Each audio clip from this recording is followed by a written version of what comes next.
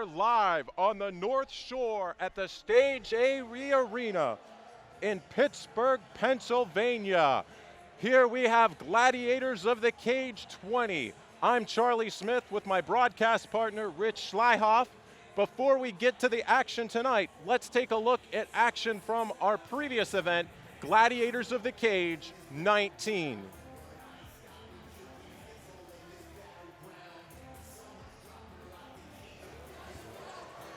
In October of 2015, Gladiators of the Cage 19.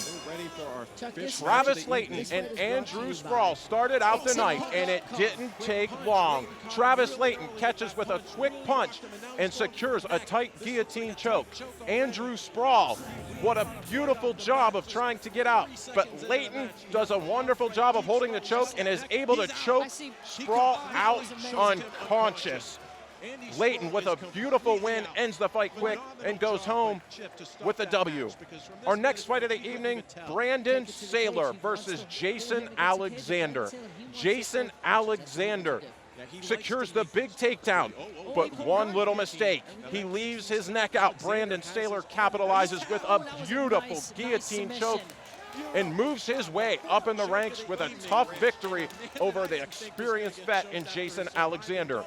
Our next fight of the evening went to Joey Holt, and my performance of the night. Joey Holt showed maturity and timing with his meticulous dismantling of Andrew Osborne. He took over with power, and the body shots is what destroyed Osborne.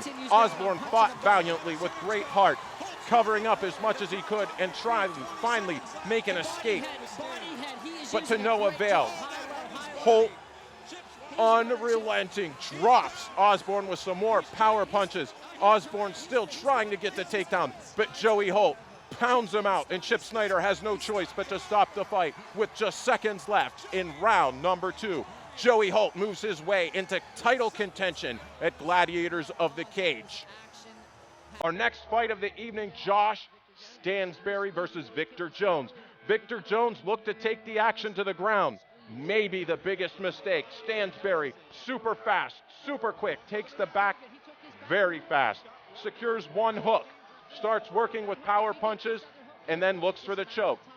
Finally, after patience, gets the right hand and the right forearm under the throat. Victor Jones has no choice but to tap out. Stansberry, with a dominant performance in the first round and a fan favorite, moves his way up in the ranks of Gladiators of the Cage. And then it was the main event of the evening.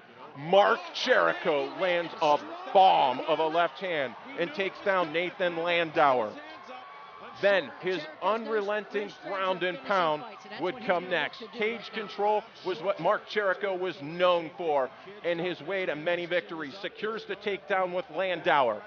Looking to aggressively get to a better position, moves to mount.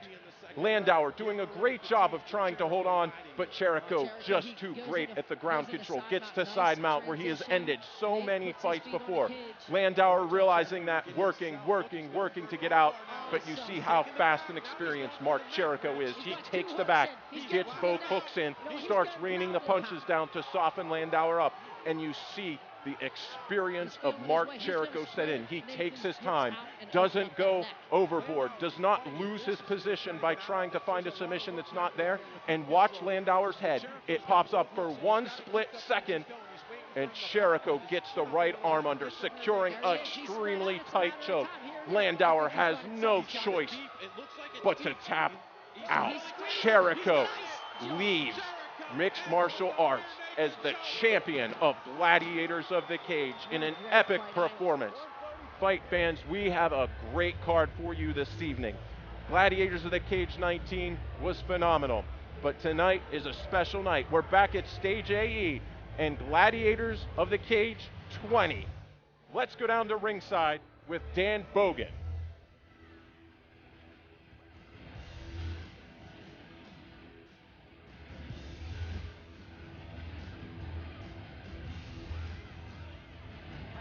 How do you feel about going on with Gladiators 20 as opposed to 19?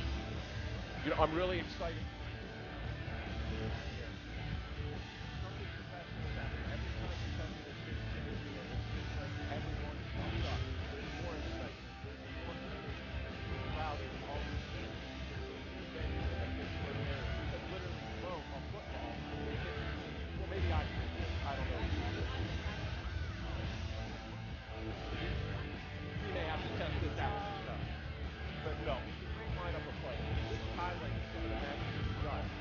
and gentlemen, we're just a few seconds away from starting the show and joining our live high-definition internet feed. So a few things to bring you up to date on. If you have a phone or a camera or a video camera, you're welcome to take as many pictures and videos as you would like to tonight. However, when the rounds are in action, please take your flash and your lighting off, and feel free to share all that stuff everywhere and anywhere on the internet, but please keep your flash photography off and your lit video camera off during the rounds. In between, coming and going, that's fine.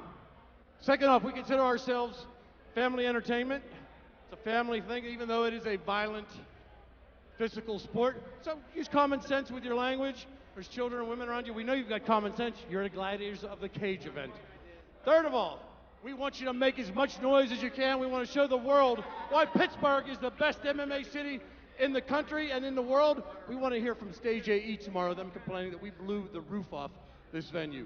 So let's get ready, get something to wet your whistle. Let's make some noise. We're going to be going live in just a few moments for Gladiators of the Cage 20.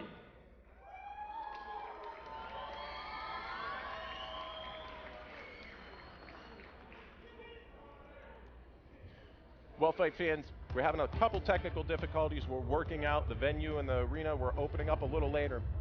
But so going over some quick fights tonight that we have. We are now with 3 amateur bouts for this evening, and we have several more professional fights. Let's get a final count. There was a switch to the card. We're going to have 5 professional fights now.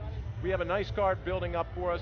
We have some returning fighters and some hopefully newcomers that are looking to make their way in our amateur bouts at Gladiators of the Cage, Rich. We have our very first fight today is 2 people making their pro debut today. They are exciting. I had a chance to talk with them earlier. They're just ecstatic to be here. Yeah, and that's what's nice about Gladiators of the Cage. They give a platform for the local fighters. Rich, you and I have been around a game a long time, and we get to work hand in hand, and we see how much hard work goes into these young fighters. They're putting time in just as much as the pros, sometimes even more. Yeah. And it's nice. This is the premier venue, as we mentioned, in all of Pittsburgh for fights. And Gladiators of the Cage is here once again. And man, if I was a young fighter starting my amateur career, waiting to make this fight, man, boy, would I be stoked to be here and actually getting to be in that cage right there. It's a mixed feeling. You're either nervous or you're stoked, and then sometimes that can happen at the same time, and you don't know how to react. And like you were saying, they work just as hard as the pros. You got to think of the coaches involved in this and the team, and any kind of travels they have to make to train with any other teammates. Well, it's not like there's less effort going in. You know, the coaches put the same amount of time in a lot of times as they do with the pros, because they realize that's their next professional fighter coming through the ranks. That's exactly what Gladiators of the Cage realized. We have promoted and kind of got, or you could say have been promoted and went through our league so many veterans now of the UFC. Yeah, there's just a couple we could just name off right on top of our head. The card is always going back. Let's go back to Dan Bogan. I believe we're ready to officially start Gladiators of the Cage 20. Just as in ancient Rome, when the warriors gathered at the Colosseum to do battle, they're gathering right here tonight at Pittsburgh's gorgeous North Shore as Epic Leap Entertainment and Fireball Whiskey proudly presents Gladiators of the Cage 20. At this time, ladies and gentlemen, CEO of Gladiators of the Cage and owner of Epic Leap Entertainment, Mr. Robert Joseph, would like to address the crowd. Hello, folks. How you doing? I'm glad everybody's here. Enjoy the show tonight. Now, our main event, everybody knows that the main event against Joey Holt and Justin Edwards has been scratched. Now, the reason it's been scratched is due to medical reasons. Justin Edwards last night had medical reasons due to dehydration, spent the night in the hospital, and he had some cuts on his face from another incident last night from the dehydration. So the commission and the doctor has said that the fight is scratched due to the lacerations on Mr. Edwards' face. However, to you fans and the Joey Holt fans and the Justin Edwards fans, Gladiators of the Cage stands behind the promotion. So any of you who are here who had bought a ticket, we are having another show here. We rescheduled this fight for June 4th at Stage AE, and we're going to make sure that this happens.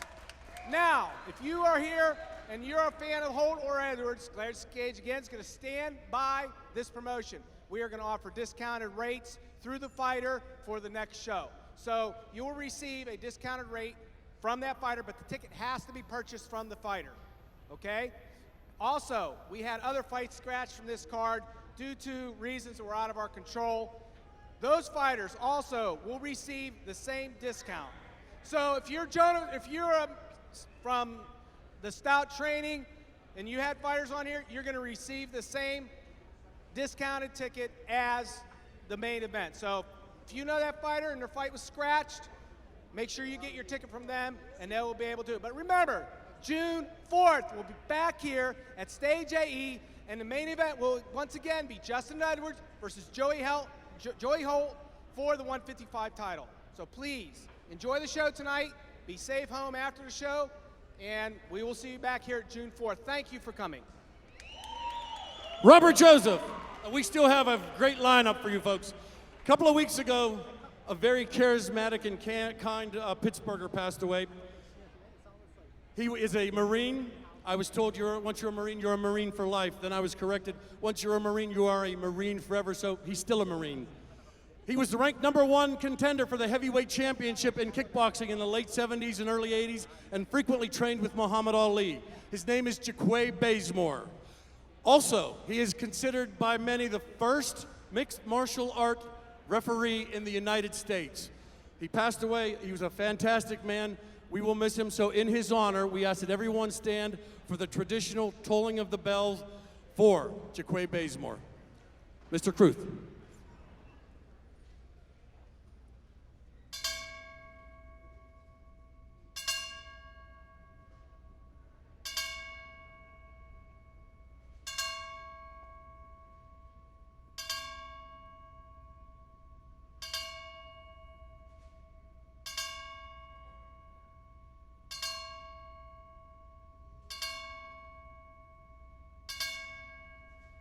To his friends and family, we offer our deepest sympathies and condolences.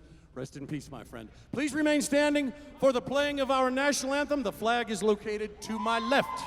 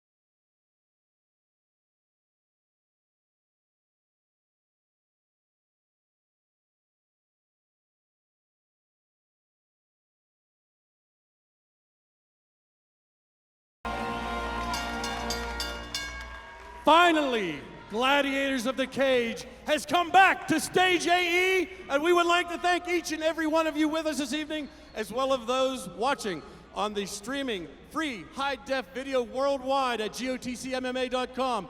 We also want to thank those watching at public establishments such as the Black Bull Saloon in Dayton, Pennsylvania, Select Permani Brothers, and there are many more. We want to welcome those watching on Tough TV as well. Thank you for being with us this evening. These bouts are approved and sanctioned by the Pennsylvania State Athletic Commission. The executive director is Mr. Greg Serb. The commissioner at ringside is Rick Steigerwald. The chief inspector, Ron Rossitano. Our judges for all of tonight's events, Phil Rogers, Todd Krushka, and Drew Long. Our referee, some call him the Adina Assassin. We call him the best. Ladies and gentlemen, our referee, Mr. Chip, give him no lip, Snyder! Our timekeeper at the bell, he is Mr. Stephen the Hammer Cruz. Physician at ringside, Dr. Lawrence Biskin. I'm Dan Bogan. Thanks for coming out tonight. Let's welcome the Gladiator girls, our green card girls for this evening. First up, Ashton. Crystal. And the leader of the Gladiator girls, lovely Emma. Let's hear it for all three of our green card girls tonight. If you want an updated event of the lineup of our fight card tonight, like us on Facebook. Go to Facebook, gladiatorsofthecage.com. I've talked with all 16 fighters that are here tonight. They have sacrificed their time away from their friends and their family. They've bled and they've sweat, all to prepare to get locked in a cage tonight to fight another human being. I saw all their eyes. They're all very, very ready. So the only question is, Pittsburgh, are you ready? Let's get this party started. It's fight time! Calling first to the cage out of the red corner, Justin Joseph. He fights for the Stout Training Pittsburgh and Team Enzo Gracie. Justin Joseph.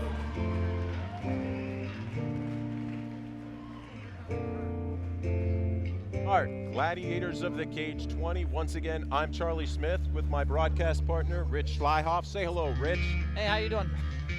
We're ready to start our first amateur bout of the evening. Once again, we apologize for the technical difficulties. We had some changes going on with the fights. Once again, first and foremost, Gladiators of the Cage is 110% about the safety of fighters. And Rich, the last thing we want to see happen is a fighter be injured, something go wrong that it could just really hurt our sport. But not only that, these guys train so hard, and what they're trying to do is very difficult. Well, but now we're ready. You shouldn't fight if you're not 100%. No, absolutely, in my absolutely. opinion. We're already ready for the tail of the tape. Let's go to it. First off, we have Justin Joseph. He's 21 years of age. He's 5'9" tall. He weighs in at 170 pounds. He is making his mixed martial arts debut. Andrew Santos is 27 years old. He's 5'7", and he's also 170 pounds, making his mixed martial arts debut. Here we have Justin Joseph. He's getting ready to get into the cage. I had a chance to talk with him a little bit earlier. He has a gym. It's Roy. He specializes in grappling, wrestling, and he wrestled for East Michigan.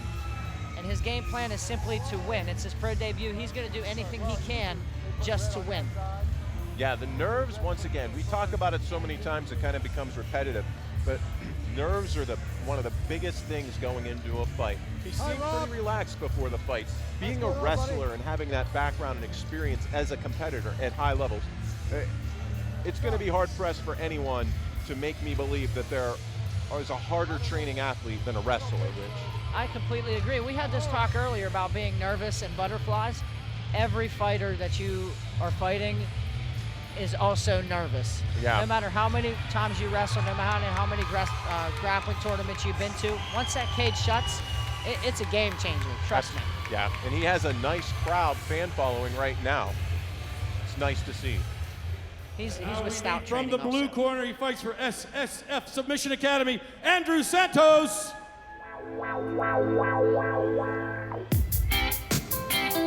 Yeah. A revolution.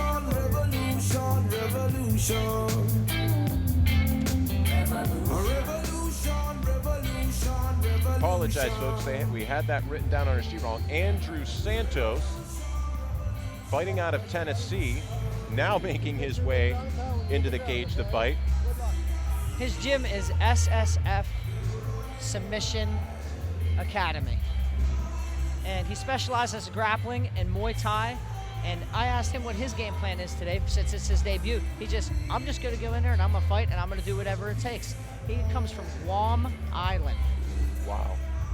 It's very impressive. And like I said, I'm always excited to see new people come in and make their debut because you know what? The first fight could tell the story of the fighter for the rest of their career depending on how they go in there. But you know what? Win or lose, you're always going to learn from it no matter what. Yeah, you know, and what's interesting about this, Rich, we have fighters literally from all over the country and internationally wanting to fight at Gladiators of the Cage. And one of the strangest things happens when you have all these fighters wanting to fight. You're trying to pick the fighters that are going to complement the card the best to put on the best show at that time. And I think Gladiators of the Cage does a phenomenal job in doing that every show. I think that's what separates them from a lot of other organizations. But then what's really odd, everyone wanting to fight, and then it just seems the bad luck streak hits, where this person maybe had an issue with cutting weight, or there was an issue with getting some test results back in time from a doctor, or something maybe was seen later. So it's interesting how this goes. Before we introduce this site, we want to thank Bluegrass MMA and all their readers worldwide for voting the best amateur fighter. Steve Mowry fought for us. Pro Fighter of the Year, Rob Hanna fought for us. Pro Fighter of the Year, Hanna versus Wilkins. That was Gladiators of the Cage 19, Wilkins and Hanna, and they voted us. Gladiators of the Cage, Promotion of the Year for 2015. Voters and readers and people that helped us, we thank you, but we intend to keep working hard to get better and better and improving for the fighters and the fight fans, and that begins right now. This is our opening contest in the Gladiators of the Cage welterweight amateur division, calling for 3 2-minute rounds. First, introducing out of the blue corner, he weighed in 170 pounds. He stands 5 feet 9 inches tall, 21 years of age. He's a striker making his debut right here with us tonight. He fights for SSF Submission Academy from the island of Guam. It's Andrew Santos. And his opponent in the red corner, he weighed in at 170 pounds as well. He stands 5 feet 7 inches, 27 years of age. He is a jiu-jitsu fighter. He's making his debut as well. He's out of Stout Training, Pittsburgh, and Team Renzo Gracie from Lapeer, Michigan, Justin Joseph. Chip Snyder is your referee.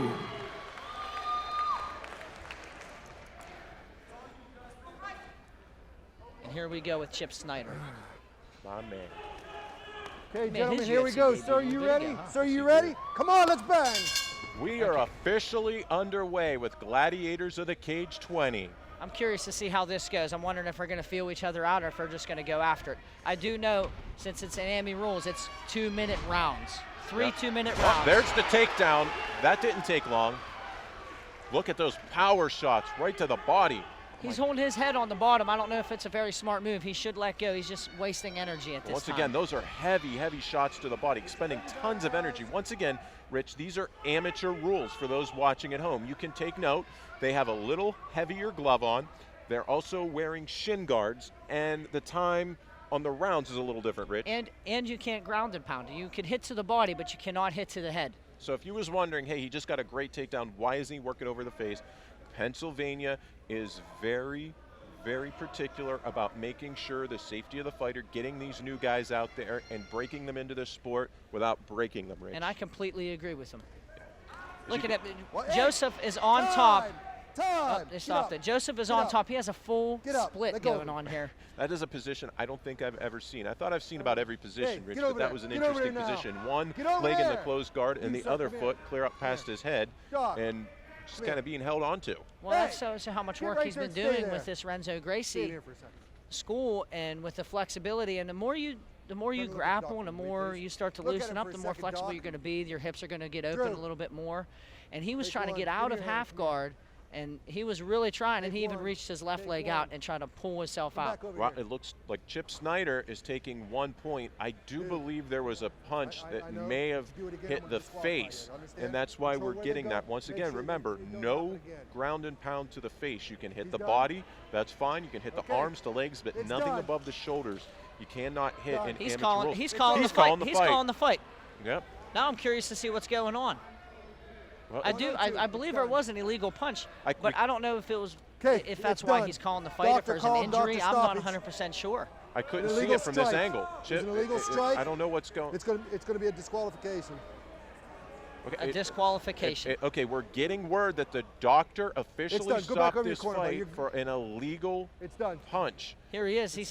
He stopped. I mean, he's Yep, he's there hitting it the was. body. He's hitting He's the gonna win. body, You win. and he You just win. reaches up with Doctor, that stop. rear hand. Yes. I mean that right hand, and Yes, I did. punches him Yes, sir. in the face, which you you cannot do. Not in the 102. amateur rules in Pennsylvania. This is his debut. Man, what a tough way to lose your first fight, and what a tough way to get your first victory. We're good? Let's get it in here. What can you say, Rich? It's I don't kind of know. an odd happening. Well, for a debut, instead of having the fighter lose and win, I believe it could be a no contest. It's done. I mean, Well, do you think it could be a no contest? I think it's or- going to be a Illegal strike disqualification. to the head from him. Yeah, let's done. check out the replay and what we're actually going to see. Hopefully we have an angle. We can get a little better Well, view the here. thing was, just so you understand, when he hit him, if he could have continued, it would have been just 1 point. See, he rears But up he with can't his continue right fighting. hand, So now- and I think one slips He by did. and Yeah, hits the him he told the doctor he right in the can't top, continue. right in the. No, I it's believe done. it hit him in the nose. Yeah, it looks like he was trying So to break the there was a- grasp that he had around his leg and just started throwing those punches and Okay, hammer where we fist, at? and it looks like Sir. one caught him in the face. Okay. And Come over here for me. Stand this way. they're not going to tolerate that.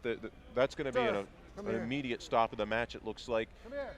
and probably a disqualification. I'm anxious to Face see this what way, they're going to do, but we'll have to go to the official result. Disqualification. Do you feel it should have 1 been- minute and 2 seconds of the first round.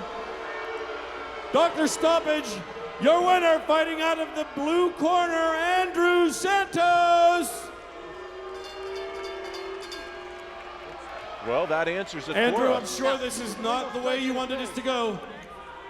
But still, you have some people to thank for preparing you for tonight, I'm sure. Yeah, I'd just like to thank my gym, SSF, Mike, Nate, and Corey, and Messi. All right, this was your debut. Again, this has to be disappointing.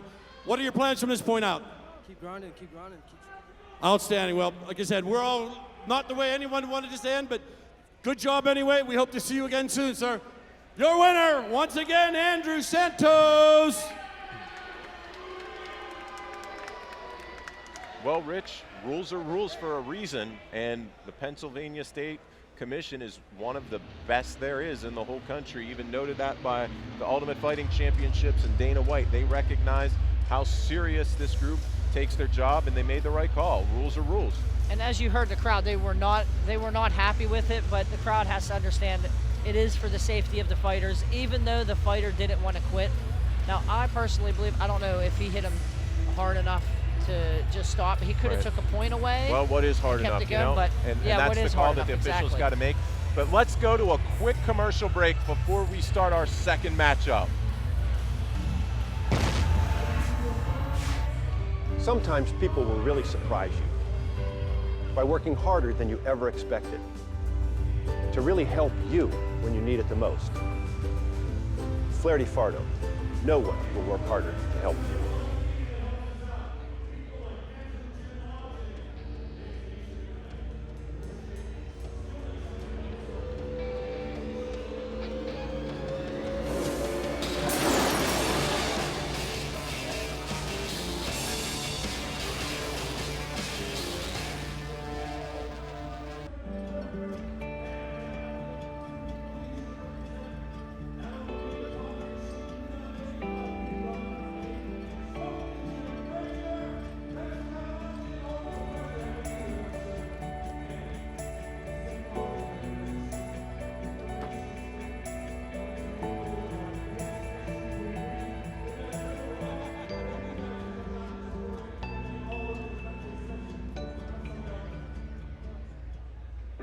Sometimes you may really need help, and the problem seems so big. If you're hurt, harmed, or injured, we're right here. Flaherty Fardo, no one will work harder to help you. Well, there you have it. The first fight of Gladiators of the Cage 20 is in the books. Now we're moving on to our second bout of the evening. It's in the 170-pound weight division, and we got some new guys here, Rich. An 0-1 fighter, and we also got a little more experience on the other side. Let's see if we can get to the tail of the tape for the official weigh-ins. Cameron Chisholm, 22 years old. He's 5'11" at 170 pounds. This is going to be his second amateur fight. Sean White, 24 years old. He's 5'11", 170 pounds also. He has a 2-6 record. Fitness, Mr. Sean White. Cage side, please. Sean White to the cage.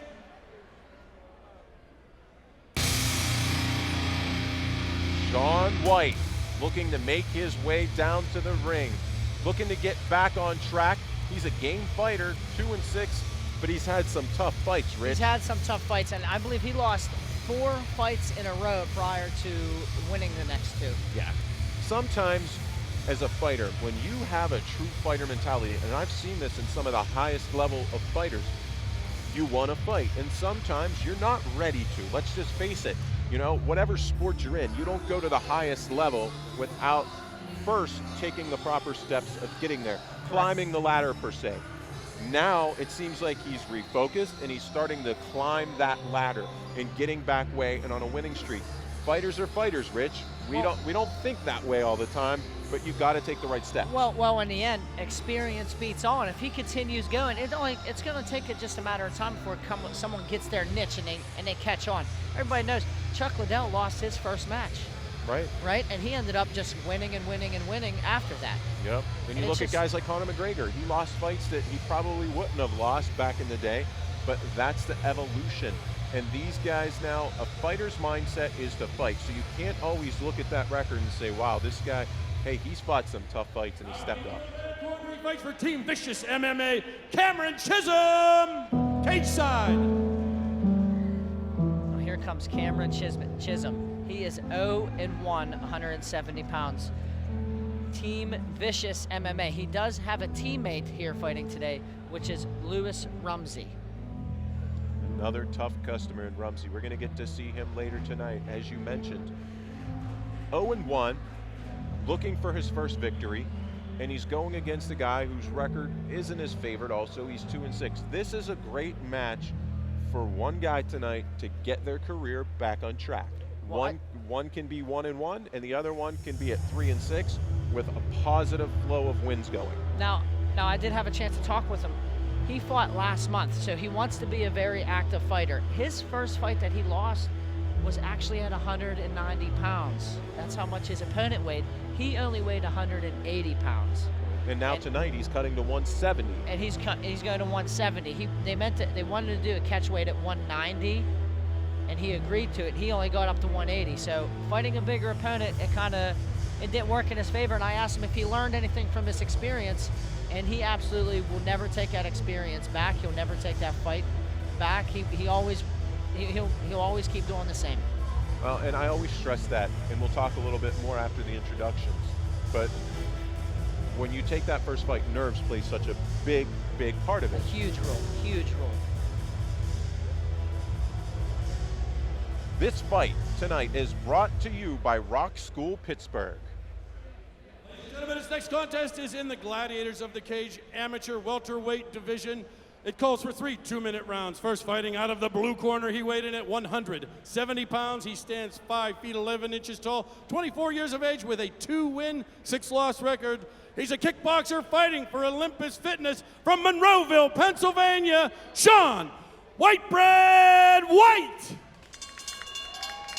And his opponent, fighting in the red corner, also weighed in at 170 pounds. He stands 5 feet 10 inches tall, 22 years of age with an 0-1 record. He's a striker from Team Vicious MMA. He's from Williamsport, Pennsylvania, Cameron Chisholm. Chip Snyder is your referee. Well, this is going to be a good fight here for both fighters, not only to try to improve their record, but to get some more cage time learning on the amateur level, Rich. Okay, gentlemen, you ready to go? You ready? Come on, let's bang. We are officially underway for our second bout of this evening. Rich, what do you think? How do you think this fight's going to go if you had to guess, talking with both fighters earlier? I was talking to both fighters. Cameron has wrestled his whole entire life. I feel that he personally wants to take it to the ground, but it looks to here like he wants to strike also, because he's been practicing a lot in kickboxing. And Sean White, on the other hand, he trains at Olympus Fitness in Monroeville, and he's more of a kickboxer based. Yeah, I'm surprised that the feeling out process is going on, and that Chisholm maybe didn't go for that initial takedown. Looks like he's game to stand. Both very evenly matched weight-wise at that 170. Oh, there he runs in for a punch, and Whitebread just kind of shook that off. Well, it's interesting that they're feeling each other out, because they do only have 2 minutes. It's still amateur rules, and it's the amateur rules to where it's 3 Oh, 2-minute big rounds. shot by Whitebread landed.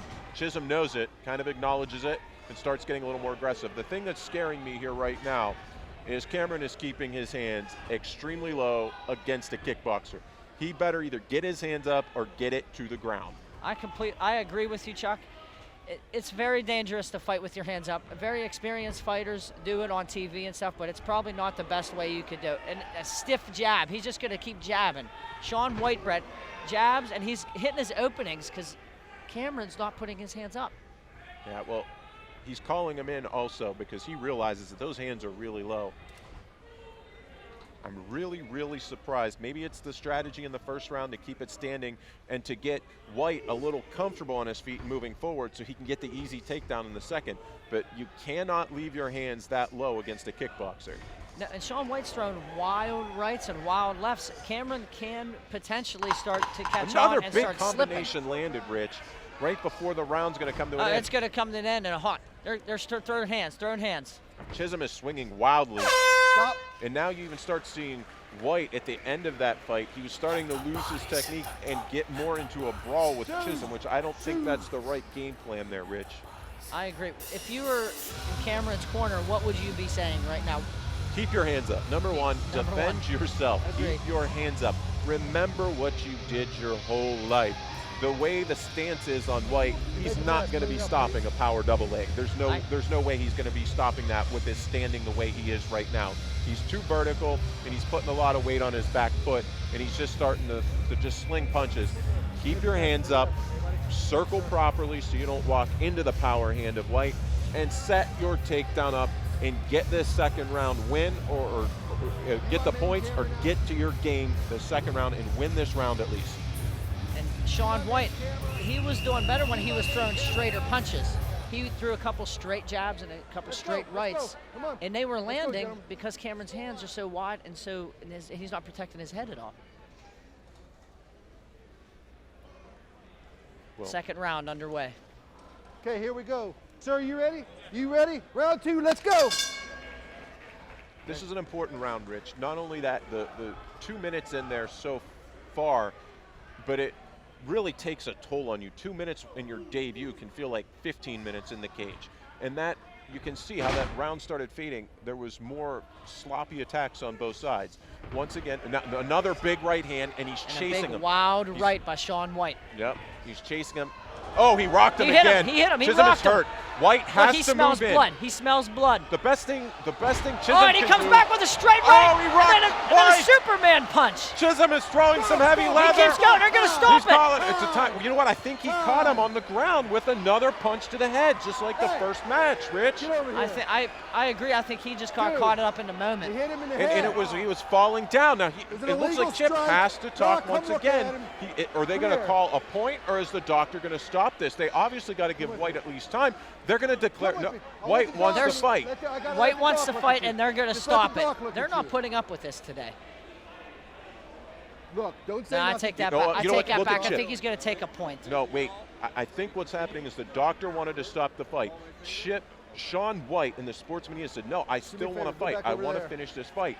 He told Chip, and Chip walked him over to the athletic commission, and he said, it's okay, don't stop this fight.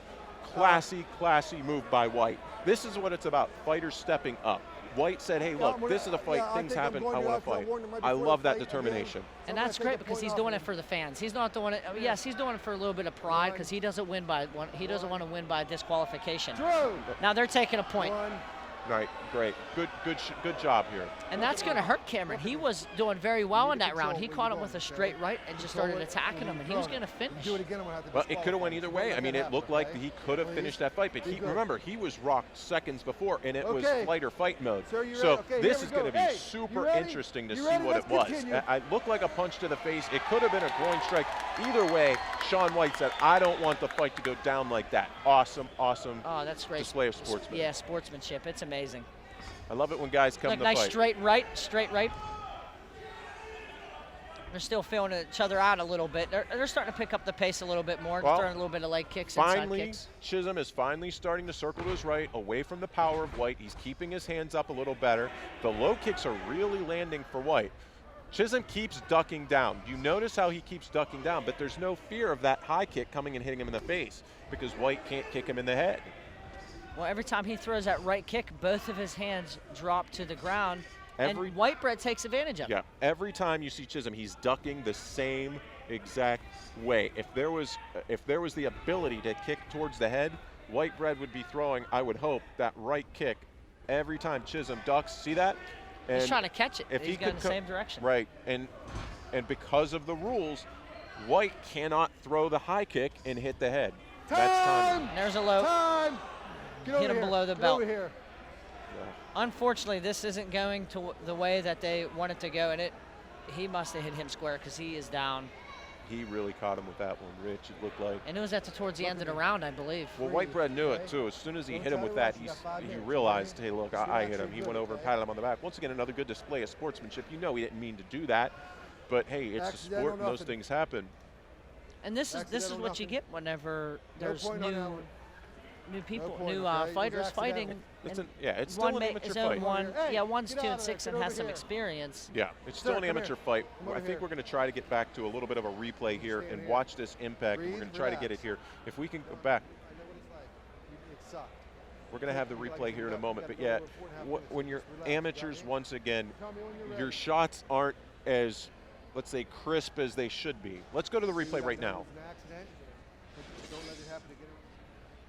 So, Shaun White moving in, and once again, he just stepped into it. He just threw a low kick. I think he wanted to do an inside leg kick, yep. And it just kind of slipped up. And yep, he just kind of turns his body. He throws the kick. He was trying to hit that back leg, and instead, he didn't hit any leg. It grazed up, and he stopped. As you can see, he's seeing if he's okay, and he's saying he's sorry. Yeah, well, by rules, they're allowed to take. Part of the game. A fighter's allowed to take up to 5 minutes of recovery time.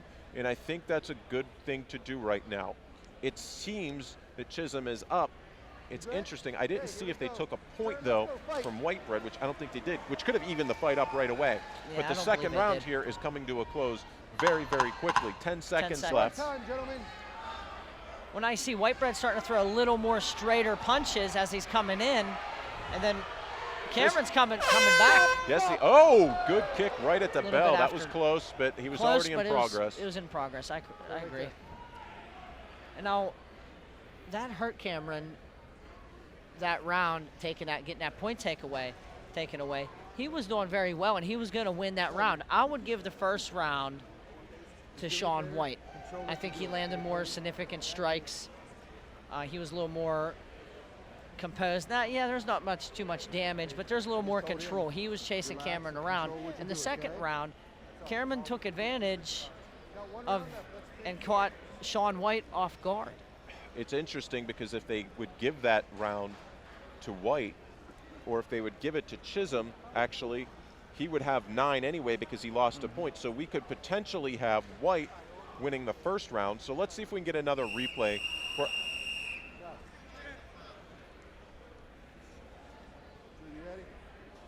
right. Let's go. Come on. You know what? I think they're about ready to start the third round here.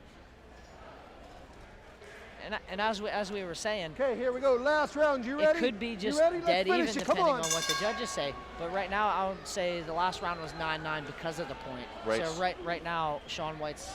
He could be up a point right now. If this fight goes to a decision, Rich, Chisholm, if he wins this round, we could see a draw. It's very potential. So if I'm either one of these corner guys, I'm saying this is your round. You must finish. You must finish. You have 2 minutes. Finish. And I'm really shocked that Cameron is staying standing the whole time, considering his background is wrestling. And I did have a chance. I did talk to him earlier, and he said he's basically trains. He's just a full-time fighter. He doesn't really have a job. He just wants to train. I'm really baffled by it, Rich. You know, if I'm trying to get my first win, I mean, here he goes. Shaun White's keeping his front leg out very, very far in a traditional kickboxing stance, and I would be taking this down to the ground as quick as I could, and I just got to be honest, I would try to grind this third round out and get to the judges, get my first win, and go regroup. But you got to admire, he's standing there throwing. I agree, and if I was Shaun White, I would lead with that right leg, do an inside leg kick, and follow up with an overhand right, because as we were talking, Cameron leans to the same direction every time. Every time. And an Or even experienced, an uppercut. an experienced fighter is going to catch him with that, you know, and if they watch this video. But once again, he can go back. Hopefully he listens to some of this critiquing, not criticism, but critiquing, and says, hey, I got to stop that. I got to do this, and this is how I'm going to get my way to get back on the shows, get back on get my first winning streak. I kind of admire the fact that he wants to stand there and throw with a kickboxer, because when you wrestled your whole life, he probably knows, hey, I know how to wrestle. Oh, that was a nice overhand right by Cameron. Yeah, it really was. Now he's trying to test his game in the stand-up. Back and forth fight. 10 seconds left in this round. He's got to finish. Let's see if they finish throwing hands. They're going to throw a flurry to end this Here we final go. round. Oh, they're throwing haymakers. They were trying to take each other out. Stop. That was a good fight. Stayed standing the whole time. You don't see that too often anymore. You don't see a fight staying standing the whole time. And as you can see, the sportsmanship, even though one had an illegal strike, the other one illegal groin kick. Right. It is what it is. Yeah, well, hey, both guys went at it. They said, we want to finish this fight, and they both stood toe-to-toe and threw some punches. And this is what I would always try to tell guys when training them, Rich. You can't make mistakes right now. People say, that sounds kind of crazy. You're in a cage and get hit. Well, yeah, you can make mistakes, but you can get away with them. You know, let's go to the replay and check out a little closer on some of these shots. Well, here Shaun White throws a right kick, and it looked like Cameron ate it pretty well. He just went with the flow and just kind of blocked it in some way. Then this is the last 10 seconds. This is where the flurries start coming. Look how wild these punches are. They're going all at it, and I appreciate that. They were gunslinging, that's for sure, you know. And that's a nice slip and another nice slip. There's some misses going on, and and after the fight they just showed great sportsmanship, and that's what I really like about the sport of MMA, is that everybody respects each other. Yeah, for the most part, everyone in this business understands what it takes to get there. And there's a mutual fraternity, a respect that goes into this sport. But going back to what we was talking about, Rich, if you win or you lose when you're in the amateur ranks, even a loss can sometimes be your greatest learning experience to make you a better fighter and a more complete fighter when it's time to become a professional. And that's what I like about Pennsylvania. They realize that. They give these guys an opportunity to go on a big stage, display the skills that they have currently and what they're working on, so they can go critique it, get those bugs out of the system and those nerves and those jitters, and become a better professional fighter in a safe manner. I agree, and Conor McGregor honestly never said it. He couldn't say it any better. It's either you win or you learn. And that's what life's about, Rich. I completely agree. That's in every aspect. I think everybody should take that and use it in every aspect of their life. I think we're ready for the official decision of our second bout of the evening.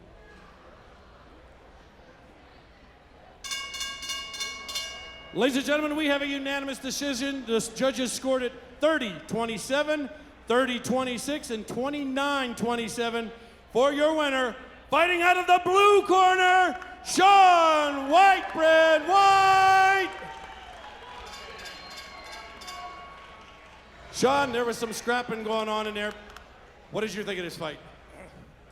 I think it was a great fight with a great fighter. And he gave me a good fight. That's what I wanted. Well, you did win by unanimous decision. It was close, but like I said, it was some scrapping going on. What's next for you, Shaun? Whatever God puts in my way, then that's it. Okay. It's a solo sport. You get in, they lock that door. It's just you and another man, but it takes a lot of people to get you here. Who do you want to thank tonight?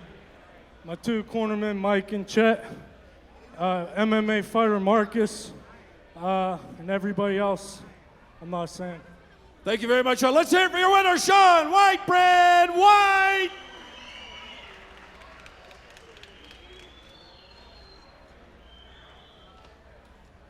Well, two very game competitors in that second matchup.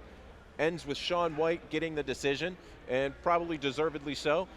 Both guys are going to learn a little bit from that and move on further up in the ranks. But before we get to our third bout of the evening, let's get a quick break from our sponsors.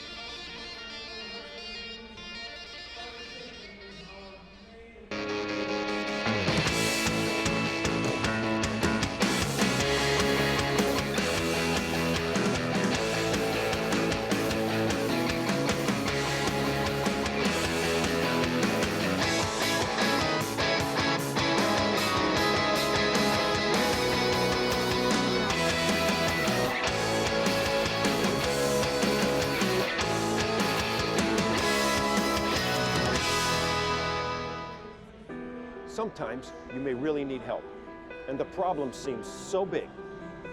If you're hurt, harmed, or injured, we're right here. Flaherty Fardo, no one will work harder to help you. The inaugural season, this is it, you know, this is, we're building it from the ground up, and this is literally the birthplace of the Pittsburgh Thunderbird.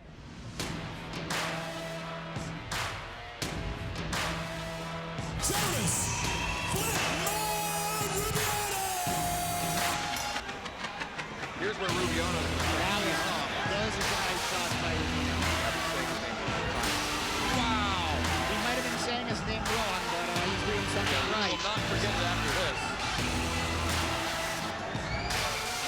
Big side stiff jab again by Rubiano. And then the Complimento knocked him off balance. He's got him against the cage. He's got to go. He may have hurt Complimento a lot more than we thought, Grant.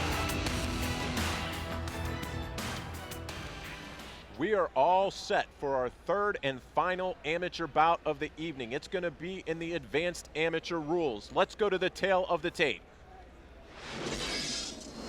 We have Jonas Rubiano, age 30, 5'9", 135 pounds, and his record is 3-2. He is going against Edward Massey, age 21, 6 foot, 135 pounds, and a very, very busy fighter, 11-5. Both guys are really game. Our next event, fighting from the blue corner, he represents SSF Submission Academy, Ed Massey to the cage. Ed Massey.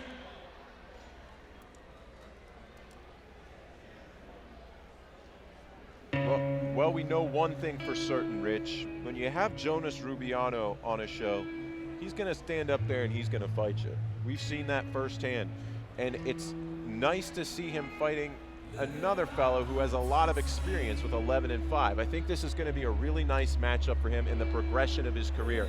Well trained at Stout's training facility, Team Renzo Gracie, as we talked about earlier, representing the Pittsburgh area. Great. Rich, what is your strategy if you're Massey going in and fighting Jonas Rubiano? Well, he has the height advantage. My strategy would be to keep the distance and try to stay on the outside, because Rubiano he's a BJJ specialist. He's a blue belt. I think it'd be very dangerous for Edward Massey to go to the ground. I think he should use his height, maybe keep his distance with a long jab and a couple of leg kicks, maybe some push kicks and teeps here and there. I think, and this isn't discrediting at all Jonas Rubiano. I like Jonas a lot, but the difference being he's going to fight someone taller for him, and this may be the first time. And he's always been very, very good at keeping guys at the end of his punches, and that lanky body up against the cage is very, very hard to take down. Now he's going to go almost against a mirror image, even a little bigger of that reflection when he fights Massey. Yeah, this is a catch weight at 140 pounds, and who knows, Edward Massey could walk around at 160 pounds. We don't know. But he looks pretty tall and lanky and has very long legs. And now Jonas, he fights out of Renzo Gracie, Pittsburgh, in Stout training, and he trains with Mike Wilkins, who we know here, he's a BJJ specialist, and that's why I would be scared to go to the ground if I was Edward. I would want to keep it standing. I like what Massey's doing with his young career. He's 11-5. He's had 16 amateur fights. He fights for Stout Training, Pittsburgh, Team Renzo Gracie, Jonas Rubiano. Jonas Rubiano, who they just hit the music for now, has had a lot of tough fights. He has had no favors in any fight that he has had. He's got a 3-2 record, but that is a legit tough 3-2 record. You and I, Rich, have had the ability and the opportunity to train with some of the guys that Rubiano has even fought. And these are some tough guys that he's beaten. So he's compiled a record of 3-2. And now we're moving into the advanced amateur rule set, Rich. Maybe you can give the fans a little bit of an idea on the advanced rules. Well, the advanced rules, it goes up to 3-minute rounds now. They don't have to wear shin guards. There's no shin protection. They're allowed to kick or elbow. And ground and pound is allowed. And as we know, it's 3-minute rounds. And these last 2 fights, they got in trouble for ground and pound and striking to the head on the ground. We're not going to see that here. No, we're not. And hopefully, the last 2 fights, you know, they take a look at that and these guys realize, hey, I got to control myself more. That's emotions, you know, and that's sometimes what happens in a fight. Rubiano, when we say ground and pound in the advanced rules, you're allowed now to punch to the head. That's what we're saying by that. Now, you can't elbow your opponent to the head, Rich, can you? No, you cannot. Okay. You cannot elbow or kick to the head as an amateur. You can only do it as a pro. And I had a chance to talk with Jonas. This is an important match to him. He's very family oriented, and he's actually making this fight dedicated to his brother because his brother's dog passed away, and he feels horrible about it. And he's a real big part of hashtag All Lives Matter. I guess he had an altercation at a gas station with some people, and they're saying some kind of racial things to him. And he didn't do anything. As a fighter, you know how to respect people.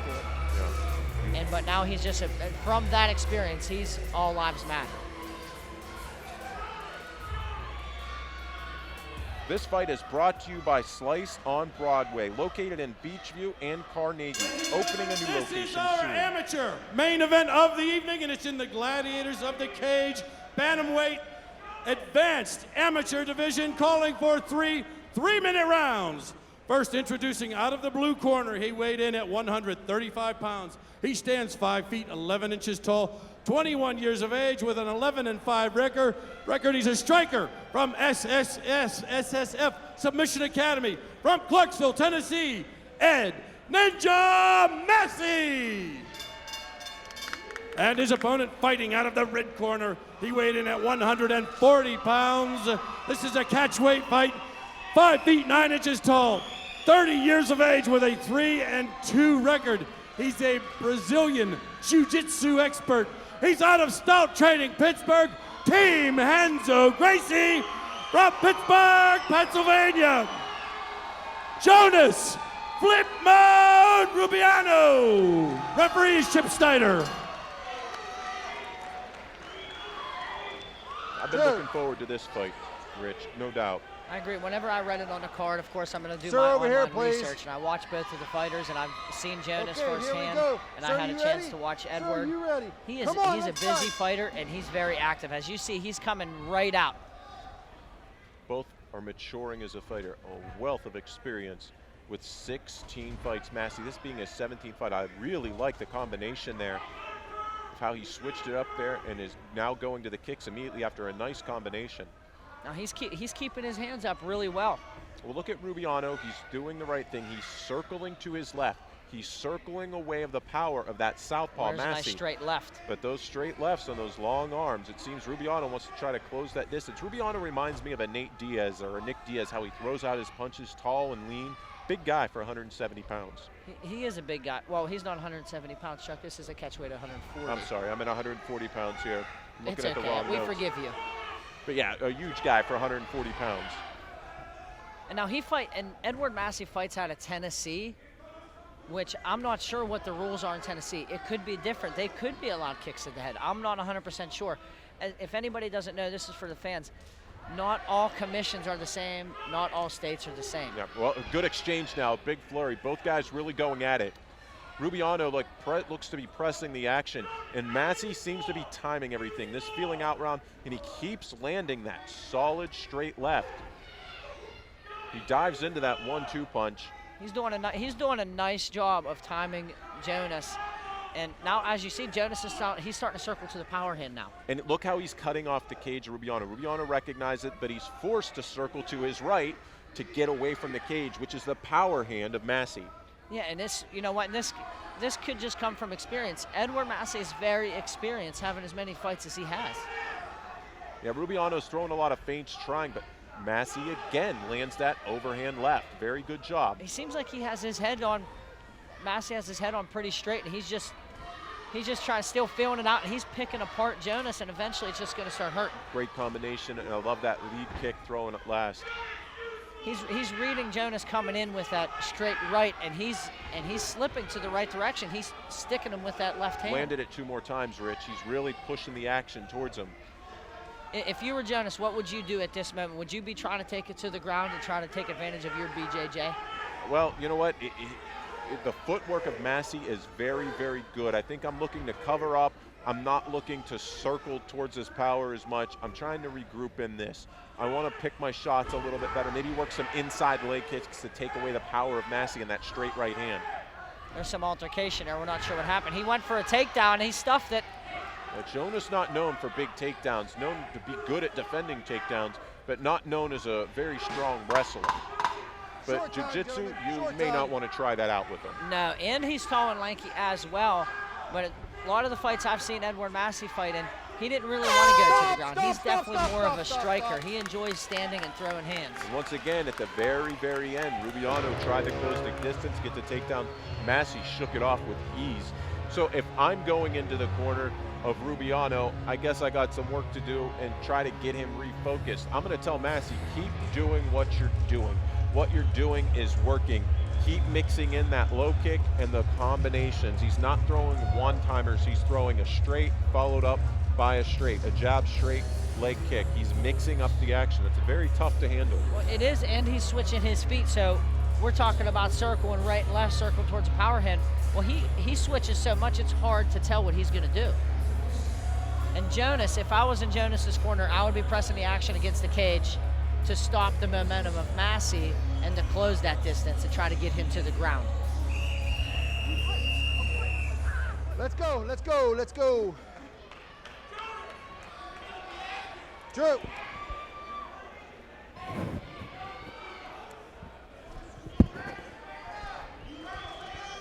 Okay, round two, you ready? You ready? Come on, let's fight. All right, here we go. We're going to see if they're going to continue feeling each other out. I think Jonas should press against the cage. What do you think, Chuck?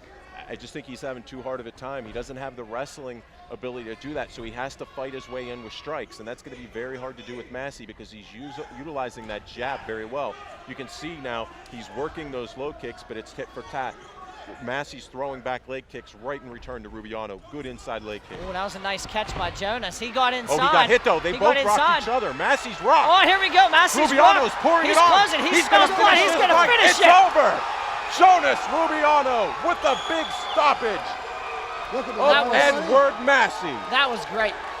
You see how fast the action could change just like that. Wow. What a victory for Jonas. Sir. Man, I can't wait for the replay of this. Jonas seemingly just being outstruck the whole time and then takes over the fight. Maturity showing in Rubiano. He knew he hit him and he knew he hurt him. And it started with him catching the leg and sweeping the leg outside. Exactly, exactly. He listened to his corners very well. They set that up, they timed it appropriately. That wasn't accident or coincidence, Rich. They set that up. Here we go, we're ready for the replay. Watch this setup, very nice by Jonas. Edward throws this left kick and Jonas catches it, swipes it to the side, and he attacks right after. That's what you have to do, look. Perfectly timed. Right hand, here he comes, he's going inside. And there he goes, he hit him with that right hand and then he just smelled blood. He just kept going after him.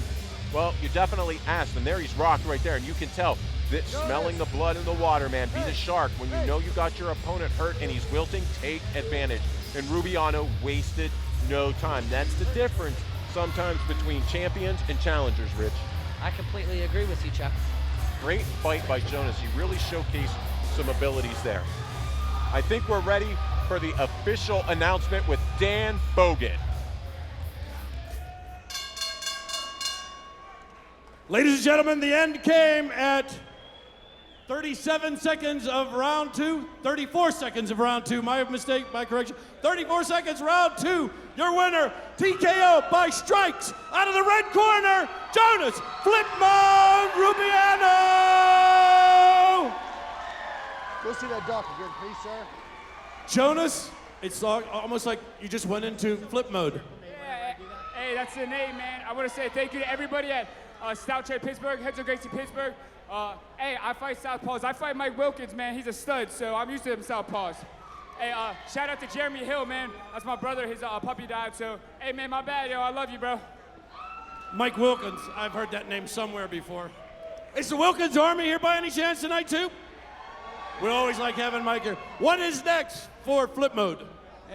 Hey, right back in, whatever you guys want. Flip mode, baby. We thank you for being with us. Congratulations, Team Henso Gracie Style Training Pittsburgh. It's Jonas Flip Mode Rubiano.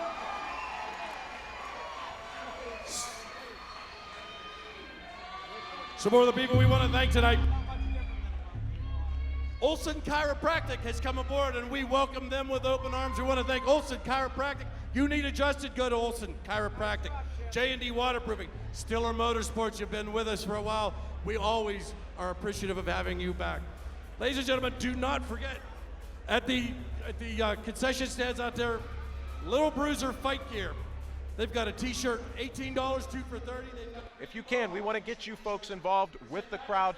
Hit us at hashtag GOTC20. Let us know what you're thinking about tonight with the fights. We love to hear your response and what you're thinking right now. That wraps up our amateur bouts for the evening. Now, after a short break, we're going to go to the professionals. So let's take a quick break from our sponsors, and we'll be back with professional action at GOTC 20.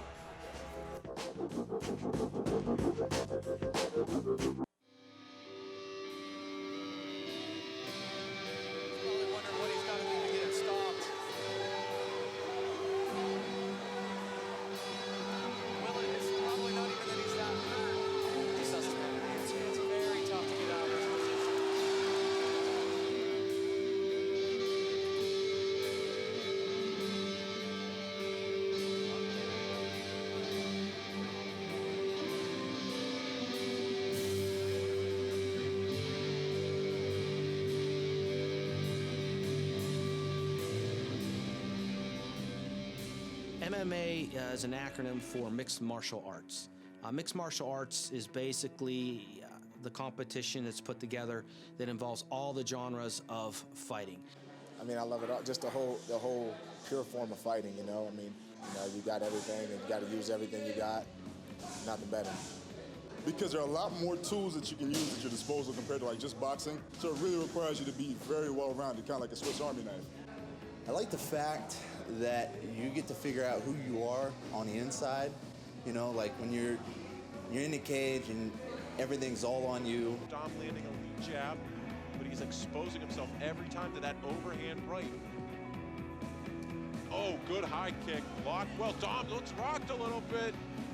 He's pressing. He's got clipped again with a big left hook. Flying knee to the body. Dom's in trouble. Figueroa's pushing the action.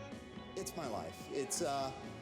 It's my dream, it's my passion, but most importantly, it's who I am as a person. There's no better feeling than getting your arm raised when you're in there. And, you know, you're in there, you're creating, Cub Swanson said it best, beautiful destruction. So, I mean, it's an art when you're in there. I think a lot of fighters, they kind of have this feeling like they want to go and rip a guy's head off. That's not really that way for me. It's like when I do it, you know, I'm pretty much calm, I'm relaxed, I'm laid back. A lot of times I'll be sleeping before the fight. Kakuta, though, again, staying calm and relaxed. That shows you the experience that he has. He's just, look at it, just smooth, moving his head back and forth. Oh, and he hits him with the left. It's self-expression. First and foremost, before being a fighter or anything else I do, I'm an artist. And I like the ability to be able to defend myself, defend my loved ones, my kids, you know. I just like competing. I mean, I'm a competitor. I mean, I can't play checkers without getting all fired up about it. Like, I just love competing and trying to prove to myself that I deserve to be there and I belong there. MC taking the back of Krause, trying to sink the choke. Krause is fighting. MC is landing every shot he wants to win. It is over. It is all over. Chris Dempsey retains the Gladiators Middleweight Championship. There's violence in almost every sport you see. Mixed martial art has a game plan. It has a playbook. It's like any other sport. You plan for an offensive side, you plan for a defensive side. They have coaching. They have more than one coach. They have a boxing coach. They have a jiu-jitsu coach. They have a wrestling coach. They study their opponent. They look for his weaknesses. They look for predicting things that he may do. This is very strategic. You're watching what that person's doing. How they're moving, you're studying them. Even before the fight, you're watching YouTube videos. Here comes a chess match. One guy's trying to do a submission, the other guy's trying to counter it and trying to put his own submission on. just like any other sport, just like basketball, just like football, it's a sport, you know? It's, you don't hate the other person. Maybe for 9 minutes you might hate them. Guys, I fought for the most part. We've met each other, we've shaken hands before, we fought each other, shaking hands afterwards, we've become friends after. I watch the tape. I do as much research as I can to learn their strengths, their weaknesses. You know, a lot of women are born fighters just as men, and they don't have a lot of people to look up to. You look at Rousey, I think she's paved the way for us, even Gina Carano. And I think that women are very technical, and they could come into this sport just as excited and exciting to watch as men. I'd love to think what would it be like if these were 5-minute rounds instead of the amateur rounds. Can Driver do it? She is really throwing that punishment. My goodness. So trying to take this to round. Pulls guard. Pulls guard. I love that. She must be very confident in her submission abilities, as she should be, because the armbar is locked in, and there's over. She's going the wrong way. She needs to go the opposite way and step over the body. I got to tell you, Charlie, that angle, that arm is bent at a bad angle right now. She tapped. Christy Moore. It's rough. It can be rough because, as I said before, I put everything into what I do. I believe in thoroughly and fully applying myself. I try to set that example for my children. My wife, she actually loves it. She's my biggest fan. My wife, Missy, and my kid. I mean, it takes away from my kid now because he's at home right now. I'm up here training, but I know it's sacrifice, and it'll give him a better life one day. So I know that I just got to push hard and focus, you know. So with my personal life in MMA, I know it makes me work harder and make me a better person. It's hard. I sacrificed a lot. I sacrificed relationships and jobs and everything. Being around my son and my family. It is rough. I have a wife and I have a soon-to-be 2-year-old, so there's a lot of time management that goes into it, making sure that you're staying on your diet and you're training hard when you have the available time so that you can have time to spend with your wife and daughter. Not really, because it's either I'm with my daughters or I'm at the gym. So that's good for me. That is my personal life, the gym and my daughters. I wouldn't want it any other way. I mean, I have a lot of friends that help me through, my family helped me through, my girlfriend. I mean, there's so many people that can't really thank everybody because everyone has a hand in it, no matter how big or small it is. So. huge Muay Thai knees there, huge. Oh my goodness! That was it is over. vicious. Kakuta got the. It's got that tight. It's not under the jaw, and it's it's tight over. enough. It is over. Francis Healy wins via rear naked choke in the second round. Charge in. Shim throws that front kick and oh, big left hand. Hammer fist. Wow. Oh, it's over. What a finish by David. Well, he's increasing the pressure on that triangle there. Wow. I mean, that is not a good feeling, I can imagine. It's not really something I've ever seen before, but I imagine it's something that doesn't feel nice. And he's almost got an armbar here. Wow. He does. Wow. What's up? Guys, in my research on... Lozada's out. Wrestling and their incredible work ethic. That's one way to get the fight to the ground. That is one way to get the fight. I have several fighters that are involved within my organization that come from troubled youth. MMA becomes an extended family to them. They have a purpose now. They come in and they learn the discipline of the mixed martial arts. They learn the discipline of training day in and day out. They learn the discipline of competition. A lot of these coaches become role models to them, become second fathers or second mothers to the fighter. So, and it's somebody they respect.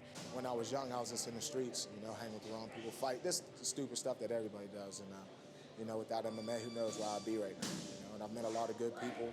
Like everybody up here, I would have never knew anybody up here. And so it's helped out a lot in my life. On the back of Penny Saver, so I tried mixed martial arts 30-day free trial. Gave it a shot, and 2 months later, I was fighting my very first fight. I used to be real heavy. I used to be 265 pounds.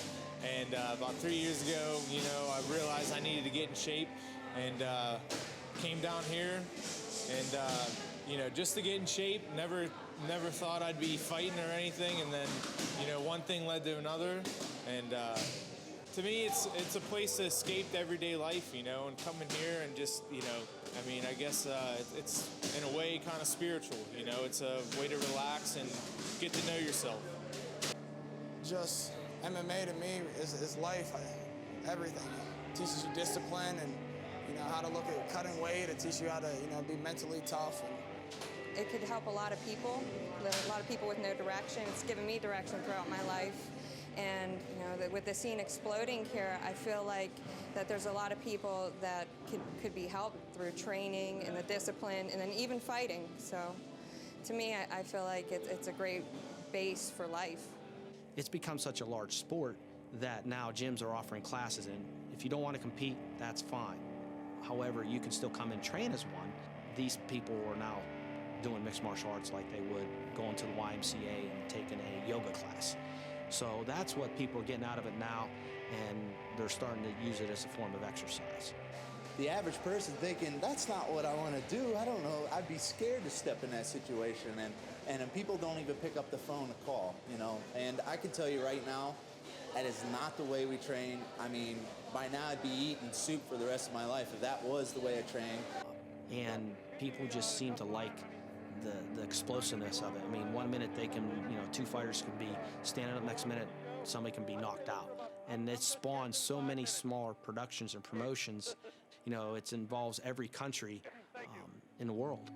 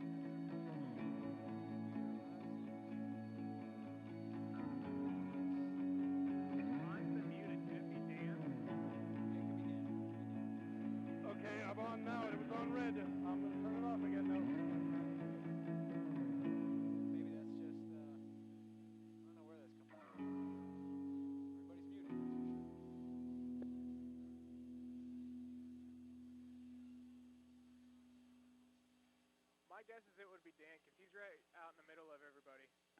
I think he's muted again. Okay, I'm on now. I turned it back on. I'm going to turn it off.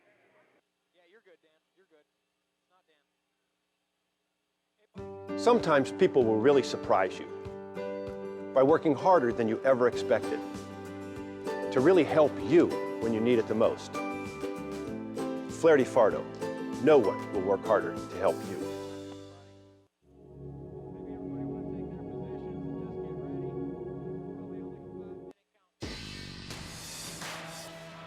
The Steel City hosts its first major showdown event of 2016. Holt versus Edwards at Stage AE.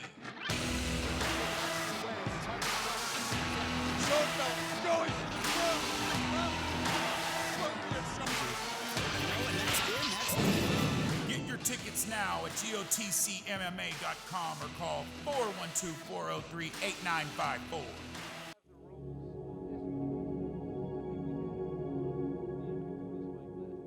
The inaugural season, this is it, this is, we're building it from the ground up, and this is literally the birthplace of the Pittsburgh Thunderbirds.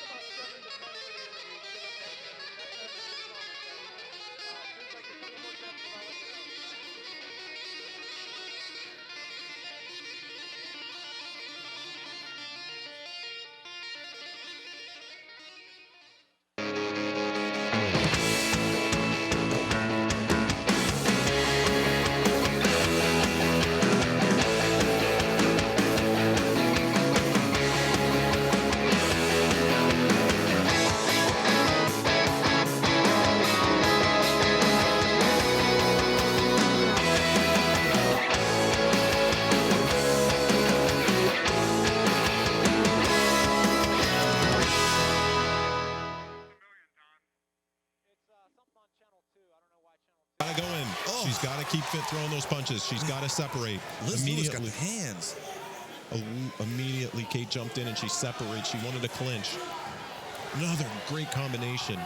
She's finding a real nice home for that overhand right. Yep, she's got to pour it on right now. Like I tell my guys, Chip blood in the Snyder's water. gonna stop it. Stop.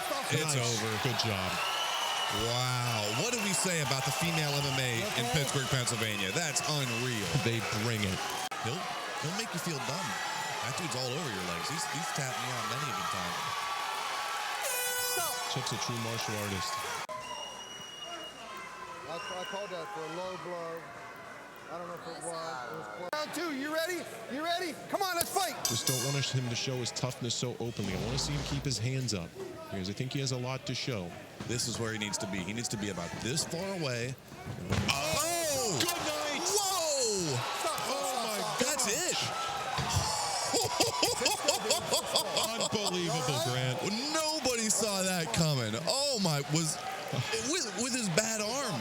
I think that's boxers will have what you call, quote, padded records. He's going for the arm bar. Oh, wow. Here. He's going for the arm bar. He's got that arm bar hooked deep, Grant. I think this is deep. This is really deep. Josh has to step over his head. He's trying to, but this is super deep. Yeah, Josh Friend going to try to wow, this is deep. Stop training. Oh, my God. Their first bout. Jason Alexander is implementing a near perfect game plan for the feat of Dalton Brady right now. Look at this. Oh, boy. This is deep. This is really deep. That's very deep. Wow, and he's got him flattened out. Dalton cannot get his knees to the mat. He tapped. That's it. Wow. Jason Unbelievable. Alexander. A couple candidates for beard of the night, but there's no competition for hair of the night. None. Hands down, Rumsey. Yeah, Lewis Rumsey looks like he got Heathcliff sitting on his head. Wow, that just happened. Milstead. It's over. Milstead finished him. It's over that quick. This is just turning into a gritty, all-out, dirty fight. Yeah, Wilkins is looking pretty tired. I mean, I didn't want to admit it. I didn't want to say it out loud, but... And he's not afraid to get dirty. No, I mean, it's getting really dirty right now. Now you're starting to see a scrap. These two guys are just getting in there and they're throwing punches. And Wilkins has said, I've been on my back enough. I'm throwing with you. And man, neither of these guys are afraid to get hit. Turtling up. He's trying to get up. Oh, Wilkins got both hooks in. Oh, there it is. This could be it. He's really That's deep. There. That's deep. He's got both hands. That's really deep. He's got the hooks. This is Mike Wilkins right here. If he finishes this, Grant, be prepared. This place is going to go crazy. He's really getting desperate here. Hannah's really desperate. There it is. He's transitioned to the triangle arm position. Hand is behind the head. Hannah's so tough here. Hannah might be out. He honestly might be out. Hannah is out. Unbelievable. Oh, my God. And Mike Wilkins is cut open. Wow. How can you not love that guy?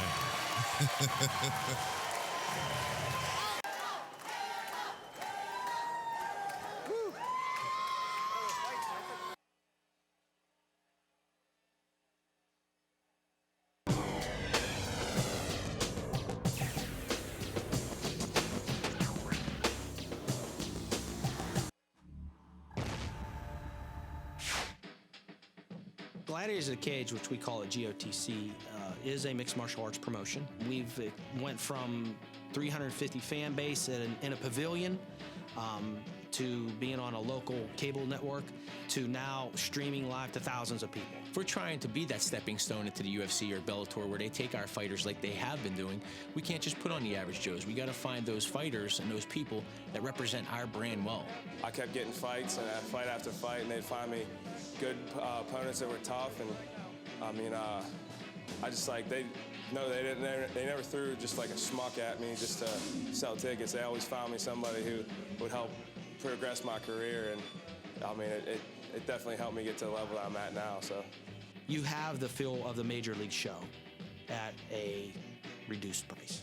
We generally have more pro fights than any other production. We do more female fights than any other promotion.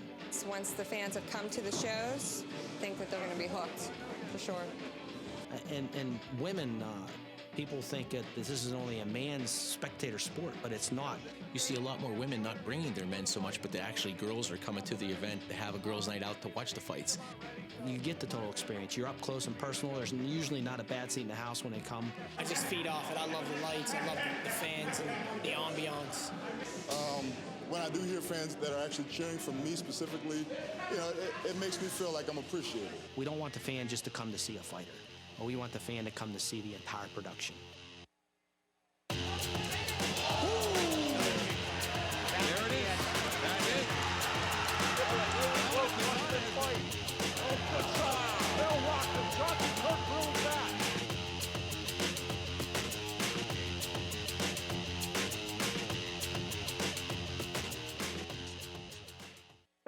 Sometimes you may really need help, and the problem seems so big. If you're hurt, harmed, or injured, we're right here. Flaherty Fardo, no one will work harder to help you.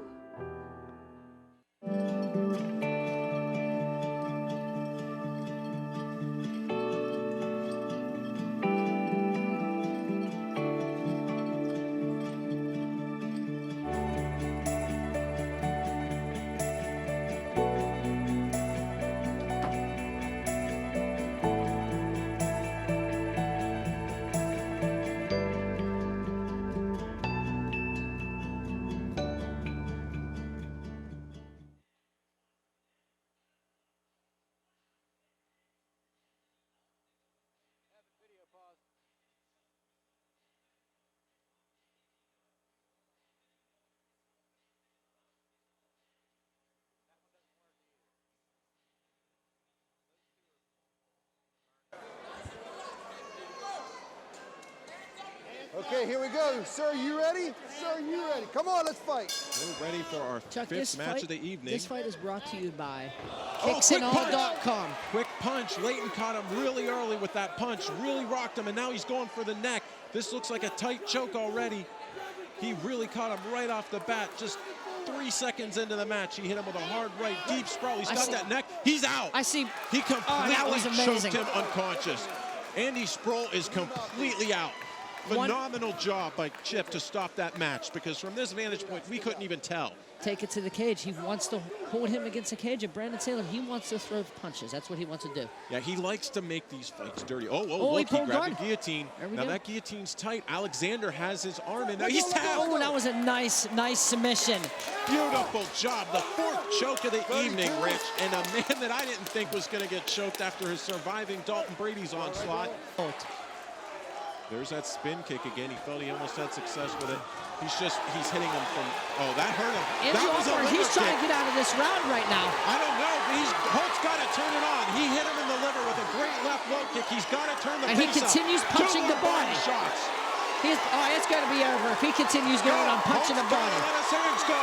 Holt's throwing a flurry. The crowd's on their feet. 20 seconds left. Body head. He is using a great job. High row. Chip's watching. He's running Chip. He's down. He's trying. He's trying. He's going away. He's going. It's going to be over. Chip's going to stop it. He's stopping it. He stopped it. It's over. Joey Holt victorious. With seconds to go in the second round. Oh, that was action-packed. Victor Jones, he's squeezed with all he can. We said earlier, if you don't feel like you have anything, it's a waste of energy to squeeze. Yeah, he's going to get to take it. That was it. He's head slammed off the mat. He's going for the back. Didn't feel good. He took his back. He's got one hook, Rich. How dangerous is this right now? One hook. If he gets this other hook in, it's just a matter of time before he sinks in this choke. He's getting close. We still have almost a minute left in this fight. Stansberry's going deep. He only got one hook. He tapped. A single tap makes Josh the Sandman Stansberry the victor. Make Cherico go through that. But I don't know if baiting with your hands down is the right move, you know? I agree, and he landed a strong overhand left. We knew it was coming if Landau didn't get his hands up. I'm sure. And Cherico's no stranger of finishing fights, and that's what he's going to look to do right now. And I'm sure Cherico's corner told him the same thing. The kid's dropping his hands, his chin is up. It's going to be a bad recipe for disaster if you keep throwing those punches. And he finally hit. This is not where you want to be in the second round, getting a little fatigued with Cherico riding you. Cherico, he goes into side mount. Nice transition. Nate puts his feet on the cage. But watch how Cherico will get himself. Look, he's going for an armbar now. Awesome. He's taking the back. Now he's going for the neck, Rich. He's got At this time, this gentleman we want to bring into the cage to speak with was the Bluegrass MMA Pro Fighter of the Year 2015. He won the Pro Fight of the Year was Rob Hanna and the Wilkins Army, Mike Wilkins. And he's got a real big fight coming up next Saturday. Let's welcome Rob Hanna. Rob, what's coming up, buddy? Hey guys, I'm glad to be here. Excited about the fight next Saturday. Fighting Don Mazzata next Saturday night. You guys better be there and support us. Come out strong, because you know, I want to give back to Pittsburgh. You guys have really good energy and a good following, and we want you guys to come out strong for that fight. So it's Mazzata versus Hanna. Where's this fight taking place at, and how can people get tickets? Syria Shriner Center, and go through, go online, whatever, and deal with Dom. I'm sure Dom's selling tickets, so hook it up, guys. What are you planning to do to the Honey Badger? I'm looking for that KO.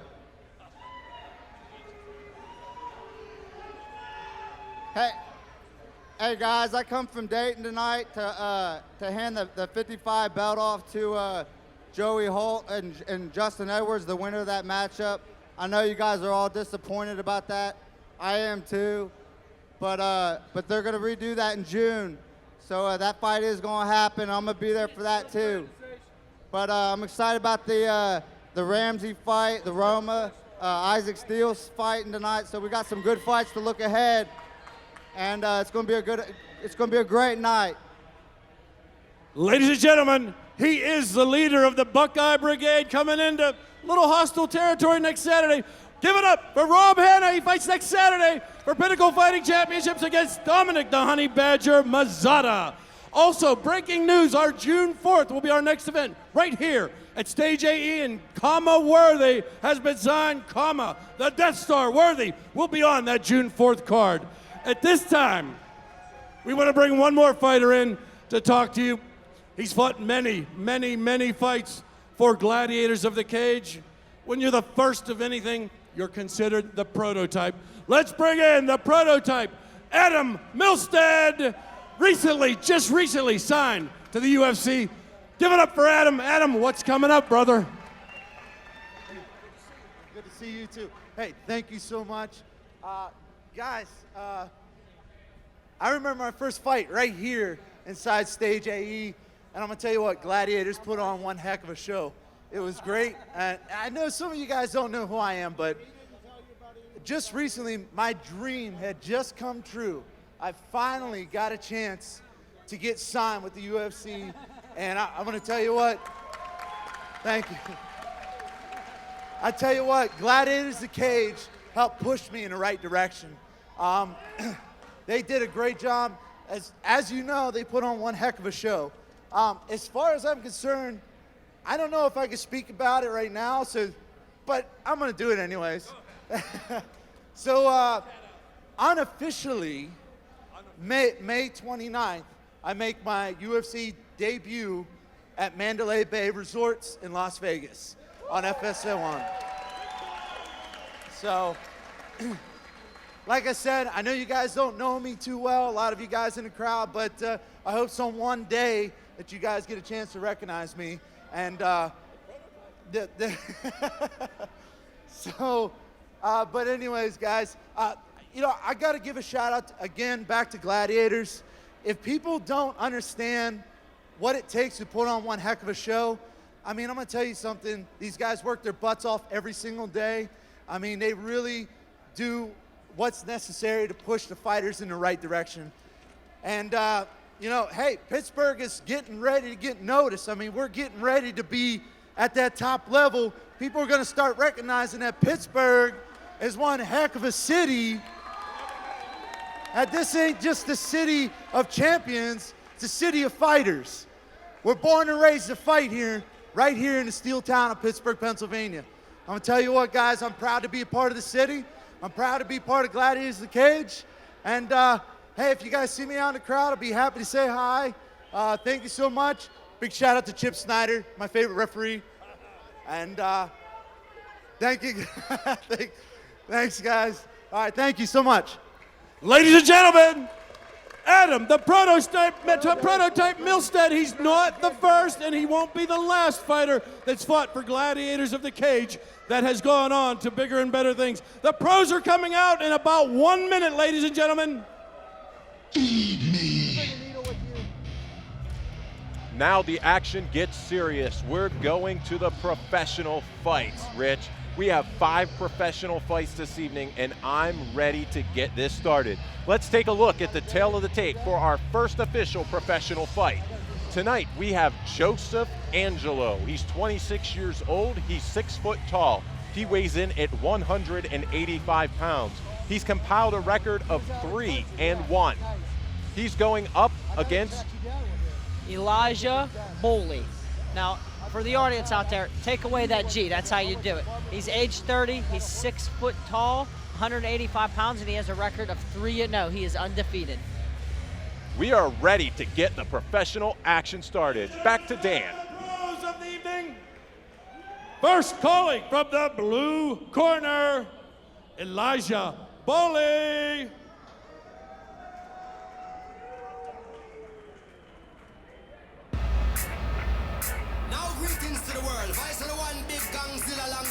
The music is started for our first professional fight of the evening, Rich.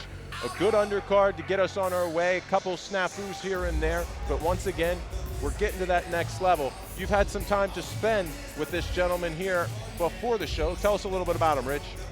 His gym is BJJ Conquest. His last 2 wins were via TKO.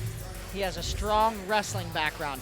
Just seems like his sport of MMA, it revolves around wrestling, and I completely agree. It carries over so well into the sport that it's easier for him to catch on to the ground game as far as the Brazilian Jiu-Jitsu, because it takes a lot of hips. You got to be able to swivel your hips a certain way to be good on the ground. Yeah, the body positioning and balance is really almost unparalleled in any other sport than wrestling. The stance and the strength that these men, it's really phenomenal. I know, coming from a Brazilian Jiu-Jitsu style, going up against wrestlers, they continually pushed me to get better, always better, and trying to think a move or two ahead, because I knew their stance and their position was so strong, I had to be perfect technically to even get a slight advantage on them. And you're not a huge fan of going against wrestlers, are you, Chuck? No, not at all. Well, just like him and a lot of other pro fighters today, they all have children. He has one daughter that he fights for, and he wakes up every day and he knows that he has to support his daughter, and that's what drives him. That's a really cool story. You know, there's so much more to each fight in each fighter.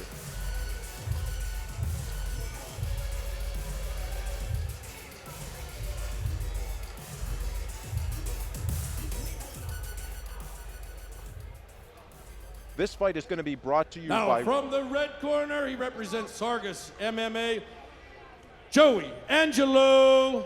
Cage side, please. 1 second, back at you. This matchup tonight is brought to you by Red Ribbon Soda. Drink Red Ribbon Soda at natronabottling.com.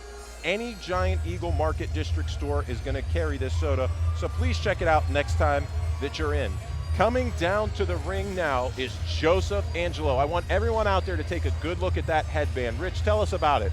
Well, that headband, I don't know if anybody is aware, that was personally given to him by a legend that recently passed away, Kevin the Monster Randleman. And when I had a chance to talk to this fighter, it gave me goosebumps, because I absolutely love the history of the sport. Kevin Randleman was a legend, and he is personally friends with the daughters, with his wife, and I just think it was the coolest story just to hear that. He gave it to him personally before his pro debut, and right now he wears it everywhere. And as we all know, if you couldn't have guessed, but this fight is dedicated to Kevin the Monster Randleman, which I absolutely love.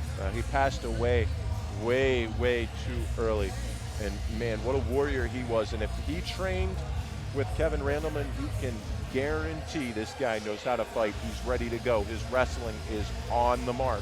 Kevin Randleman was a freak of nature. I have never in my life seen anyone in mixed martial arts with the athleticism superior to Kevin Randleman.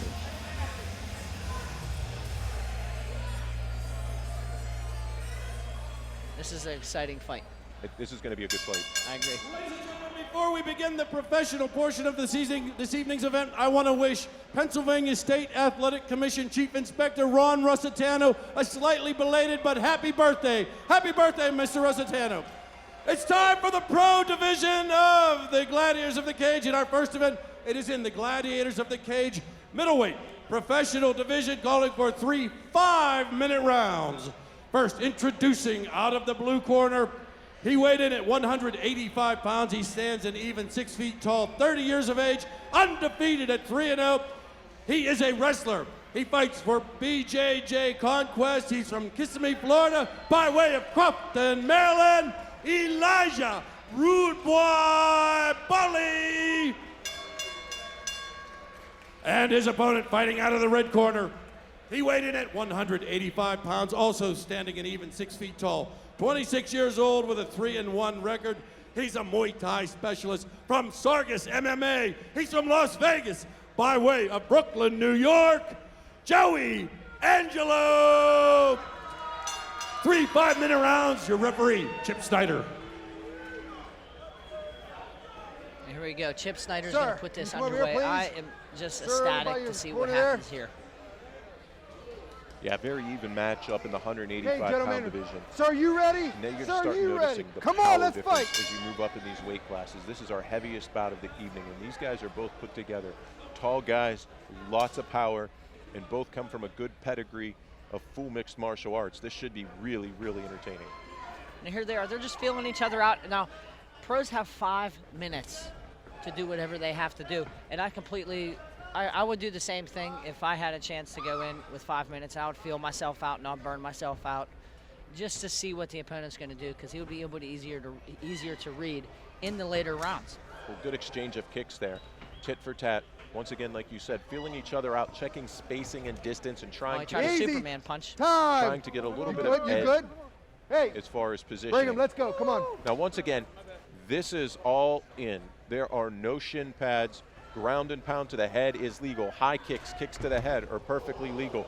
This is 100% MMA, just like you're going to see in the UFC. All those same maneuvers are legal. Now, Joseph Angelo, he's coming off of 3 wins, and 2 of them were by submission. So if he goes to the ground, there's a good chance that he could finish it, and he could finish it fast. Now, Elijah Rude Boy Bully, he's coming off a 2 TKO victory, so I'm looking to see him stand with this one. Still filling it out. A good job cutting off the cage by Elijah. Well, interesting fact about Joseph Angelo's corner, one of his head coaches at Sargus MMA is actually from Pittsburgh and went out to Vegas, and now he trains with Joseph Angelo. Now, was he training at Extreme Couture also? I believe so. Time. Yeah. I believe so. I could be wrong, but I believe he That's was. Joseph Angelo, as we're speaking of. Stay right here, Yes. for me, please. I know. You let the Now, first Rich, one I go, know you yes or talked to no? Elijah, Listen. and the last name he It jumped up pronounces there, I understand that. Bully. I want you to Bully. control where it goes. Bully. Next time, Take don't the make me G take off. a point, okay? That's what he told me. I said Gabulli. He says just take the G off. I said, Tell okay, I me can when take the you're G ready. off. I knew so. you was talking to him about it's that. That's why I accidental. was Next one's kind of gonna be a laughing point, about that. okay? But no, this is a Ready? really Ready? even Let's match. go. Once Come again, on, we let's saw fight. a light kick there. The referee doing the right thing, giving recovery time. It was a little bit below the belt. Both guys are game. Doesn't look like either one's affected. Well, that just goes to show the sportsmanship, and we just continue to see it over and over again in this show, and that's what I love. Well, the stakes are much higher once we get to the professional level. You have way less margin of error. We're about 2 minutes into this round, and you can see there's still a really good feeling out process. Neither guy has truly committed to anything. They're staying at ends reach of their punches and kicks, and they're trying to set up their next move. This isn't checkers, Rich. This is chess. They're playing a different game here. And once again, the stakes are higher. The punches are coming in harder and more accurate. The kicks are being thrown much more lethal. So the feeling out process is going on, but I think here real soon we're going to start to see the pace pick up. They're closing distance, and the cage is being cut off well. Now to the feeling out process, do you think it is because they're just feeling each other out, or is it just showing respect? Well, I think it's a combination of both. You know, you get to this level, you realize in one error, the other guy's so accomplished, he can capitalize very well. Good exchange of kicks. I like that the pace is picking back up a little bit, and I like the movement. Both men are moving around very well. They're not standing there stationary. As you've seen maybe a little more in our earlier fights, you see more feigning, more head movement, and a little bit better footwork here on the professional level, and that's what everyone's working towards. Boley, he seems like he's getting a little more aggressive. He's starting to close the distance a little bit, as you can see. And now we're 3 minutes in right now, and they're still filling each other out. Now it goes against the cage. And this is an art in itself. A lot of people that may have never trained before, it takes a ton of energy, but cage control is so important. Keeping your opponent's back up against that cage is a very, very big advantage, but it also takes a lot of energy, Rich. How important do you think it is that a gym has their own cage when it comes to training for a cage fight, cage match? It's absolutely a necessity, even if it's some homemade version of chain link fence, you know, concreted and blocked or, you know, bolted to the floor. You need to train off the fence. If you don't, you will, just the feeling the first time being put up against the cage, it's not a fun feeling to be pushed up against that cage. It's not forgiving. No, you leave practice from going against a cage and your back is scratched up. And here we go. Some quick exchanges. Quick flurry. Boley is pushing the fight forward more. It looks like Joseph is working more of a counter. He wants to work against that cage and kind of use it as a spring. Yeah, and it can be your greatest offense, your greatest defense. It can be used as a weapon. The cage is your tag team partner per se in the ring, Rich. Yeah, you're absolutely right. It could be your disadvantage as well. Oh, nice. Jumping kick, not a lot on it, but it's definitely keep Boley back. Boley's been doing a good job here towards the last minute and a half, 2 minutes of this round of starting to dictate the pace of the fight. Cage control is very, very important. And you notice Angelo keeps getting closer and closer to that cage, Rich. Oh, nice snap kick. Looks like Boley's setting something up here. Oh, we got 10 seconds left. We're going to see if we're going to close it with a flurry. They're throwing a lot of different combinations here. I mean, not necessarily combinations, but different kicks, different punches.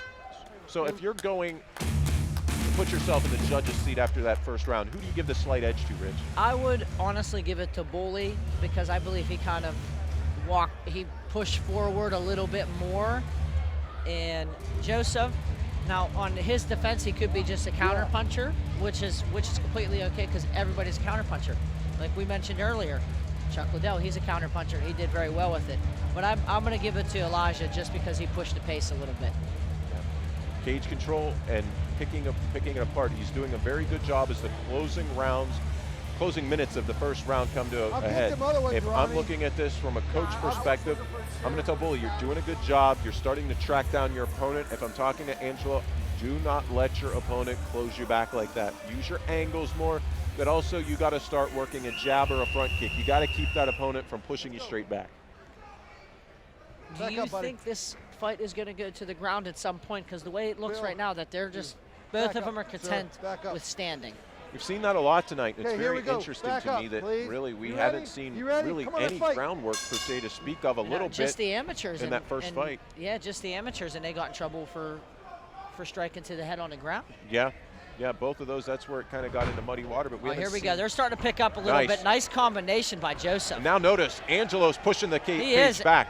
His corner must have told him, you got to get after it. Yeah, absolutely. They said, look, you're down on points. What are you doing? Get in there and fight. And it seems like he put it into a whole nother gear now. They could have reminded him, this is for Kevin Randleman. You got to do what you got to do and fight like the monster, because we all know he was an explosive fighter. Yeah. Yeah, I think he's got to work that jab. Flick that jab out there, keep his opponent from backing him away, because Boley's doing a great job of cutting off the cage. We mean cutting off the cage. Look at the distance behind Angelo and his back. And that's the place where he wants to get him. And you can see he's clinching. Good job by Angelo to firefight out of there and get back. When you pin a guy in the corner, he has to fight his way out, right, Rich? Angelo, he really, really likes throwing that Superman punch, and he follows it up afterwards, and that's great. He is coming up. He's throwing a little more combinations. Now we just got to have him working more often. Nice snap kick there. Angelo's keeping him back. I think his corner said, look, don't let him bully you around. And Boley is doing just that.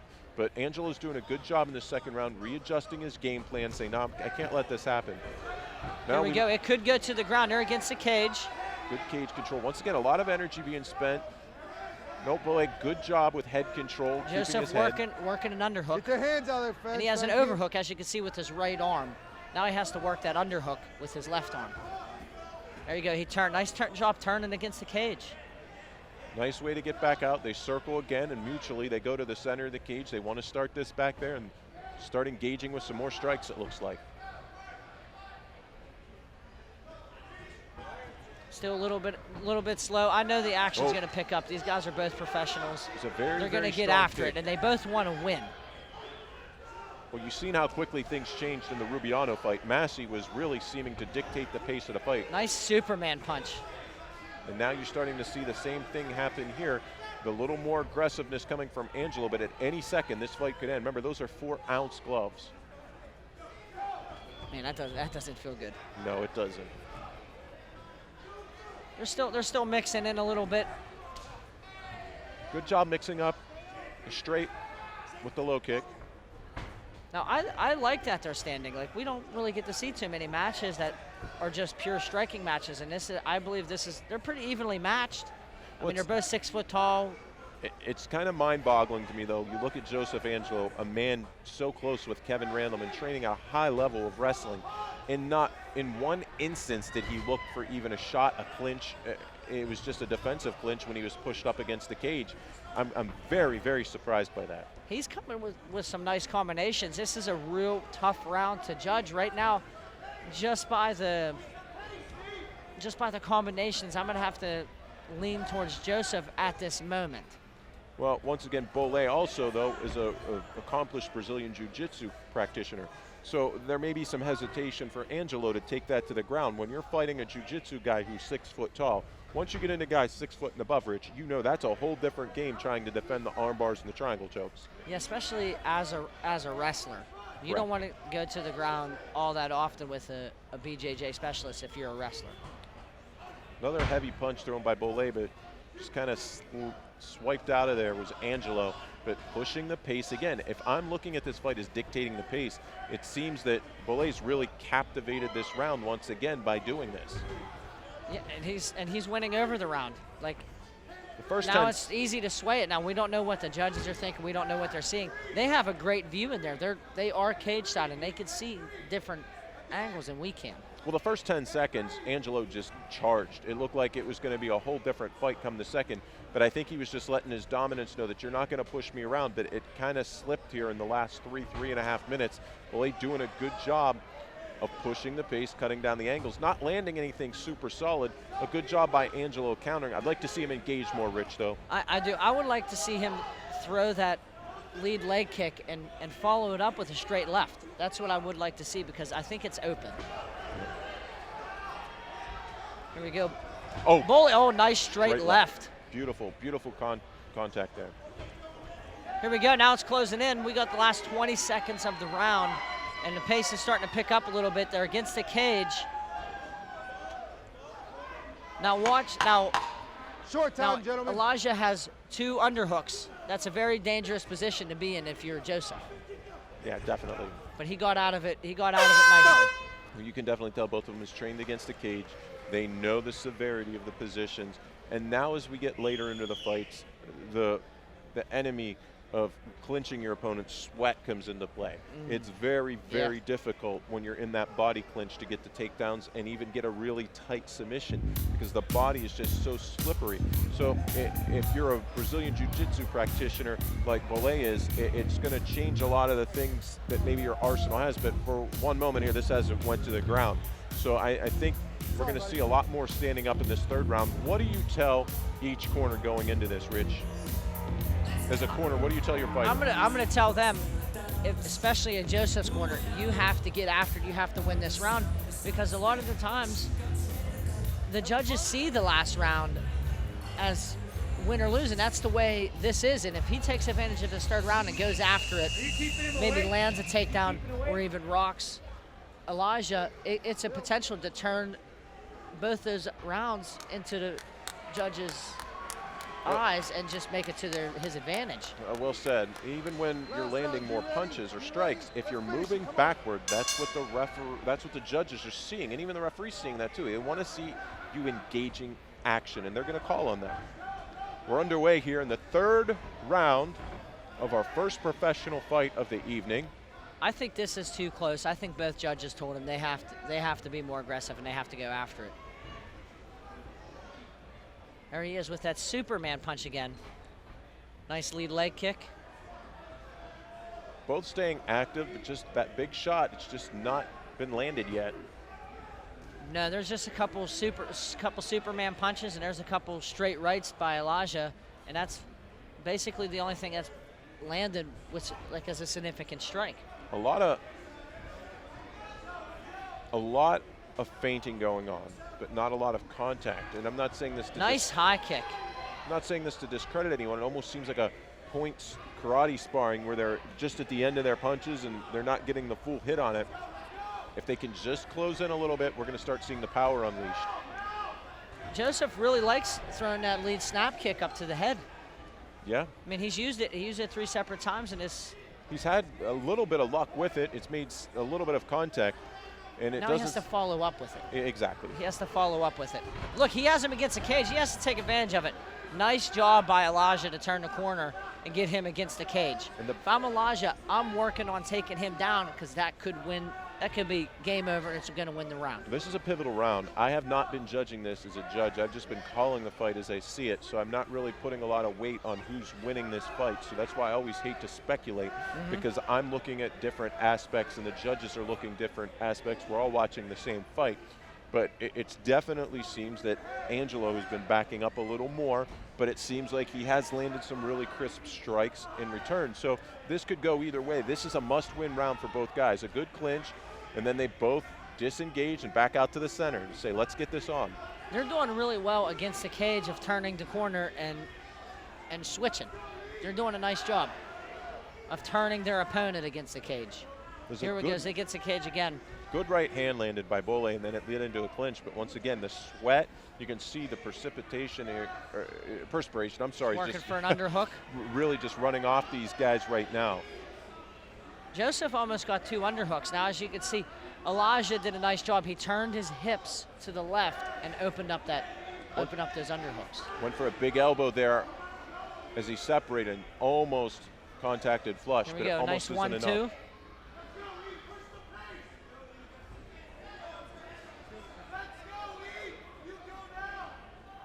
We're up. There's 2 minutes left in this fight, and it could go either way. It all depends on what happens in these last 2 minutes here. It could predict the fight. I agree, Rich, and I'd really like to see one of these guys step up and push the pace and make the other guy fight the pace. There it is. There's a big left. Nice left hand.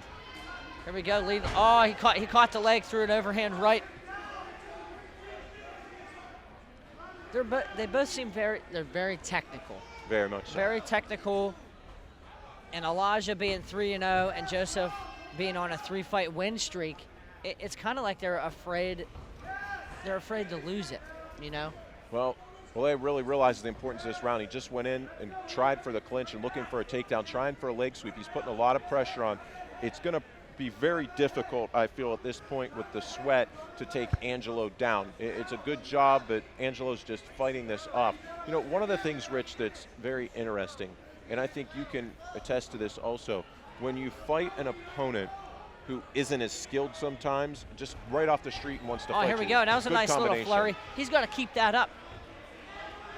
It's sometimes harder to fight somebody who has a lot of technique because you're thinking the same way. You're anticipating what they're doing. I think you're seeing 2 similar matchups on the feet. They're anticipating and maybe overthinking each other and just not engaging in this fight as much as they should, probably. I agree with that. Now, as you can see, it's starting to pick up a little bit more. There's a little bit more flurries going on, a little bit more combinations. I think they know that they're at their last minutes. They have to know because it's starting to pick up a little bit. Ooh. Oh, a mouthpiece came out. Solid that was a right hand. Nice right hand, nice right hand. And he did it by catching that leg and lead with the right hand. Yep. Same thing. He went to the well one too many times. 20 seconds left. Oh, nice here double jab. In the third round of our first professional fight here of the evening at Gladiators of the Cage 20. Short time, gentlemen. Here we go. I'm expecting to see a flurry here from Elijah. Here we go. Here's a nice flurry. Keep it up. Nice job. Nice exchange. You can see the mutual respect. Boy, I'll tell you, Rich, that's going to be a close one. Once again, I'm not watching it as a judge, but if you're a fan out there, hit us up, hashtag GOTC20. Let us know what you're thinking. Give us your call on the fight. Really close battle. Good way to start off the first fight of the professional fights. These fights are also brought to you by Fireball Whiskey. I'm not a big drinker, Chuck, but I hear good things about it. It's very, very much in the judges' hands right now, Rich. I'm not sure. We're going to try to go to an instant replay here and catch some of the highlights. If you're a fan out there, let us know what you're thinking. But yeah, both fighters barely tagging each other. Good job of head movement. You got to give props on both sides. Sometimes when you have a technical fighter, the fight looks a little more boring because you're not seeing those punches landed. But you got to remember, the guy's slipping the punches. Look at all these punches and very little contact on any of them. Great head movement by both men. And sometimes it makes for a little lackluster fight, but notice these guys are keeping up their hands more head movement. You're seeing that more in the professional fights than we saw early on in the fights, in the amateur bouts, Rich. Rich, I'm going to put you on the spot. If you had to pick, and I know you're doing the same as me, who do you give the fight to? It was such a close fight, and it's hard to judge. I'm kind of leaning towards the rude boy, Bully. He seemed to push the pace of the fight. I think if he wins the fight, that's going to be the reason why. Now, to all you viewers out there, if anybody didn't get a look at the headband, look at Joseph Angelo's headband. That is the exact headband that Kevin Randleman wore in Pride in the UFC. I can't stop talking about it. It just gets me a little excited. It's really cool. And that come from one of, I think, his fights he said specifically after that fight, because I know he'd change it up once in a while, and he was known for giving those things. But let's go down. The judges seem to have made their decision for our official announcement from Dan Bogan. Ladies and gentlemen, we have a unanimous decision. Judge Long scored it 30-27. Judge Krushka scored it 29-28. And Judge Rogers scored it 30-27. Once again, for your winner, by unanimous decision, fighting out of the red corner, Mr. Angelo. Who would you like to thank? First and foremost, I took this fight on 19 days' notice. My coach, Kevin Randleman, Coach Randleman passed away during my training camp. He gave me this, and I just want to say thank you, Coach, for being in my corner. Anyone that knows MMA knows Kevin Randleman. I want to thank Coach Sargis. I want to thank Beto Jones. I want to thank my father, my Aunt Patty, my Uncle Anthony, Lexi, everyone, for Adrian, everyone for coming out from Brooklyn to support me. Thank you, guys. I love Pittsburgh. Give me a title shot. I got a question for you. You guys look like you scouted each other. There was a lot of sort of a defensive battle going on there. Is that true, or is that just an illusion? You know what? I like to stay I want to be limber for 185. It's my second fight at 185. I kind of want to be hard to time. And I got to give it to Big E. He's a tough kid. He's a good wrestler. Takedown defense and staying away from that straight that he caught me with was priority. Congratulations on the win, sir. Hope to have you back soon.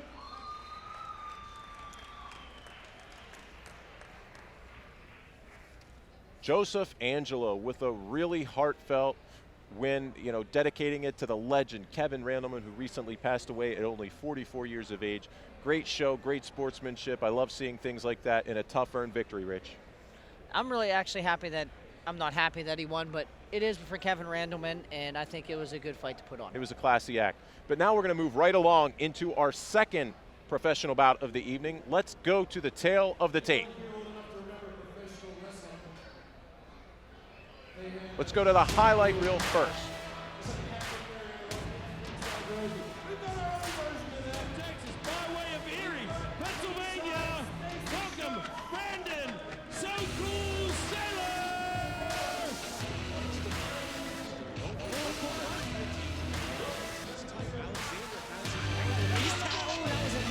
Nice submission. Beautiful job. The show for the evening, and a man that I didn't think was going to get showed that way.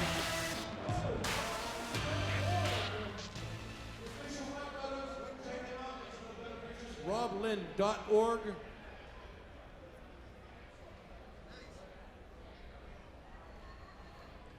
Looking forward here to the second bout of the evening. It's our second professional fight. Let's go to the tail of the tape to introduce these fighters. Brandon Saylor, he's 26 years old. He is 5'7". He weighed in at 125 pounds. His record is 4-3-1. His opponent, Corey Alexander, is 26 years old. He's 5'5". He weighs in at 125 pounds. His record is 9-6. Let's go down to Dan Bogan. Corey Alexander to the cage. Corey Alexander.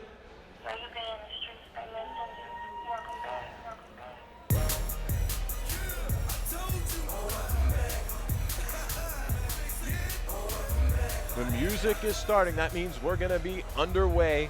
Second fight of the evening. I'm looking forward to this one, Rich. You got Brandon Soku Saylor versus Corey Alexander the Great. A lot of experience coming into this fight. Yeah, as Brandon Soku Saylor, he is 4-3-1, so he has 8 professional bouts. On the other hand, Corey Alexander, he's 9-6. He has 15 professional bouts. A lot of experience being brought into the cage right now, and I think that's going to show here a great deal. You're going to see a lot more concise timing and so forth in these matches. Remember, these are professional fights they're bringing in here. This doesn't include their amateur record. So you have one of these fighters with 8 professional fights and another fighter with 15 professional fights. So both of these guys well versed in the cage. They know what's up. They've had a lot of time to hone their craft. I think we're gonna see a really special fight here in this one. Yeah, and Corey Alexander the Great, at 26 years old, this is active for a professional fighter. Now, keep in mind, he's coming off of 2 first-round wins right now, so he has great momentum, and he's actually finished 80% of his wins by submission. That's a really cool stat, Rich, and so we know what he's going to be looking for tonight. Good scouting on that. A submission master, he's going to try to finish it, I think, tonight with a submission. And I'll be honest with you, I'd like to see some ground action tonight, Rich. I would too. I enjoy calling the ground game because that's my favorite part. We haven't had a chance to do that today. I would kind of want to do that. You know? I really want to see some high-level grappling, and I think both of these guys can bring it to the table. And an amazing victory last time. I was shocked when Brandon Saylor caught Jason Alexander in the guillotine, the arm in guillotine, and finished it. Arm in guillotine, and he finished it quick. I mean, it was in the second round, but as soon as he locked on that submission. Very impressive. From the red corner, he fights for Sargus MMA, Joey Angelo. Red corner, Joey Angelo.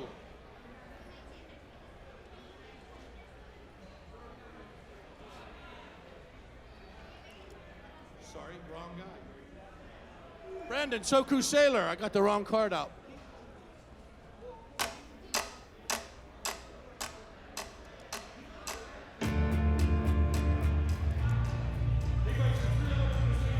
MMA, Brandon Saylor.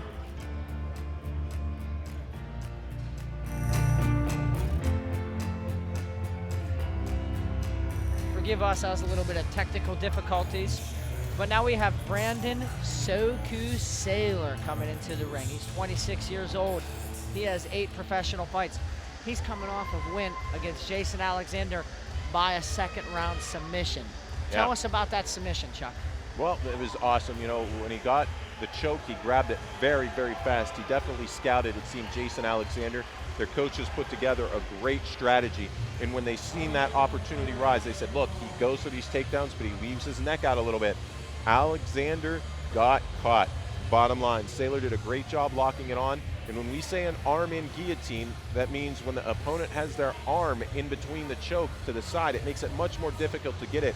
But a true martial arts Brazilian jiu-jitsu tactician can get that choke with an arm in. You got to switch a lot of your leverage to the top of the head to get that choke, but he was able to pull it off against a very, very tough guy in Jason Alexander, who Dalton Brady couldn't submit, who's a very high-level jiu-jitsu guy. But not to take anything away here from Brandon, we're having a little bit of technical difficulties with our screen and then with our notes here corresponding. Let's talk a little bit about Corey Alexander, the Great. Corey Alexander, the Great. He is a submission specialist. As you can see by his record, is, like I said, 80% wins by submission. I see him going in here looking to go to the ground. Yeah, I see that happening also. And boy, he's quick when he gets them. When he catches a submission, when Saylor catches a submission, it's fast. Corey Alexander, same thing. This is going to be a jiu-jitsu guy's dream, I think, tonight. Well, as we were talking, Brandon Saylor is he's no stranger to the ground. So it's up in the air to see what happens right here. Yeah, this could go either way. Ladies and gentlemen, this next event is in the Gladiators of the Cage professional flyweight division, calling for 3 5-minute rounds. First, introducing out of the blue corner, he weighed in at 125 pounds.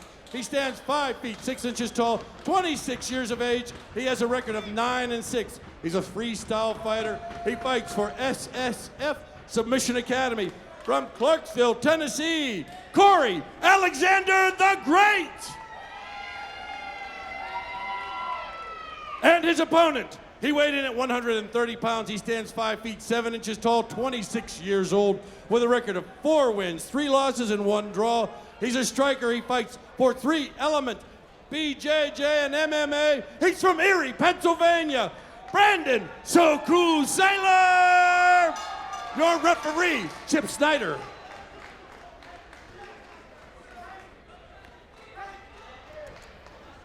We are ready to get underway in the opening round of Brandon Saylor versus Corey Alexander. Come on, let's bang. Soku versus the Great.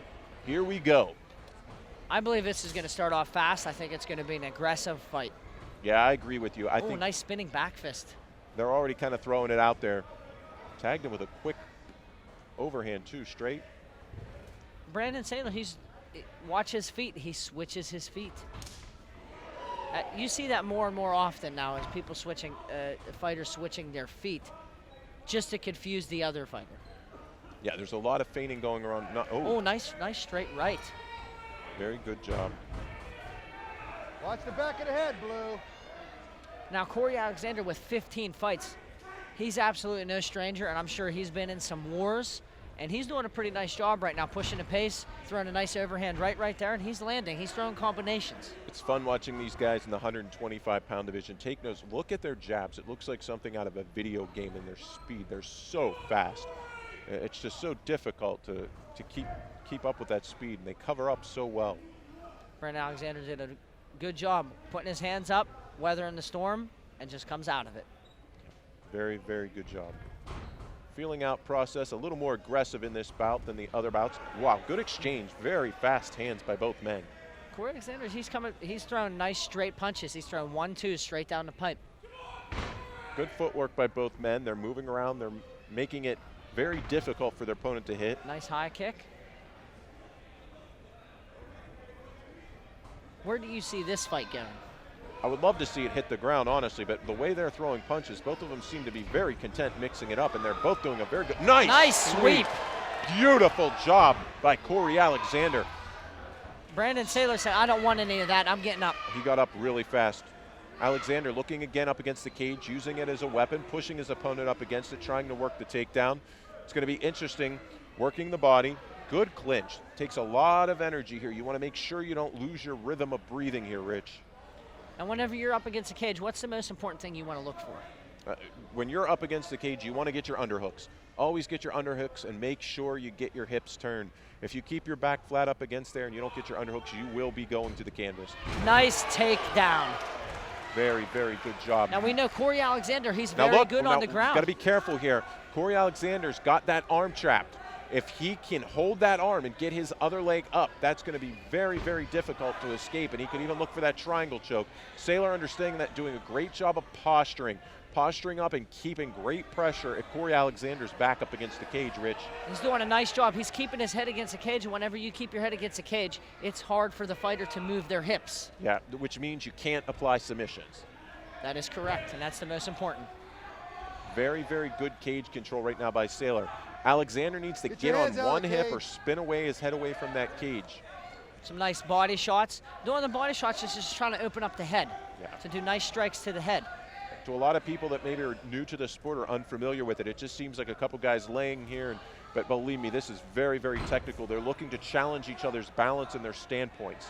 And it burns a lot of energy, and people get a lot more tired than when people think just laying on the ground, but they're not laying on the ground. We just said it earlier, it's chess, it's not checkers. Right. As you see, Brandon's doing a nice job. He got out of his guard. He was actually in half guard and stood straight up. Well, and Alexander did a great job of taking advantage. As soon as Saylor grabbed the leg, Alexander had that split second to get up, and he did a great job of getting up back to the center of the cage. That was a nice takedown by Brandon Saylor. I'm looking to see him do that again. Almost already 4 minutes through this first round. Seemed to go very quick because it's been a high-paced, good action fight. It seems like both these fighters are in good shape, too. Yeah. Very, very good footwork here. Both guys, they really, now that they felt each other out, they know what each other feel like, and it seems to have made them more hesitant. Yeah, and Brandon Saylor, he's doing this fight for a special reason. He's dedicating this fight to Brian Hart, who passed away, and Wilfredo Lozano, who is battling cancer right now. I think it's really cool that fighters dedicate fights to other people, and it just shows the lack of selflessness. Yeah, Excuse my language. No, we got what you're saying. Sometimes the last 20 seconds of the fight here, we'll get back to that, Rich, but I'm looking for somebody here to captivate this round and tell me I won this round. And both guys know how important the last 20 seconds of a round is. Ooh. Here we go. Last 10 seconds here. I guarantee we're going to see some flurries. Short time, gentlemen. Nice spinning back kick. It's kind of like spinning, maybe like a wheel kick in some kind of way. Yeah, definitely.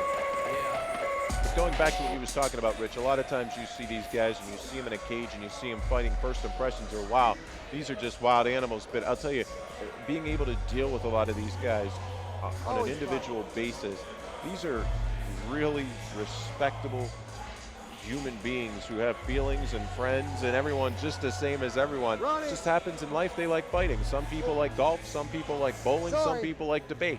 These guys are fighters, and sometimes you're just born a fighter, you know, and that's what these guys are doing. But a lot of these guys do a lot for the community and train younger fighters and help them get to the next level. Let's get to the instant replay here of the first round, Rich. Why don't you walk us through it?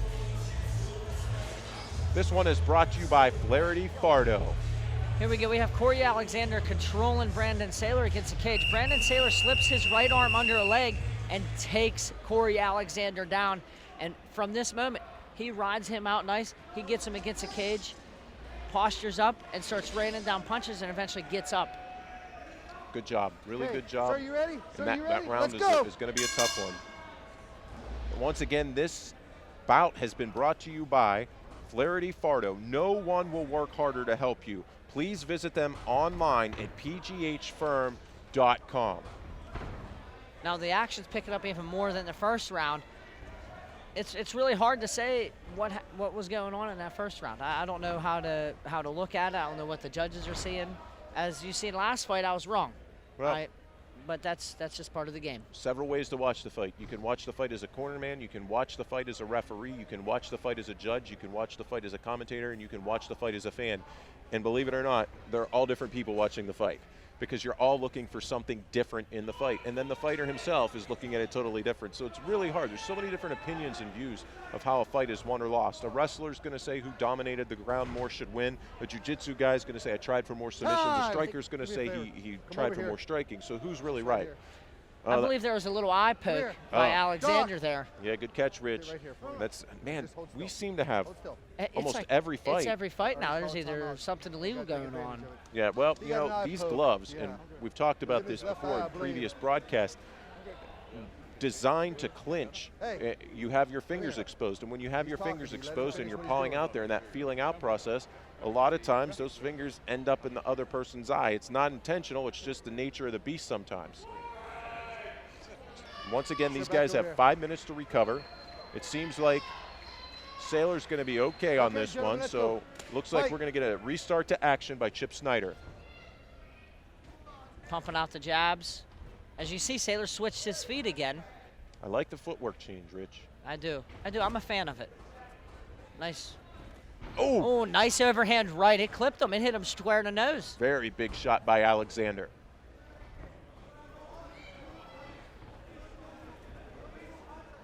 I enjoy watching technical fights, and this is a nice technical fight. Oh, now they're engaging. Good job. Saylor got both underhooks, works a knee to the Nice body. knee. Stop that very quick on Alexander. Alexander's back's against the cage. He's working his underhooks, just like we were talking about. Look how he has his dominant right hip up against the cage, got both of his underhooks. This makes this extremely hard to get a guy down to the ground. Saylor's going to try the other option to maybe take his back, and Alexander's just going to try to turn towards him and get belly to belly. But, oh, there he is. Oh, here Saylor. he goes. He's on his back. And this he might may be sink tight. It in. I think he sunk it in. I can't. Oh, he that's looks tight. deep. That's tight. Saylor's got this really deep. Alexander's fighting hands. That's what you have to do. Remain Alexander calm. has to pull that hand down. He has to relieve that pressure. Remain calm, fight it out, and turn in towards your opponent. It looks like his chin, he tucked it very well underneath Saylor's elbow, so I don't know how much pressure he actually has on his neck. It's more of his jaw now at this point. Well, he's doing a good job. Look at Alexander's left hand. He's pushing at the elbow. He's trying to create space. He needs to turn towards Brandon Saylor here and to get out. Nice job. Nice job defending that. Shows the experience in the cage, Rich. Now, like we were just talking about, he has to turn the other way or Soku's going to take his back. Saylor's readjusting here, but good job by Alexander. He fought out. Now he's going to keep his arm up and turn in. Don't worry about the feet. I'm going to tell Alexander here. Worry about the hands. Hand control, hand control, hand control. I'm looking for Brandon Saylor to throw a couple punches to open up that neck of Alexander, and he could catch him. Yeah, he definitely could. He could capitalize on this, but he also has to leave go of the choke with one hand. Wow, look at that angle that Alexander's head is cranked. Just looks nasty there. Now, as Brandon Saylor, he's got to watch that he doesn't cross his feet, because that could be a potential submission as well. And we know Corey Alexander's very well versed on the ground. Very much so.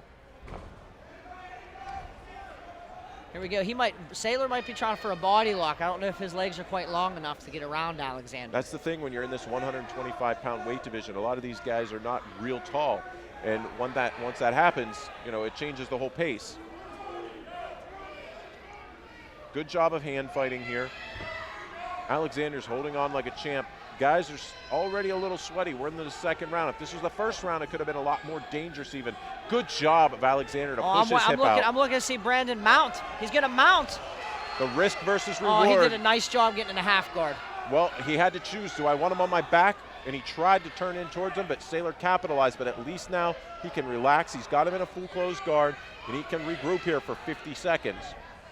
It seems like Corey Alexander, his favorite thing to try when he's in guard is pushing an arm back and trying to throw in that triangle. He might be looking for a sweep here. Yeah, it looks to be. Come on, Red, you got to improve that Saylor position. doesn't seem to be trying to pass or push his hips back any further. It looks like he's content to maybe try to grind this out for the last 30 seconds. Here it is. Alexander looking like for an An omoplata. Those are very risky to take. Yeah, but he's got the Very leg. risky to He's take. got the leg. Saylor needs to follow with this. Now he's going to a heel hook. Time. Alexander's going for a toe hold here. He switched it over to a toe hold. He's only got 5 more seconds to survive, and he did a nice job surviving. Great job, that. lands a big punch. Great way to finish the match. I love the fact that he kept following and trailing, grabbed the leg. Looked like for a second he was going to go for the heel hook, but turned it straight into a toe hold, which I love that move. I don't think enough people go for it, Rich. I know you're a fan of the toe hold. Now, if you were in either corner, what would you be saying? You know, you got to keep them positive. Say, look, that was a good round. And you got to be honest about it. It could go either way. You're doing a good job. You just got to control the position a little better. You got to make sure that the pace of the fight is yours, and we stick to the game plan on this. Well, I know from experience, and I don't know you as well, but in the corner, the first thing you kind of want to tell your fighters is to breathe. Yeah, absolutely. That's the most important thing, because if you don't control your breathing, you can't control your mind. You can't think. You can't control the way you think. Fatigue makes cowards out of us all, Rich. If you can't breathe and you're in that cage, it's a terrible place to be, and your mindset isn't there. So you definitely want to keep breathing. It looks like both guys have been here before. Their breathing is a little bit better. We also want to thank Mercedes Motorsports for being with us and sponsoring us tonight on a great night of fights. We're ready, Rich, to go into the final round. Like, this could go either way. I think this is going to be a very exciting round, and I like the display on the ground that these gentlemen are showing. You ready? I'm enjoying Let's finish it. Come Yeah, on. definitely so. I'm glad we got to see some ground action by two high-level practitioners. Once again, Saylor doing a good job pumping that jab. Alexander kind of waiting for a shot. Hands low on both fighters, Rich. We see that more and more, and they're really confident in their spacing, but then the hands go up and the distance starts closing. I just think that a lot of guys like see what the upper, professionals do, and they kind of want to do it. And there's a lot of people who are good with their hands down. Well, don't get me wrong, it's all about style, and styles Yeah. make matchups. Yeah, well, if you can definitely stay out of the range of your opponent, it's definitely not as dangerous. But one of the big things, good, Alexander changing the pace here, gets a nice single leg. Saylor rolls through, and he's trying to hold on. Alexander doing a good job of composing himself, but Saylor tying him up. Oh, this could be an upside-down triangle choke here. This could be an upside-down triangle choke. Very rarely do you see this hit, but that looks really tight by Saylor. Alexander's trying to fight this. I don't know how much. This could be really close here, Rich. I can't see what's going on with Alexander's left hand to see where the position's at, but if he has that in the right position, he could submit him from here. This could actually be a potential submission on Alexander, who's on top. And it looks like now Saylor's now going for the leg lock. Alexander going back now, also looking to grab an ankle of his own. This gets to be a dangerous ground. As you can see, he's very, very comfortable in this position. Alexander's doing a real good job. He's staying calm and poised. Saylor needs to step his right leg over the leg. There it is. He stepped it over. Now he can circle out. Nice toe job. Hold. Good job. Now taking the back of Saylor. He's going to sink the hooks in. He's getting both hooks in. He's trying to sink that right arm in. Good job of Saylor turtling back up and keeping him away, but that allows a few free punches here. Alexander, now he's going for the choke, Rich. Now, it's going to be hard for him to get the choke with Alexander's back against the cage. He's not going to be able to roll through it. He's going to have to change his position and hope to throw both hooks in. Well, once again, the cage can be your friend or foe, and right now it's being a friend to Saylor. It seems like he got his back away from the cage. Now it looks like, he just dropped an elbow. I think that was the first elbow we see. I think that's what Alexander's got to keep doing. He's got him really pressed up against the cage. It's late in the fight. Submissions may be tough to get right now. I'd like to see more punches. He's trying to secure an arm. Lock. Yeah, he's trying to secure an arm to look for a Kimura there, Rich. Nice elbow. I love this position here, Rich. When you've got one leg in half guard, you can control. Look how high Alexander takes his right knee and gets it towards the armpit of Saylor. If you're a young fighter watching out there, this is a very, very good way to control your opponent. Makes it very difficult to get out. And what that's doing is controlling Brandon Saylor's hips. It's keeping it in one place. Right, and you still made a lot of submissions in that position. It's very hard for your opponent to submit you from that position. Corey Alexander's doing a nice job. He keeps throwing Brandon's legs out of the way, and he's dropping elbows, and elbows are dangerous. Very dangerous. Very dangerous. They're used often, but not as often as you would think. Look how quick Saylor gets up. You can see he's used to roll. Now, this is a very dangerous spot. Remember what happened to Jason Alexander here. He sunk in that arm in guillotine, and he ended it quickly as soon as he locked that in. He wants to finish his second Alexander in a row in the same fashion, but it doesn't look like that's going to happen at this point. It seems that Corey is taking this round over here late in it. He's trying for if you can't see it, he's taking his right arm and he's pushing it to the ground, and he's taking his left arm and he's trying to do a key lock, which is called a Kimura, or it could go to an Americano, depending. Yep, it's all in the angle of it, an arm submission that is. Very, very good control here, though, by Corey Alexander. finishing in the last minute here. We got 1 minute to go. Are they doing enough action, or does Chip have to stand this up? Alexander, he's trying to get his right leg out from Brandon's half guard, and he's doing a nice job of keeping Alexander at bay, but also at the same time, he's on his back, and it's coming to the end of the fight. He has to get up. Well, Saylor's doing his darndest to hold on and clinch to hope for a stand-up. Okay, Good job. Nice Saylor's job. going to get up Nice and take job. Alexander's back. He's looking to take him down. He takes him down. Nice slam. He hurt him there. Alexander landed on his shoulder and his head. He hurt Alexander there. He rocked Alexander, and this could be the change in the fight that Saylor needs in the last 30 seconds to sway the judges. The tides have turned, and it could sway the judges, as you said. Will it be enough? He has to pour on some punishment here if he wants to get this win. He's going on 10 seconds. If he starts raining down and just closes it out as fast as he can, throws as many punches, he could win over the judges. Fatigue is starting to set in a little bit. Alexander very slow to get up. I think he's still rocked, Rich. Wow, the fight's going to go to the judges. I think that slam, he landed on his shoulder and his head. Look, Alexander went right to his corner and pretty much collapsed right at the corner. He's just sitting there. Didn't even wait for the stool to come in the corner. Man, these guys poured it all out here in the second professional bout of the evening, Rich. Now, I landed on my shoulder like that. I ended up shattering my clavicle. Don't be surprised if he didn't separate his shoulder or even hurt his collarbone in some kind of way. Rich, he's hurt right now. He's not feeling very good right now. I think he is hurt. I mean, he seems very fatigued, but I think he's still a little rocked. Let's go and see if we got that on replay right now. Once again, thank you to Flaherty Fardo, our instant replay. Brandon Saylor, he does a nice job. He turns the corner, gets his back, tries to throw for the first time, gets it the second time. Now pay attention to Corey Alexander's right side of his body and watch it land on his arm and his head. Watch it. Here it comes. Oh. Right there. That hurt. That's dangerous. That's really dangerous. That hurt, on the and hit him collarbone. directly on the side of the cheek. And look at him. He almost looks like he's out there for a second, and when he starts getting hit, he goes in the flight or fight mode, and he just starts scrambling to get back in position. I think that could have been a flash knockout there for a second from our angle. But, you know, only Corey will really know the answer to that one. Chip, look how close Chip Snyder, the referee, is there to make sure, though. And Saylor doing a good job in the last 30 seconds of this fight. Potentially could have took it over and won it. I'm anxious to see what the judges. So far, let us know what you think the fight of the night is. Hashtag us at GOTC20. Let us know your thoughts. How do you feel about this fight, Chuck? It was a good fight. Either way this one could go. I like the scrambles. I like that they mixed it up on every level. Got some wrestling in there, got some good takedowns, got some great submission attempts, and they both threw on the feet, kicks and punches. Let's go to the official announcement. I hope the judges, they're still taking a second here. I think they're ready. Let's go to Dan Bogan for the official announcement.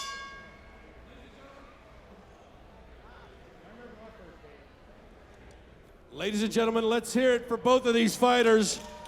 Sort of a chess match, turned into a brawl, turned into some submission fighting. They put on a good fight tonight, and it reflects in the decision. We have a split decision. The first judge scores it 29-28, Saylor.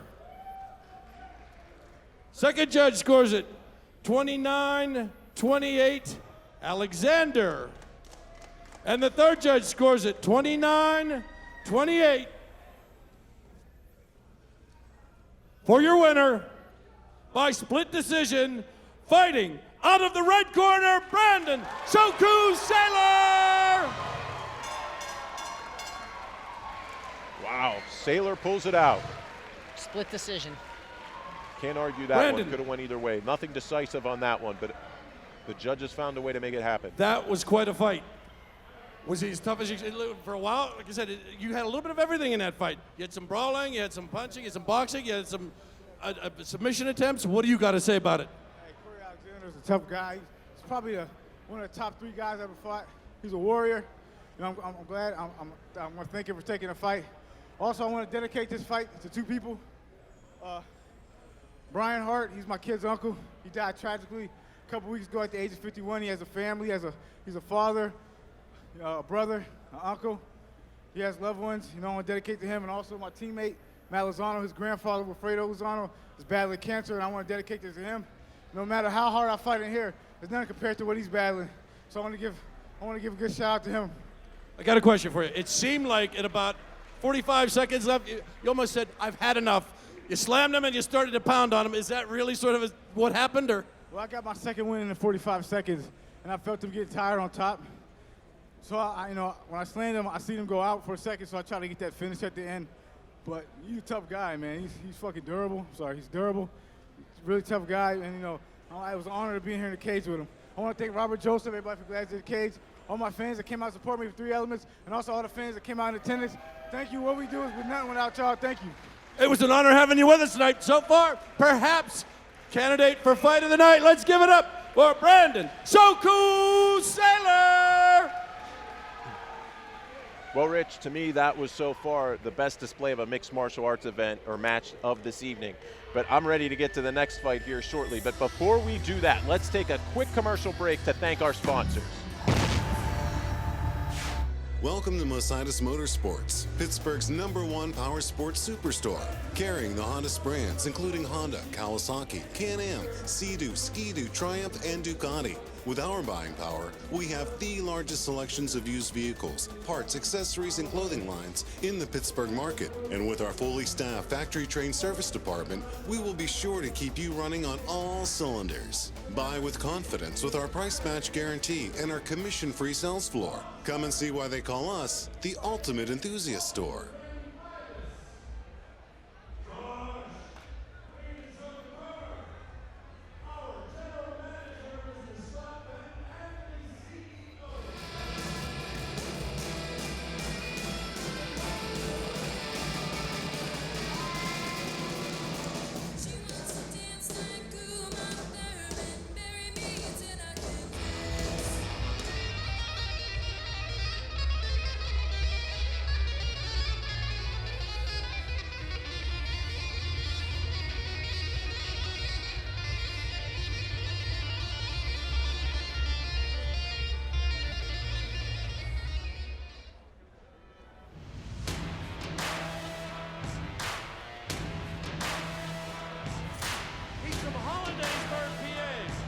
Welcome back with Showtime Schoenfeld.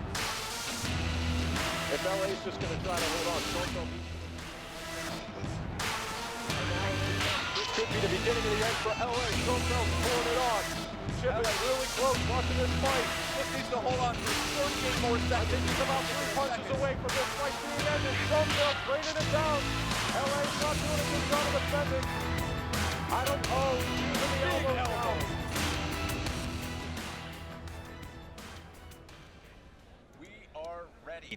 We are ready to go to the tail of the tape on our third professional fight of this evening.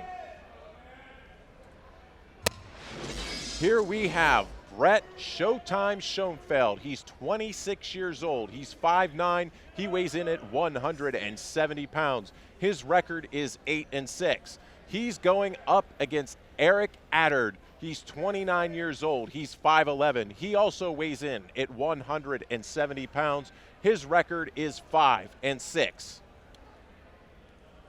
Let's go down to ringside to Dan Bogan. It's time to introduce to the cage from the blue corner, fighting out of Team Ascension, Eric Attard. Eric Attard, blue corner.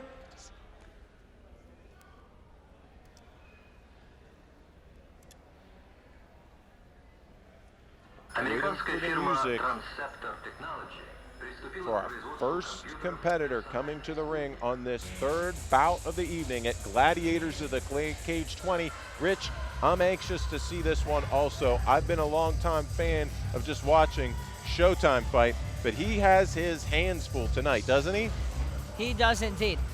At 29 years old, and his record's 5-6, he's coming from Ontario, Canada.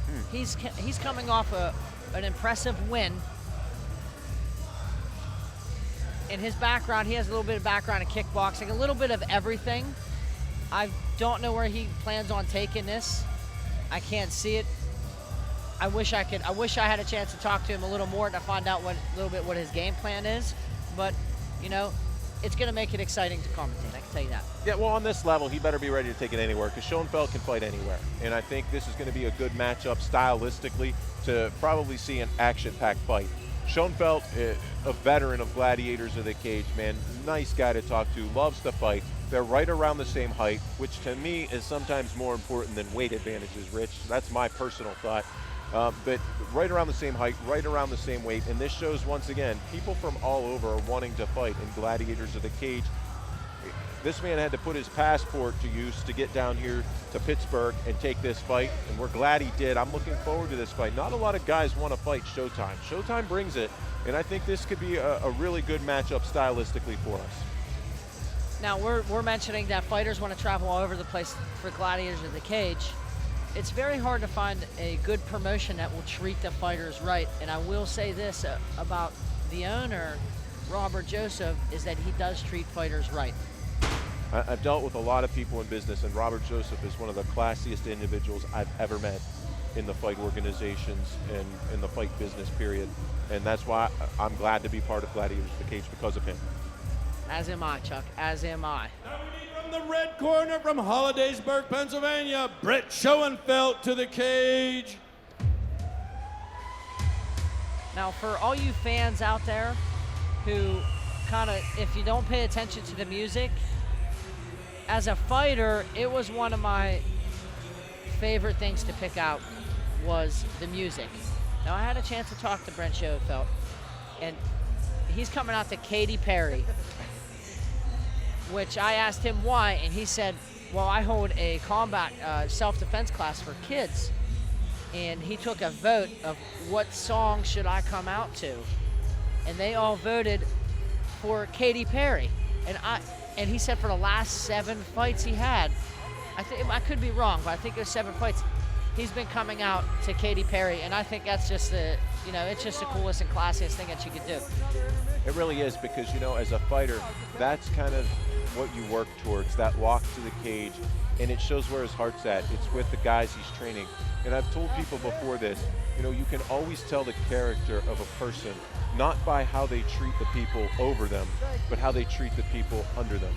And this speaks volumes of his character. So we want to thank also Stream Pittsburgh, your #1 resource for live entertainment. This is streaming right now live on Stream Pittsburgh. This is going to be a great matchup. And once again, one more sponsor. We have to give a shout out to Flaherty Fardo.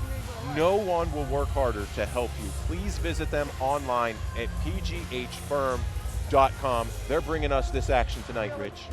Now, I'm really excited to see this fight. I didn't get to watch too much of Eric's fights, but I do know Brett, he brings it every fight, and he doesn't stop. He's a very aggressive fighter, and he's fought a lot of tough individuals in the Gladiators of the Cage. Now, he's coming out of Tactical Combat Academy. That's where he trains out of. He actually has 14 disciplines in martial arts.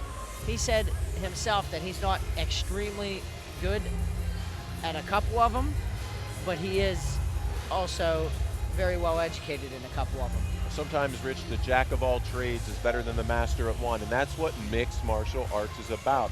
It's not necessarily being the master of one trade. It's being able to do many of them very well, because if that one trade that you can't execute that one night against your opponent, you have 13 others, if you're Schoenfeld, to tap into that well. So he's got a lot of different disciplines, and it shows a true martial artist. And I love watching guys like Schoenfeld that are glad to train, cross-train. We've been with people, Rich, who refuse to train with some of the best guys in the area, which blows my mind. I agree. I think cross-training is the most important thing a fighter can do. Schoenfeld's sporting a lot more ink since the last time we've seen him. Well, his back, if anybody didn't recognize, is a big 5-finger death punch tattoo. Interesting. Before we start this fight, ladies and gentlemen, some of the media, we want to thank Cage Nation TV, Steel Nation MMA, and Pittsburgh Sportsline. Thank you guys for everything you do for us. We do really appreciate it. This next event is in the Gladiators of the Cage professional welterweight division, calling for 3 5-minute rounds. First introducing out of the blue corner. He weighed in at 171 pounds. He stands 6 feet tall, 29 years of age with a 5-win, 6-loss record. His discipline is Muay Thai and Brazilian Jiu-Jitsu. He fights for Team Ascension out of Welland, Ontario, Canada. Eric Atomic Attard. And his opponent, he fights out of the red corner. He weighed in at 170 pounds. He stands 5 feet 10 inches tall, 26 years of age, a 10-6 record. He is a seek and destroy fighter. He fights for Tactical Combat Academy from Hollidaysburg, Pennsylvania. Brett Showtime Schoenfeld, your referee, Chip Snyder. We're about ready to be officially underway with our third professional fight of the evening. Okay, gentlemen, here we go. And Back Schoenfeld up. was spending Sir, a lot of time here. pre-fight in the cage. He was You hopping ready? around. He was You checking ready? for soft Let's fight. spots Come in on. the cage. He was ready to go, but this is probably the most nervous I've ever seen Schoenfeld before a fight. He's got a lot riding on him here. Well, he had a 14-month layoff due to an injury to his knee. And if anybody haven't seen him fight in a while, that's why he was gone for so long. Schoenfeld coming in very aggressively, getting the clinch. A very good job by Attard stopping that. And once again, Rich, we talked about the power and how many people don't really understand how important underhooks are. And you see this whole positioning is being dominated by an over and underhook. Yes, it is. And now Schoenfeld, now what he has to do is he has to work to get his hips a little lower. And if he's going for a takedown, he has to work his hands down to his legs and try to secure one, and then you would simply pull the hips out. Yep. And Attard doing a very good job of defending. You see how he has his left arm down. He's blocking those knees. You see there Schoenfeld threw a knee, and he blocked it. Schoenfeld doing a nice little job there of throwing his right shoulder towards the face. And good cage control right now by Schoenfeld. Well, this just shows the experience of both fighters. You're exactly right. And breathing. I see a lot of guys come in, first time you get put up against that cage or you're holding guy up against cage, you spend your wad right away. These guys been there a lot. So you're not going 110%. You're controlling your opponent. You're not bullying your opponent. Big difference. Well, whenever you're bullying your opponent, it wastes a lot more energy. Here we go, Schoenfeld with some flurries. Opening up, good job with the knees, uppercuts. Oh, good, nasty, dirty boxing there by Attard. But Schoenfeld makes him pay for it with knees. There's a couple nice knees by Schoenfeld there. Yeah, they were really crisp. You can tell how these guys are flowing, that they've trained all aspects, and they use the cage a lot. Both of these guys, we mentioned earlier, see how Attard has one hip up against that cage? He's not allowing his back and his butt to be parallel because the other guy can now start aggressively throwing knees straight in or change levels and go down and pull the legs out from under him. This makes it very, very difficult to pull your opponent down. Now, as you can see, Schoenfeld's still taking a little bit of advantage. He's taking that right leg, and he's kneeing the inside of the right leg of Eric. Yep, constantly putting pressure is Schoenfeld. That's what I like about him. Showtime is always performing. He's keeping the pace of the fight here. That's what's nice. And if you're a judge now, you're seeing Schoenfeld has Attard up against the cage, so Attard's got to get out of here and start getting some points for himself. For all you fans out there, you have to pay attention to what they do with their head. Rich, sorry, another groin strike just come in there. Every fight, it seems to be, we're getting one of these unfortunate shots, and they both knew it as soon as it happened, and Attard quit right away. Schoenfeld kind of grimaced and moaned a little bit, and it was a flush one. He really hit him hard, and Attard immediately stopped. Now, have you ever had a strike to the groin area with not intention, but hard? Got me? I'm not saying by friends or anything, in maybe Ronnie, grappling or it was an accidental. Or sparring or so forth. You know, as weird as this sounds, it's different in some ways. In grappling, you're usually close quarters, so maybe you catch a knee, still hurts tremendously, or an elbow or whatever. But let's go to the replay here real quick here, and you're going to see this shot here. And watch the right. Oh, that's just dead on there, right there. Schoenfeld's face immediately feels the pain. His face told the story of how hard he actually got hit.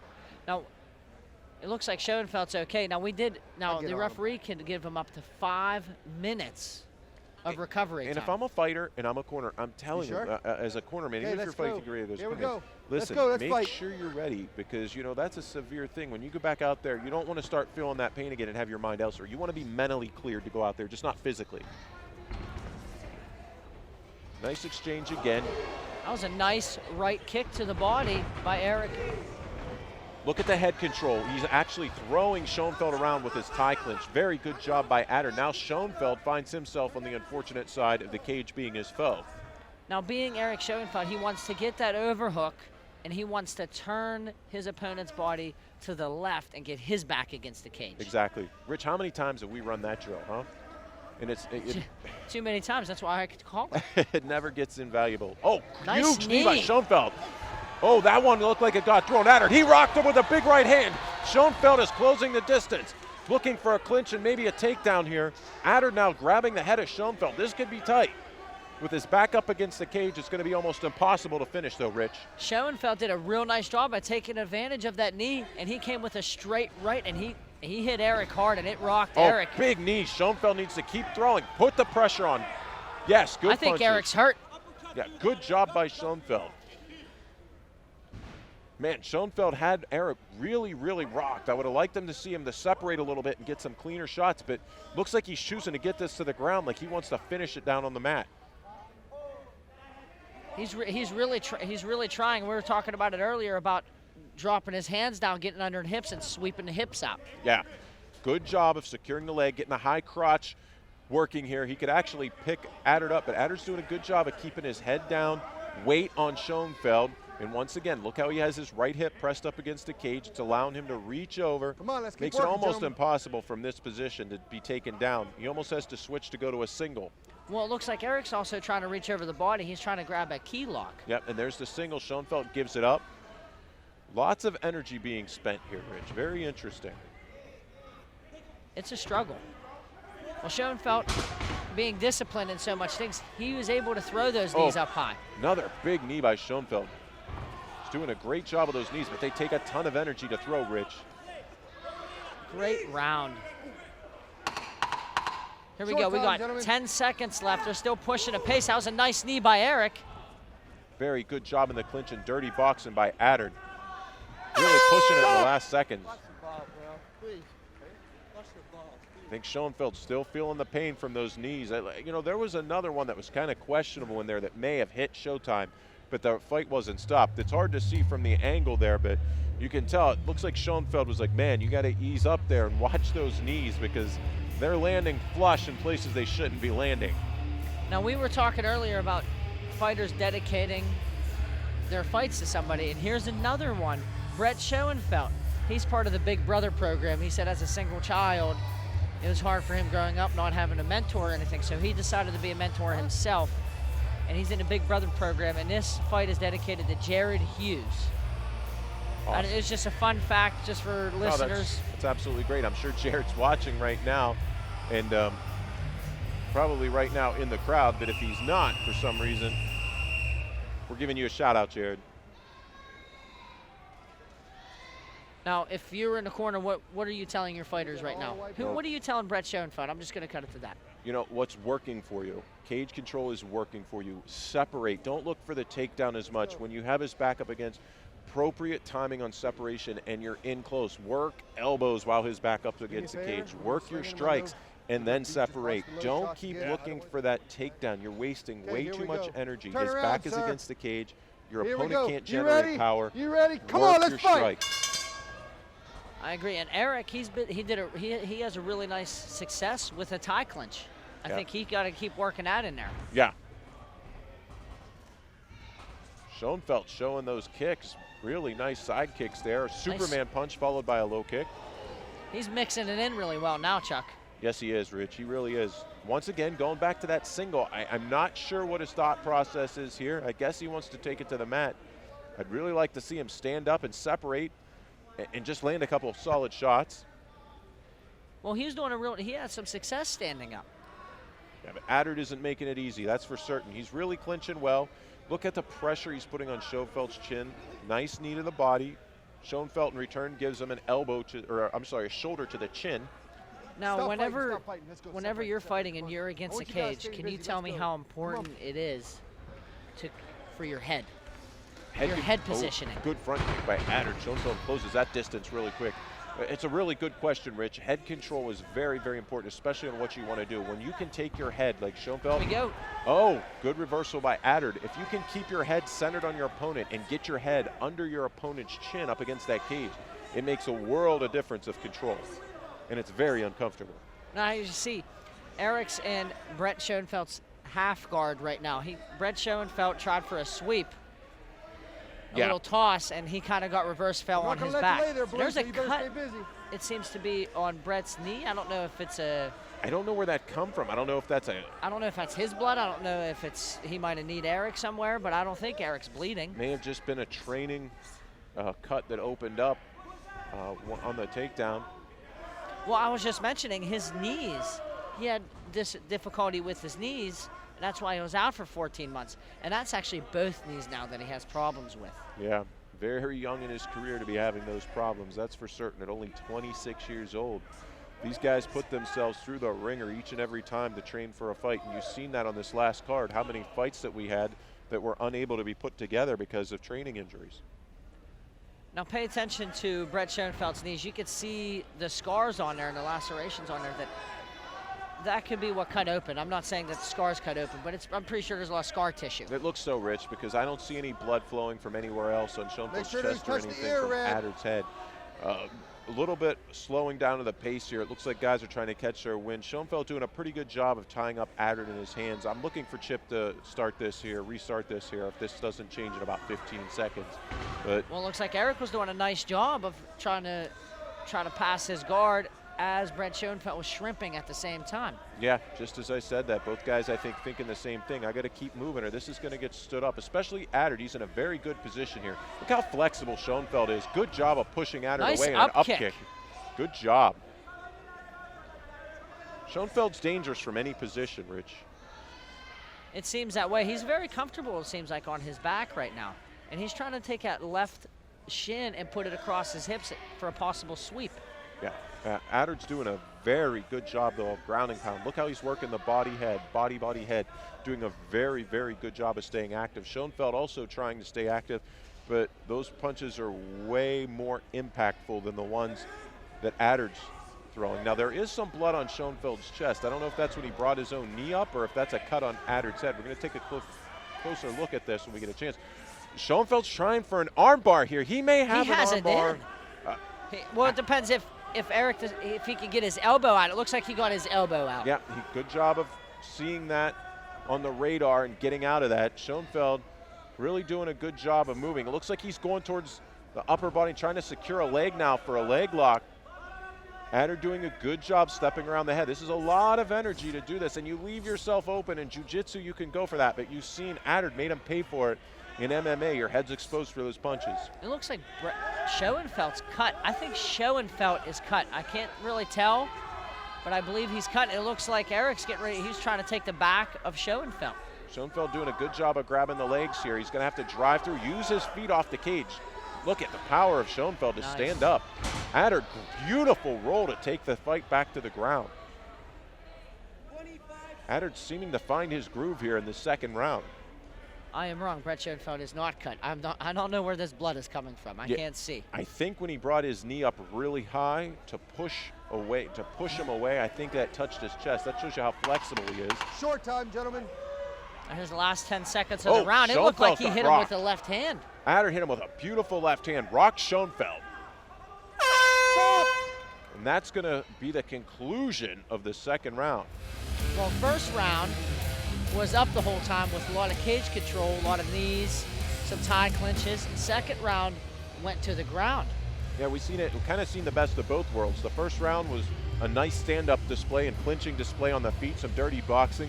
The second round, we got into some action on the ground with submission attempts and very, very good ground and pound control by Adder. Nice fight so far. It looks like Eric Adder. It seems like he's pretty content over there for what's going on.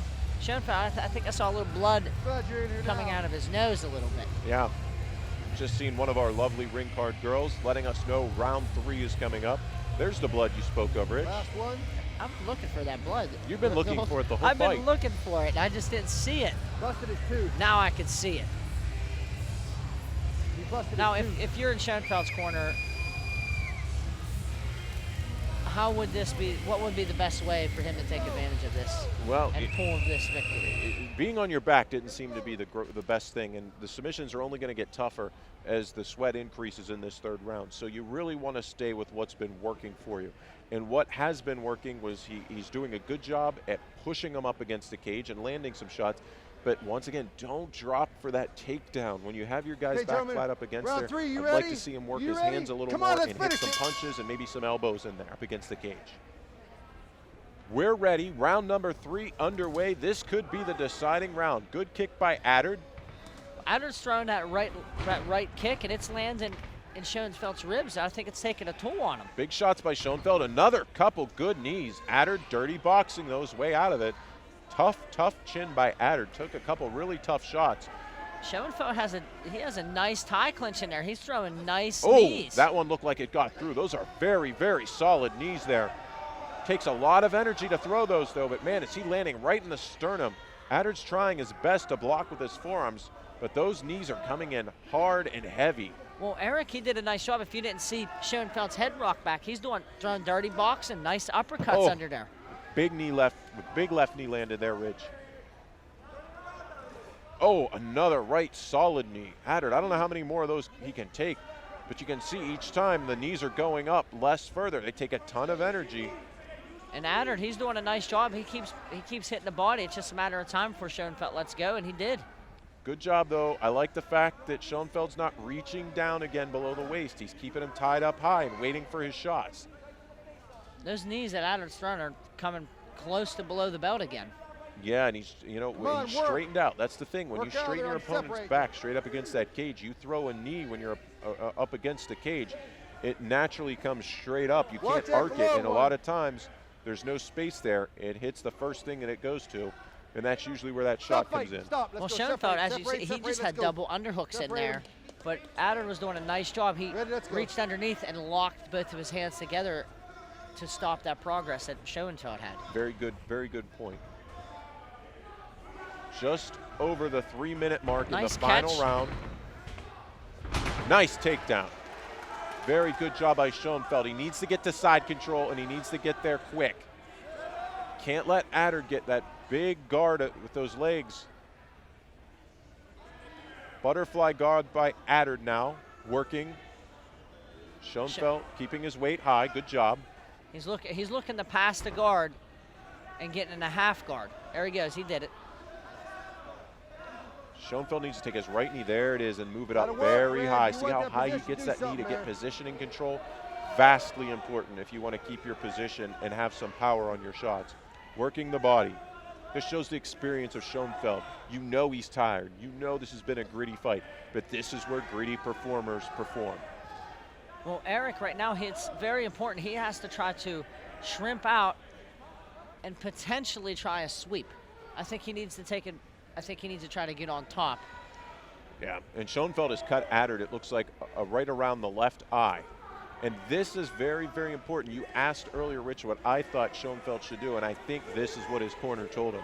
If you get the chance to put him on his back, do that. Grind it out. Exactly, and this is Schoenfeld's style of fight, in close and putting a lot of weight on you and just a rough fight. Both these fighters are just, oh, here it is. Look, he just tried. Good job of taking the back. Can he get his hooks in? Can he secure the hooks? He's looking for his first hook in. Adder just needs to stay tight, turtle it up. Schoenfeld still going for it anyway. Latching on very tight. Now Schoenfeld needs to throw, well, no, Eric, I was going to say he needs to throw some punches, but Eric's doing a nice job of trapping that arm. Yep, wrist control very, very important here at this point. There we go. Schoenfeld's taking advantage of these positions. He's starting to throw a little bit of punches. He needs to stay heavy on him here. Good job of throwing those punches, Rich. You said it. Now, they might not land every time, but it keeps him busy and then keeps the fighter distracted. Very well spoken, yep. He rode too high. And now the last minute of the fight, Schoenfeld's going to need to scramble if he wants to keep this round. He dominated the most part of this round. Eric has knee on, he had knee on chest there temporarily. Great fight. Look at this Look at that split. Schoenfeld, He's very a flexible guy. Yes, he is. Very flexible, making sure he's still staying active. Adder in a very nice position here, though. Note, every time Adder gets on top, he throws a lot of punches. He does. He definitely stays active. He's one of the most active fighters of tonight. Yeah, he's doing a very, very good job when he gets this position. Even if the shots aren't real hard, he's letting him know I'm here and I'm going to score points by hitting you. Now we have 15 seconds left in this round now. This could go either way. Yeah, and you know, sometimes the judges remember the last thing they've seen, and they're seeing Adder throw some heavy, heavy strikes with Schoenfeld up against the cage. Is it going to be enough, though, to win this round that Schoenfeld dominated for over 4 minutes? And you see the mutual respect there. Another one going to the judges. That was a nice fight. Yeah. That was a good fight. I'm really surprised we haven't seen any finishes tonight. Not one Other finish. than a disqualification, Other than but a disqualification. I'm not counting that one. Well, actually, we saw Rubiano. Rubiano finished this fight. Oh, he did, didn't he? Yeah, that was a good That's fight it, on he Rubiano. did. Yep, that was our only finish. And so far, definitely, that's our candidate to knockout of the night. But we want to know what the fans are thinking for fight of the night. Hit us up at hashtag GOTC20. Let us know what you're thinking. Let's hit the instant replay now on this fight. Once again, brought to you by Flaherty Fardo. Now here's the closing minute of the last round. Eric got on top. Brett Schoenfeld was riding a little too high, and Eric flipped him over and ended up getting on top, and now he's throwing punches down, controlling Schoenfeld. And now you gotta remember, this is the last thing the judges see. Yep. And Adder throws everything with pretty solid intention. He's been landing heavy, heavy punches. So once again, I don't know if we're gonna get the judges' score here real quick. I think they're gonna tally this up. This may take a minute. And either way, both guys can walk away from this fight with their head up, their chin up, very proud, you know, of this fight. Neither one of them should feel disappointed in their performance because they both laid it all out there. And sometimes, hey, they always say, don't let the fight go to the judges. Well, let me tell you this. Get in the cage and do that yourself. That's right. That's right. You can be an expert outside. That's right. Once those doors lock inside, it's a whole different world. It's just you and one other person, and that one other person isn't having good thoughts of what they'd like to do with you. Well, this is both professional performances. Let's go to Dan. Ladies and gentlemen, I would not want to be a judge on that fight. It was a very, very close fight, so let's hear it for both competitors. We do have a unanimous decision. All three judges, though, scored it 29-28. For your winner, fighting out of the red corner, Brett Showtime Schoenfeld.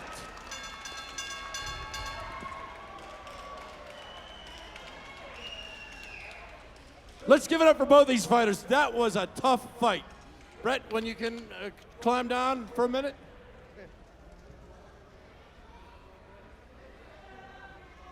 Brett, what time is it?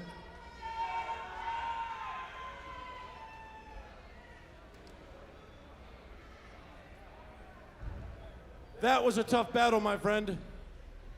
You've had some adversity recently, it's pretty well known, and you came through a tough fight, the closest scoring battle of the evening. They could have won either way, but they all three saw it your way. What do you got to say, Showtime? What time is it, everybody?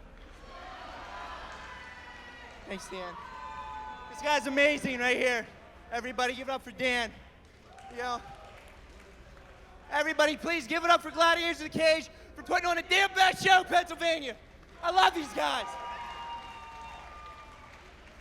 As you guys know, I fought for GOTC last year, January 24th up in Williamsport against a very tough opponent, Andrew Osborne. Well, I sustained a bunch of injuries in that fight, whereas I blew my knee out, had to go through 2 surgeries. It's been a long battle, up and down with the media, good press, bad press. You know, it's been way over a year since I've been back here. You guys don't even understand how emotional this is right now. And I'm not an emotional guy. It's amazing. You know, you guys come out here and support me. You guys come out here and see this. I perform for you guys. Make sure you guys know who I am. I'll tell you what, and I told you before, there's no other breed out there like me.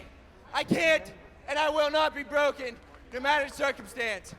Showtime MMA brand, everybody. Thank you. I got to ask you, do you give a shift? That's with an FT. We give a shift, buddy. Schoenfeld's Garage, Duncansville, PA. Come check. Who else do you want to thank? You didn't get here alone. You fight alone, but a lot of people help you get here. Who did that for you? First of all, I want to thank my parents and family. Second of all, Josh Hummer, my head coach.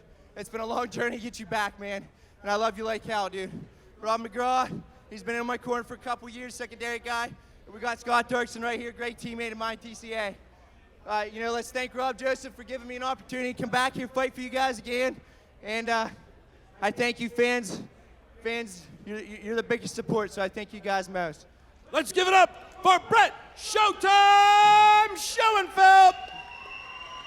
We've got our co-main and main event coming up. We're going to take just a very, very brief 5-minute intermission. Then our co-main and main event will be taking to the cage. Well, what a great fight. Schoenfeld doing what he does best, showtime. We're going to be heading to a quick commercial break for us and a brief intermission. Please sit tight, and we'll be right back with our next fight of the evening.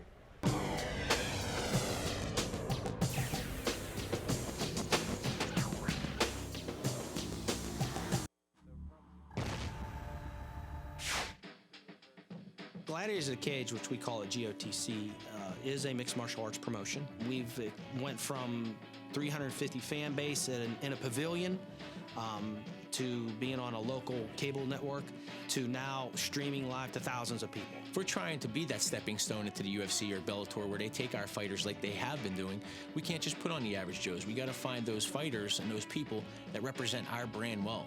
I kept getting fights and fight after fight, and they'd find me good opponents that were tough. And I mean, I just like they never threw just like a schmuck at me just to sell tickets. They always found me somebody who would help progress my career, and I mean, it definitely helped me get to the level that I'm at now. So You have the feel of the major league show at a reduced price.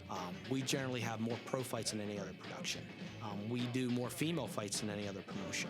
Once the fans have come to the shows, I think that they're going to be hooked, for sure. And women, people think that this is only a man's spectator sport, but it's not. You see a lot more women not bringing their men so much, but actually girls are coming to the event to have a girls' night out to watch the fights.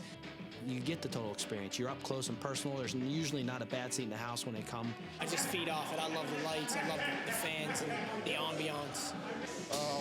When I do hear fans that are actually cheering for me specifically, it makes me feel like I'm appreciated. We don't want the fan just to come to see a fighter. We want the fan to come to see the entire production.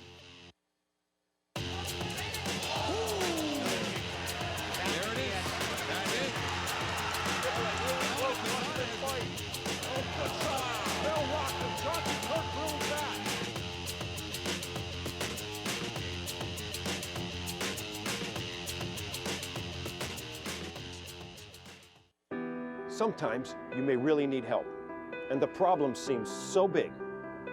If you're hurt, harmed, or injured, we're right here. Flaherty Fardo, no one will work harder to help you.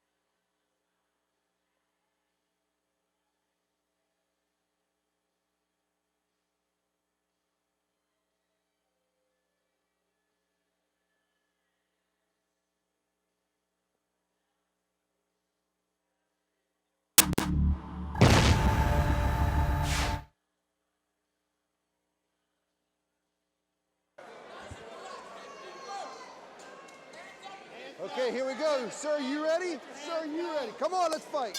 We're ready for our Chuck, fifth match of the evening. This fight is brought to you by Oh, kicksandall.com. Quick punch. Leighton caught him really early with that punch, really rocked him, and now he's going for the neck.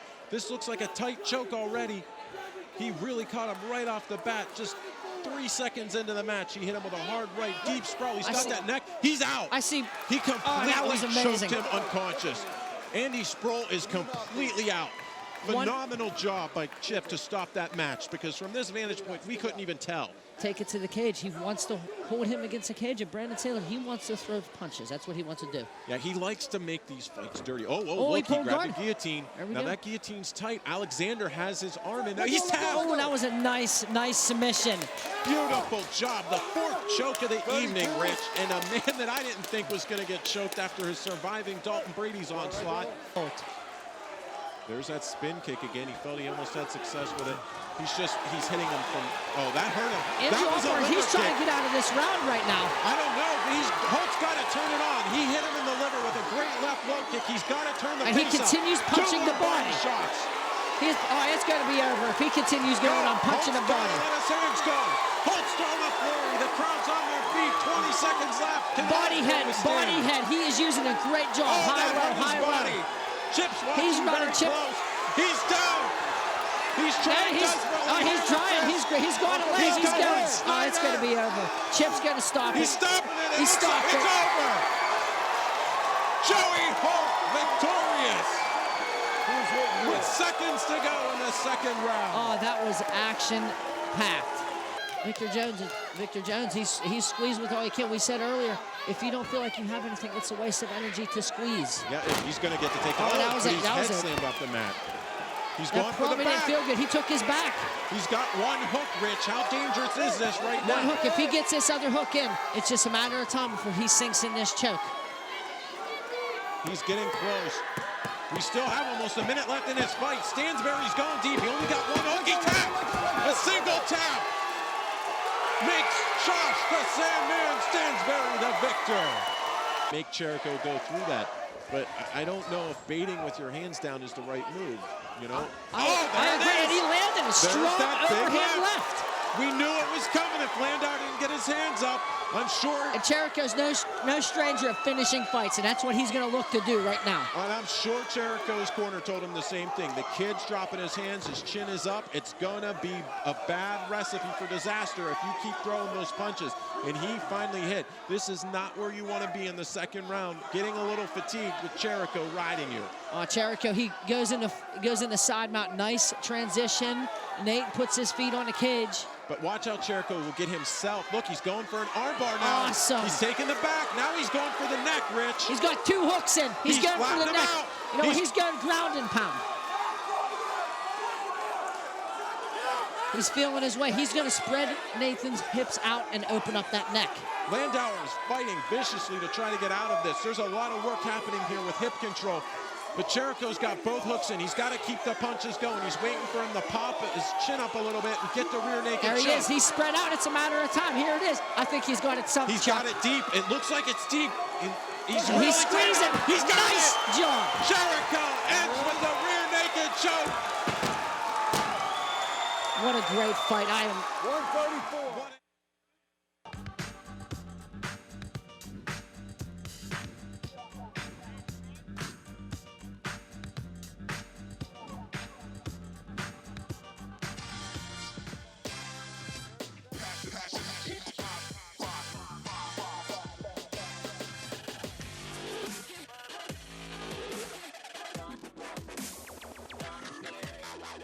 I truly believe games are a contribution to popular culture, and great audio combined with great music can truly elevate a good game into a great experience. And I create memories with ice, and that's what's nice about it. It's a recyclable art form. So sitting down with an attorney, making sure that you feel comfortable with them, making sure that they have the time, skill. Welcome back to Gladiators of the Cage 20. We are all set for our next professional fight of the evening. Let's go to the tail of the tape. Louis Rumsey, he's 26 years old. He's 5'11". He weighs in at 215 pounds. He has a mixed martial arts record of 11-13. He's going up against Robert Morrow, 30 years old. He's 6'3", 215 pounds, with a mixed martial arts record of 23-20-1. Let's go down to Dan Bogan for the official introduction of these fighters. Our co-main event is up next. And we need from the blue corner, fighting for Gilbert Grappling, Rob Morrow to the inspection area cage side. Rob Morrow. And Stephen Cruz cage side.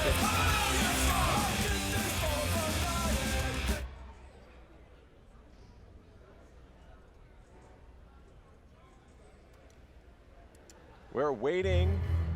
There it is, the music for our next contestant, ready to compete at Gladiators of the Cage 20. Rich, what a card so far. We've seen a little bit of everything in the last two fights as the action and the pace really stepped up. Yeah, it has. It has been definitely picked up the last couple fights here, and I think everybody's just getting a little fever. And these are great matchups, by the way. Yeah, they I really didn't get a chance to mention that. Everybody's basically pretty evenly matched. Yeah, and I want to go on record and thank the fighters this evening. The fighters that are here competing this evening, some of these guys had to shuffle around on the fight card. Some of them had to take other opponents on short notice.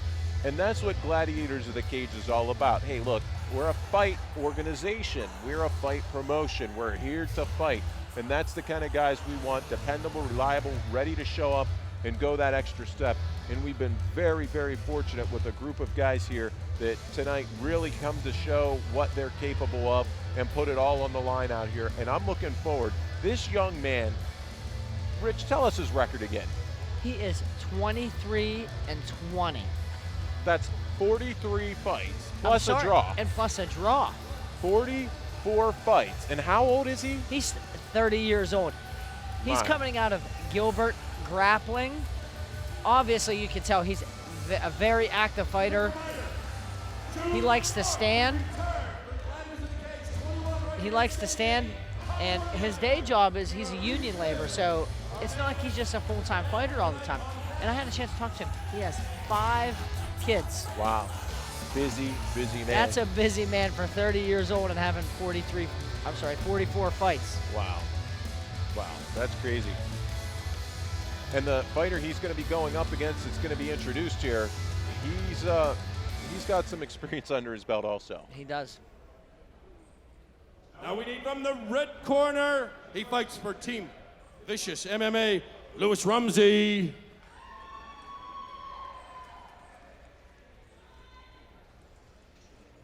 We're just awaiting the music for our next contestant, and here it is.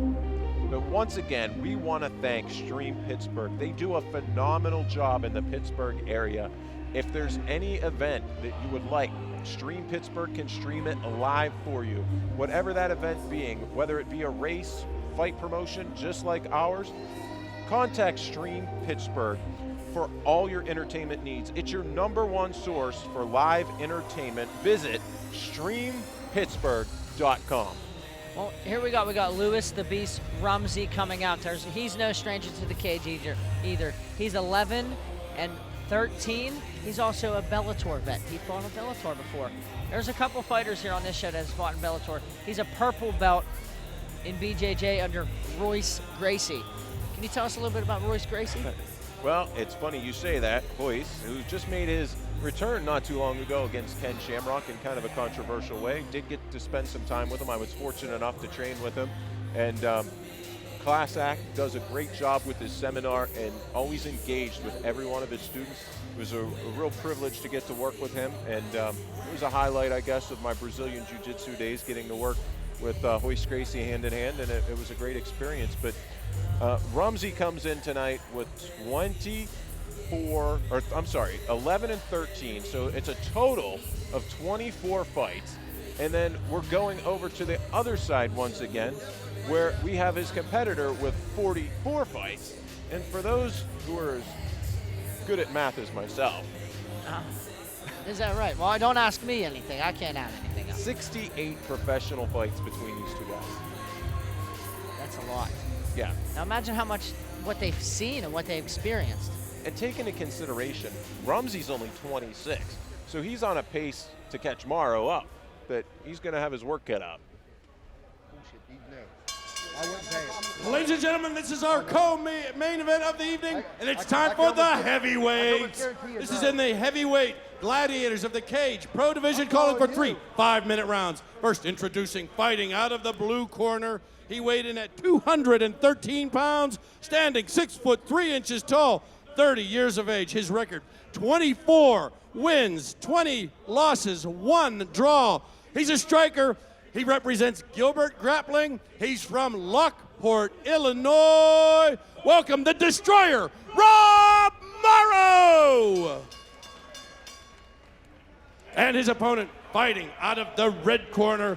He's 213 pounds also. 5 feet 11, 26 years of age, an 11-win, 13-loss record. He's a freestyle fighter. He fights for Team Vicious MMA. From Williamsport, Pennsylvania, welcome Lewis the Beast Rumsey.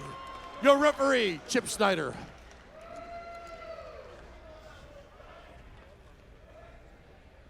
Now Chip Snyder's going to get us underway. As I was talking about, Lewis Rumsey, who's no stranger to the ground. He was also a wrestler his whole entire life. Let's do it, come on. And he didn't make the national team for freestyle wrestling, but he was an alternate on a national team. Well, that's some high-level wrestling there. Do not blink.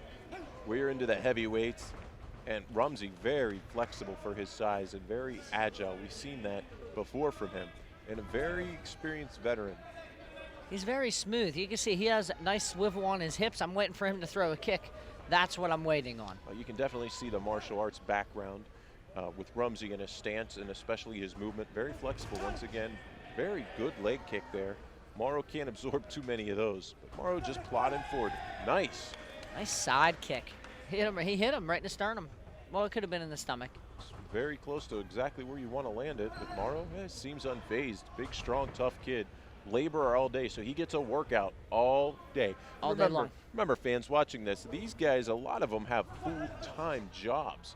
You know, where you see some of these professional fighters who have a lot of sponsors and the Ultimate Fighting Championships and so forth like that. Oh, Rumsey nice got rocked. Right. Huge right hand by Morrow. Rumsey trying to recover. Morrow has to unleash. He's got Morrow. Oh, he hurt him again. We're done. He hurt him. Rumsey dropped down. He grabbed the leg. It's done. Snyder comes in, and this one is already over. Well, Charlie, you told us not to blink, and I think something happened. He went out. Wow, Hey, it happened really, really quick. What power these heavyweights possess.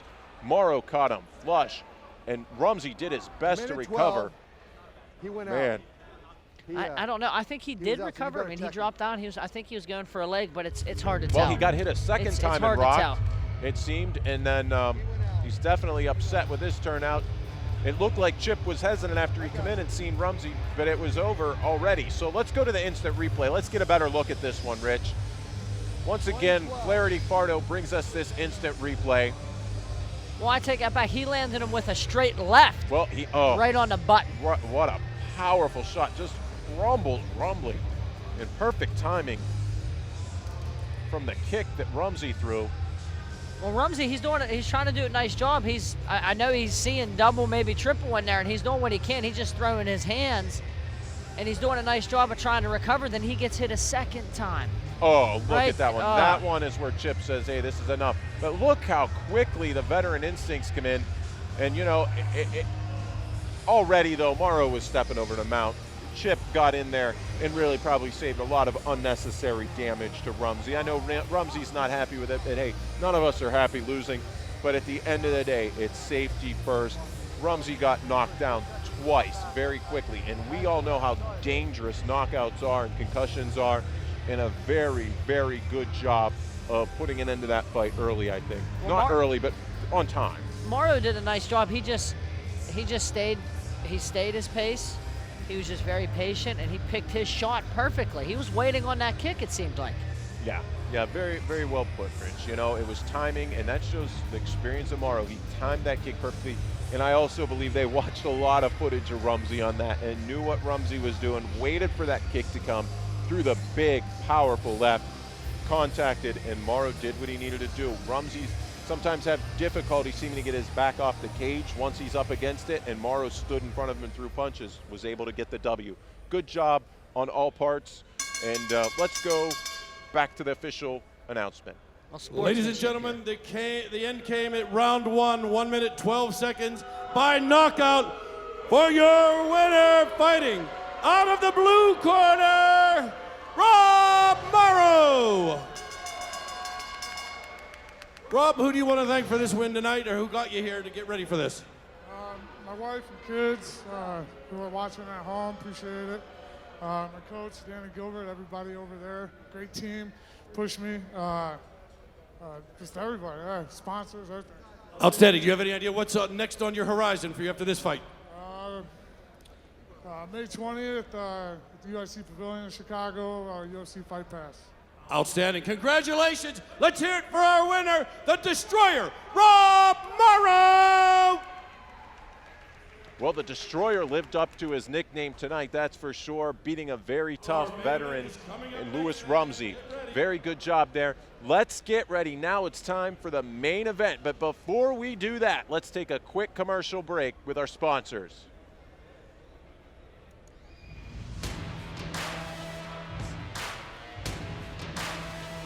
Mr. Dan Cacuda. He's just good. Look at it, just smooth, moving his head back and forth.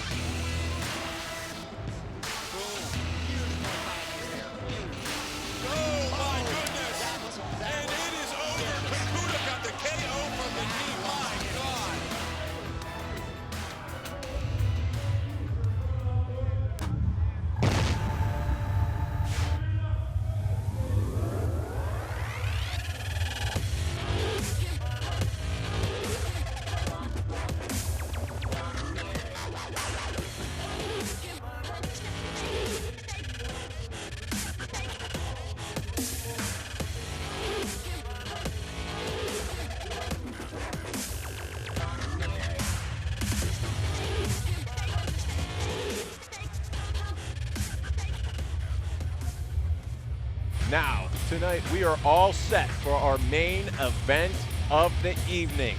Let us go to the tail of the tape to find out more about these fighters. Here we go.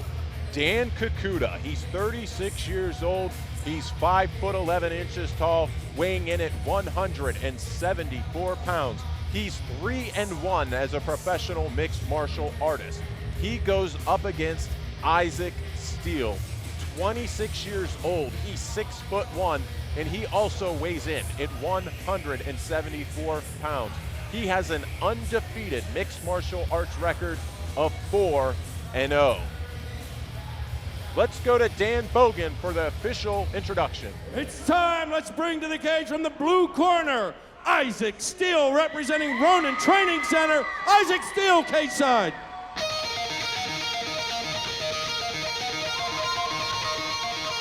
The music is on. Isaac Steele getting ready to make his way down. What a great song to enter into, Rich. I agree. Now, at 26 years old, he's 4-0.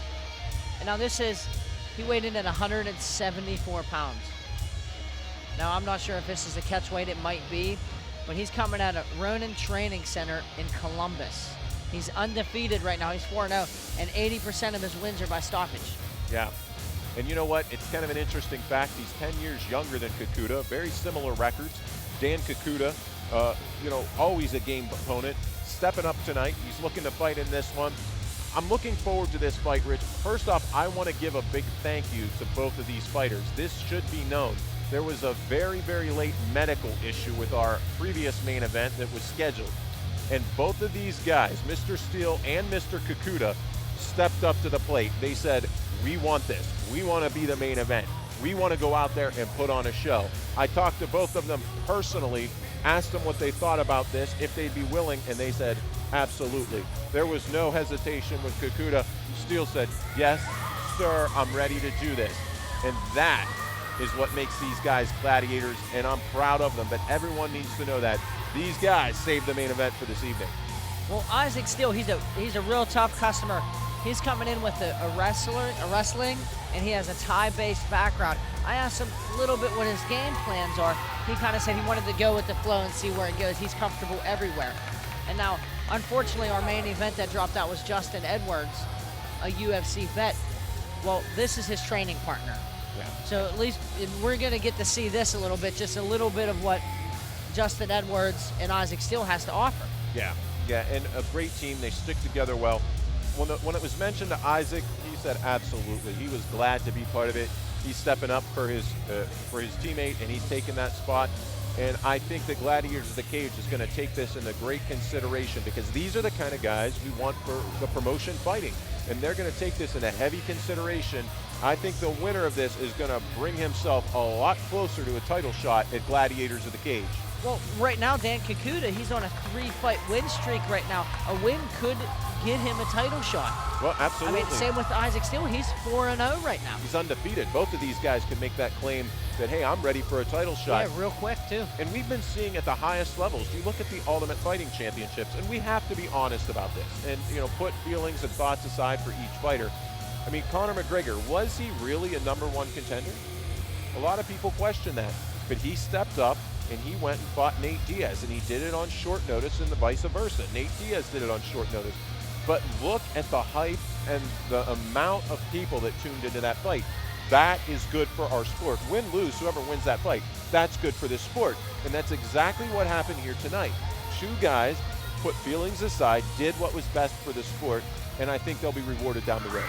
And for the fans to understand, they were coming in thinking they're going to fight 5th tonight. And then we had a little bit of talk with them, and they got pushed back to last. Yep. Now that's a big pressure change. I mean, that's a lot longer you have to sit there and soak in your thoughts. Yeah, well, I'm really looking forward to this fight. This is main event quality, in my opinion, in any promotion. Now from the red corner, he fights out of Pittsburgh Muay Thai and Rights Gym, Dan Kakuta. Mr. Kakuta has a big following in the Pittsburgh area. This is his hometown of training. I can't wait to see what's going to happen here tonight. Well, he trains out of Pittsburgh Muay Thai and Rights Gym. Okay, Pittsburgh Muay Thai.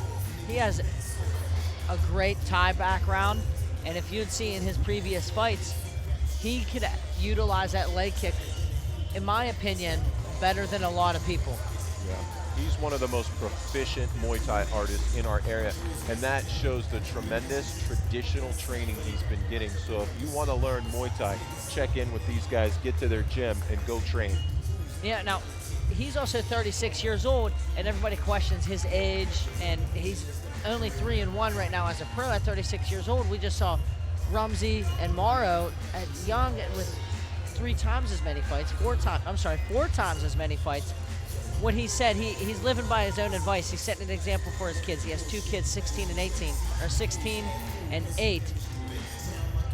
And he always tells them, hey, go after your dream, don't quit. And he had to live by his own advice. And so he picked up after not fighting for a couple years and said, I'm going to go do it, and I'm going to do it for my children. Great story. There's always a great story behind not only each fight, but each fighter. And before we get into this final match, 2 sponsors we'd really like to thank. Number 1, I would like to thank, brought to you by one of our friends, Slice on Broadway. What pizza they make. Awesome food, located in Beachview and Carnegie. They're opening a new location at PNC Park. Slice on Broadway. It's real pizza. And the second is brought to you by Red Ribbon Sodas. Drink Red Ribbon Sodas at... Awesome.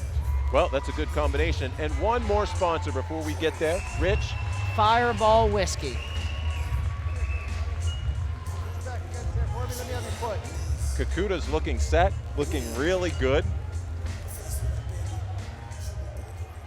Getting ready for the official introductions by Dan Bogan.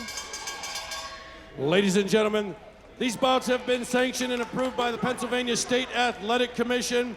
The executive director is Mr. Greg Serb. Your commissioner ringside, Rick Steigerwald. Your chief inspector, Ron Russitano. The judges for tonight's event have been Phil Rogers, Todd Krushka, and Drew Long. Your referee for all of our fights, Mr. Chip Snyder. Our timekeeper at the bell, Stephen the Hammer Kruth. Your physician at ringside, Dr. Lawrence Biskin. I'm your ring announcer, Dan Bogan. Our Gladiator girls have been Ashton, Crystal, and Emma. Ladies and gentlemen, this is your main event of the evening. Epic Leap Entertainment and Fireball Whiskey present 3 5-minute rounds in the professional Gladiators of the Cage welterweight division. First, fighting out of the blue corner. He weighed in at 174 pounds. He's 6 feet 1 inch tall, 26 years of age. He is undefeated at 4 wins, no losses. He's a wrestler. He represents Ronin Training Center from Columbus, Ohio. Isaac Real Steel.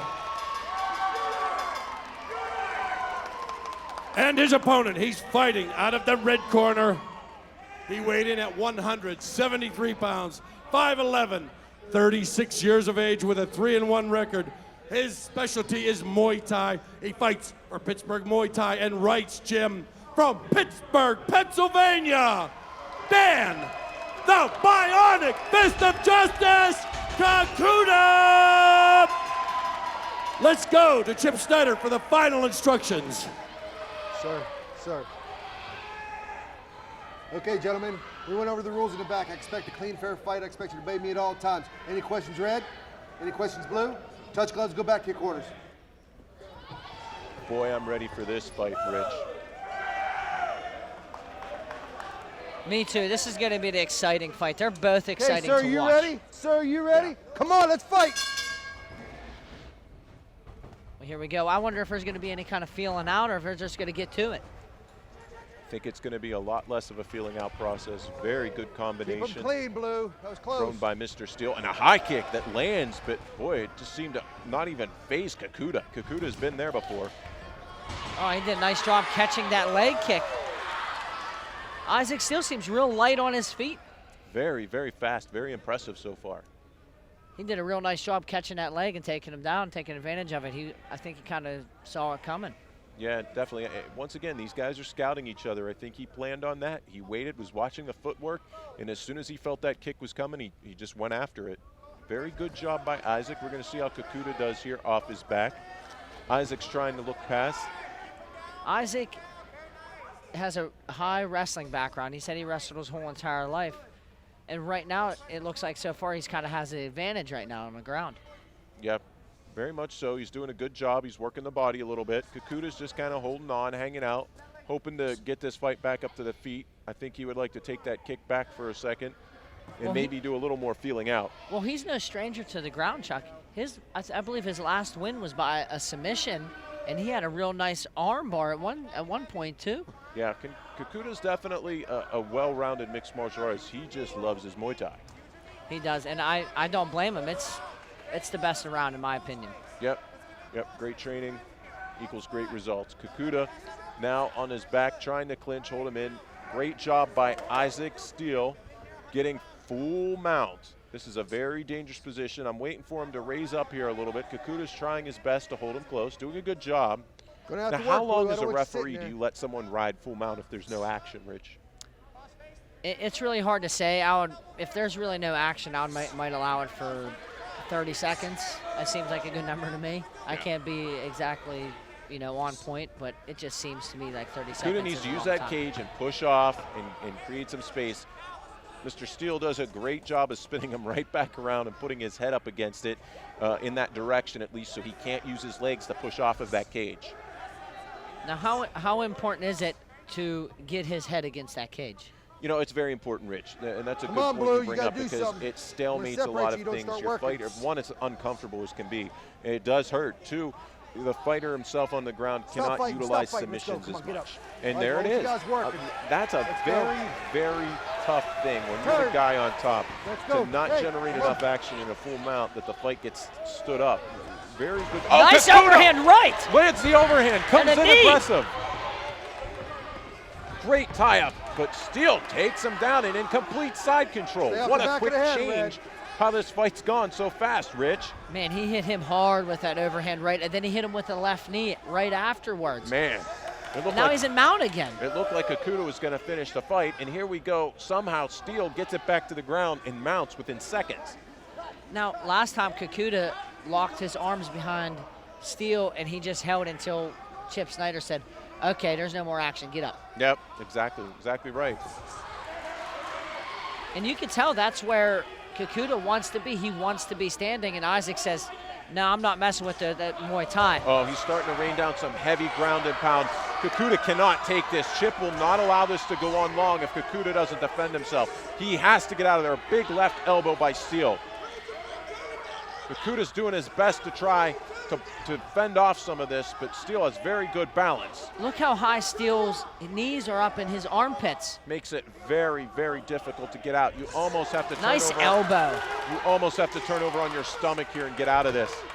I don't think Snyder's going to let this go much longer. I don't know. He's hitting him with some nice elbows. Oh. There's some ground and pound.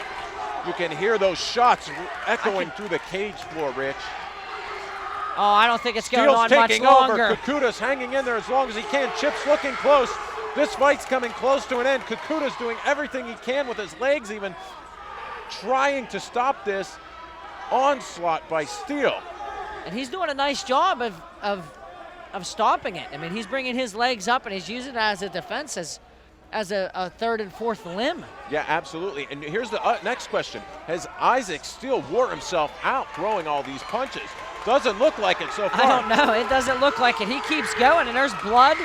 Oh, this is getting close. Chip Snyder's a good referee at letting things go. Kikuta's trying to cover. Only 10 seconds. Will Chip let this go on because it's the 10-second warning? This is good. I want to see this go to a second round. Oh, wow. Chip Snyder lets it go. Now coming after that, how hard is it going to be for Kikuta to come back after that? That was an onslaught of punches. Kikuta, his eyes definitely bother him. He could have a broken orbital. He took some huge elbows in that, and we was talking earlier about not seeing a lot of elbows tonight. That made up for the whole fight card right there, those elbows. I agree. Now, do you think Isaac Steele maybe punched himself out on that? There's a very good chance, and not only that, he knew how close he was. How demoralizing is it that you didn't get to finish it?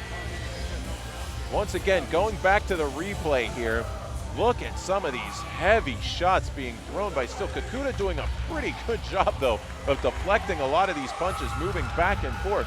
But when he starts bringing those elbows straight down and gets all of his body weight behind it, it starts getting nasty. Kikuta really takes some damage. We're already set. I don't know what's going on here. The doctors, it looks like, maybe taking a closer look here at Kikuta, making sure he's able to continue. Kikuta's a warrior. He's back up on his feet. He knows this is the main event. He knows the implications of this fight if he gets this victory. And like you said, he's fighting for a greater cause. Okay, it seems like the doctors are going to let him go on. Thank you. Look at Steele, how he's looking. It seems he's got his hands to his side. He's like, seems a little bit frustrated that this fight's going into the second round. You ready? Let's but fight. He took some wallops in that second round, or in that first round also, excuse me. Now, I'm looking to see Kikuta start utilizing his leg, but that right eye is damaged. Yep. Oh, good check with the elbow. That had to hurt Steele's shin. There we go, Steele going to the ground again. You know that's what the corner said, and you're also certain here, if Steele mounts, that Mr. Snyder's not going to let as much damage come down in the second round. I completely agree. I was actually kind of surprised that he let as much damage go there, but you know what? It's the main event. Kikuta's a warrior. He knows that. And I think he just let it go out of respect for both fighters. Well, Kikuta's going to hold on here for dear life around the head, it seems, and he's going to wrap that leg, and Steele knows that. He's got to try to pass this in advanced position. But look how Steele's dragging him to that cage. He's going to try to put Kikuta's head up against it and make life miserable. But Kikuta, hey, he's holding on tight. He needs that stand-up. And Isaac Steele, he's doing a nice job. He's controlling it. And he knows what he wants to do. Right now, he's just executing his game plan a little bit better than Dan Kikuta. Exactly. Exactly. And that's the risk when you take those kicks and someone, a wrestler, gives them the opportunity. It's a risk reward. Is this risk you know, worth the reward. And he's almost got mount again. He's almost mounted. He's got to get his foot out of there, Rich. You're exactly right. If he gets this right leg Come out, on, we got to work. He's almost in full mount right now. He just got to get his right foot out, and he will mount him again. And like you said, I don't see Chip Snyder letting him take his beating like he did. No, he took a lot of punishment in that first round, and he's already standing very, very close. Well, right now, Kikuta seems, when he opened up his guard a little bit, and he can slide that foot out. Yeah, Isaac Steele can. Big shots landed by Steele. Still showing why he's 4-0. I mean, just an unrelenting pace of ground and pound. This is the best display of ground and pound. Uh-oh, now the trouble's starting. Full mount for Steele once again on Kikuta. Kikuta has to try to spin his body and get his feet towards the cage, so maybe he can explode out of here. Steele, great positioning. Very, very good job. Oh, and a nice elbow. And he's utilizing those elbows, and you know what? That is the game changer right there. This is coming close to an end, I believe. Chip's not going to allow this to keep going on. The punishment's still coming down. Kikuta, look at that. What a fight. Warrior Kikuta is still trying to use his legs to get up under there. But look at Kikuta. He's defending a lot of those with his forearms, and Steele's got to be so careful. If he doesn't finish this fight, you know, it could go to a third round. Another big elbow. Another big elbow. You know what? Isaac Steele, he may be getting tired here. It's a very good possibility, Rich. And now Kikuta clamps down again, holding this down. He's not going to let him go. It almost looks like he's trying for a choke, but to no avail because the arm's on the other side. Now Isaac's continuously dropping these elbows. I don't know how much more I don't know how much more his face could take. It might cut up both eyes. Well, he's defending well, though, you know. He is.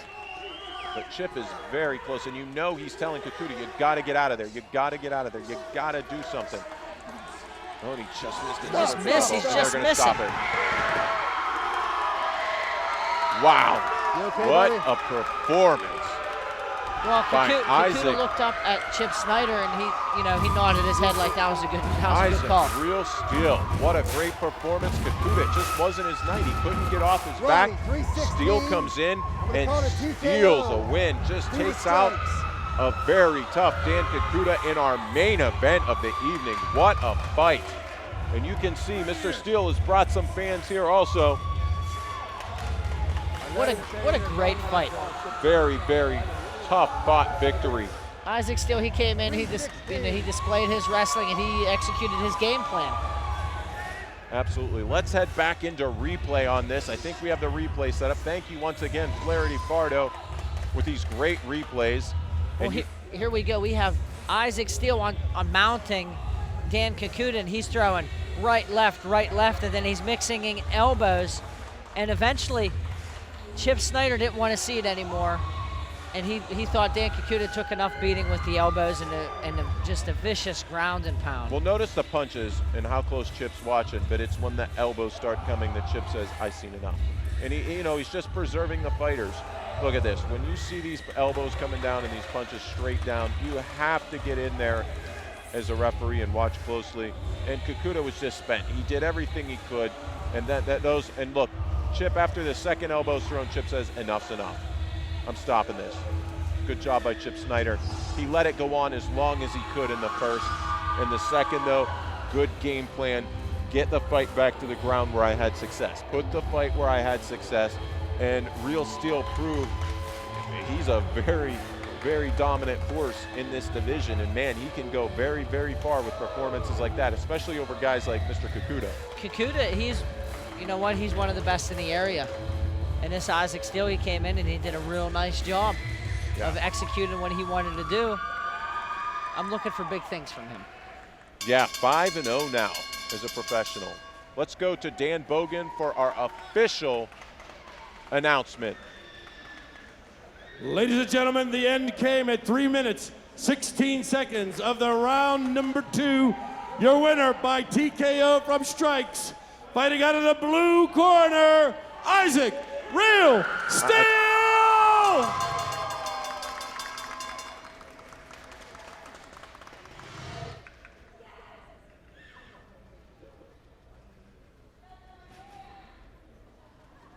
Isaac, congratulations. There's got to be some people you'd like to thank. Absolutely. Everyone that came out from Ohio to Pittsburgh, I mean, it had like I saw like 25 tickets. I mean, my team from Ronan Training Center, my boxing coach, my dad, Junior, come all the way, drove by himself at last minute. I need another corner. Everybody, my Lord and Savior Jesus Christ. Hey, Dana White, where you at, Dana? I'm ready for the UFC. It's been 3 years since I've been off. I'm 5-0. Give me that shot. I'll take it in 2 weeks. I'll take it in a week. Give me that shot. You took a brief couple of week pause from MMA, like 5 years worth, right? Was there any cage rust at all coming back in here tonight? I don't believe in cage rust. We train at Ronan Training Center in a ring, or a cage, excuse me. It's all mindset. You know, you come in and you know, you just got to take care of business. I have great training partners at Ronan Training Center. You know, my previous coaches and everything. The last 3 years, guys, I haven't stopped training, all right? You know, I hurt my ankle, broke my ankle and everything, and was out for a good year. And guys backing out of fights. I went to State Highway Patrol in Ohio. You know, just a little bit of a layoff as far as competing, but I'm always training. I'm always in the gym. Ask anyone who's around me. I'm training twice a day. I don't believe in training camps. I stay ready. So I think I broke my hand. He's got a really, really hard head. And, you know, once I come back from this, I think I deserve my shot. You know, I'm training with some of the best guys in the world on a daily basis, and it's my time. Dan might be the cement head of justice after this if he broke your hand. Hey, I see a lot of steel shirts over there. We want to thank you guys for coming to Pittsburgh, the Gladiators in the Cage. Let's hear it for our winner of the main event, Isaac Real Steel. Hey, real fast, I don't mean to take the mic from you. Pittsburgh, this is my first time here. We're probably going to go out and celebrate. Maybe Bar Louie, Jerome Bettis Bar. Come see me, guys. Hang out. It's been awesome. I love this town. I went to Philly once. I've never been to Pittsburgh. You guys have been awesome. I really appreciate it. You guys have a great crowd. And just you guys all be safe going home. Thank you very much. Isaac Real Steel. Ladies and gentlemen, we thank you for coming out to Gladiators of the Cage 20.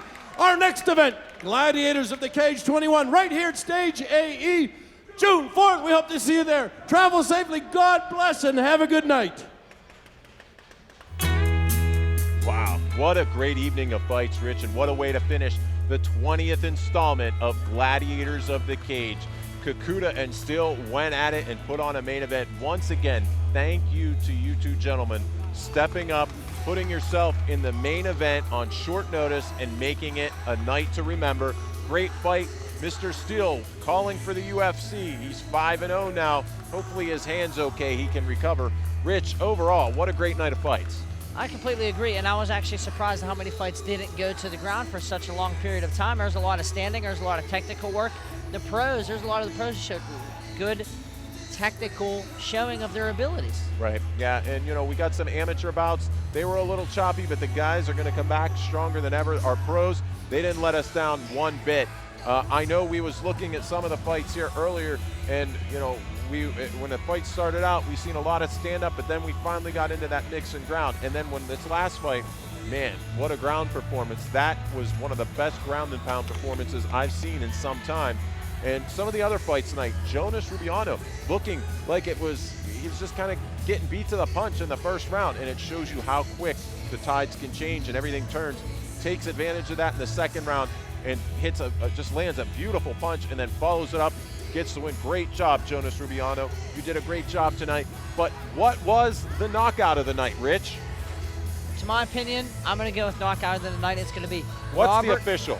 Oh, this is the official knockout of the night. How about that? I'm going to go with Robert Morrow over Louis the Beast Rumsey. I cannot disagree with that one. After that big first shot and then the finishing second shot there, I can't disagree with you one bit there. Now, what are you going to go with fight of the night? Fight of the night, there's a couple fights that we could definitely go to. But the fight of the night, definitely I have to go with Brandon Soku Saylor versus Corey Alexander the Great. It was a back and forth battle, but at the end, it saw Brandon Saylor taking the victory in a hard fought win. It could have went to maybe another fight, but I think this fight just had it all. They were fast. They really highlighted every aspect of mixed martial arts and did a great job tonight. No loser in that fight, And really. we're not taking anything away from Corey Alexander. No. I mean, it just all came down. It was a split decision. It could have went either way. Could have went either way. So your fight of the night goes to Soku Sailor and Alexander, the great knockout of the night, Mr. Morrow over Rumsey. And that concludes us here tonight. We want to thank once again all of our sponsors, everyone for tuning in and streaming live here from Pittsburgh, Pennsylvania, and all over the world. Thank you once again. Be sure to catch up with us. Our next installment, Gladiators of the Cage 21, right here in Pittsburgh, Stage AE, June 4th. We'll see you then. Thanks again. Have a great evening.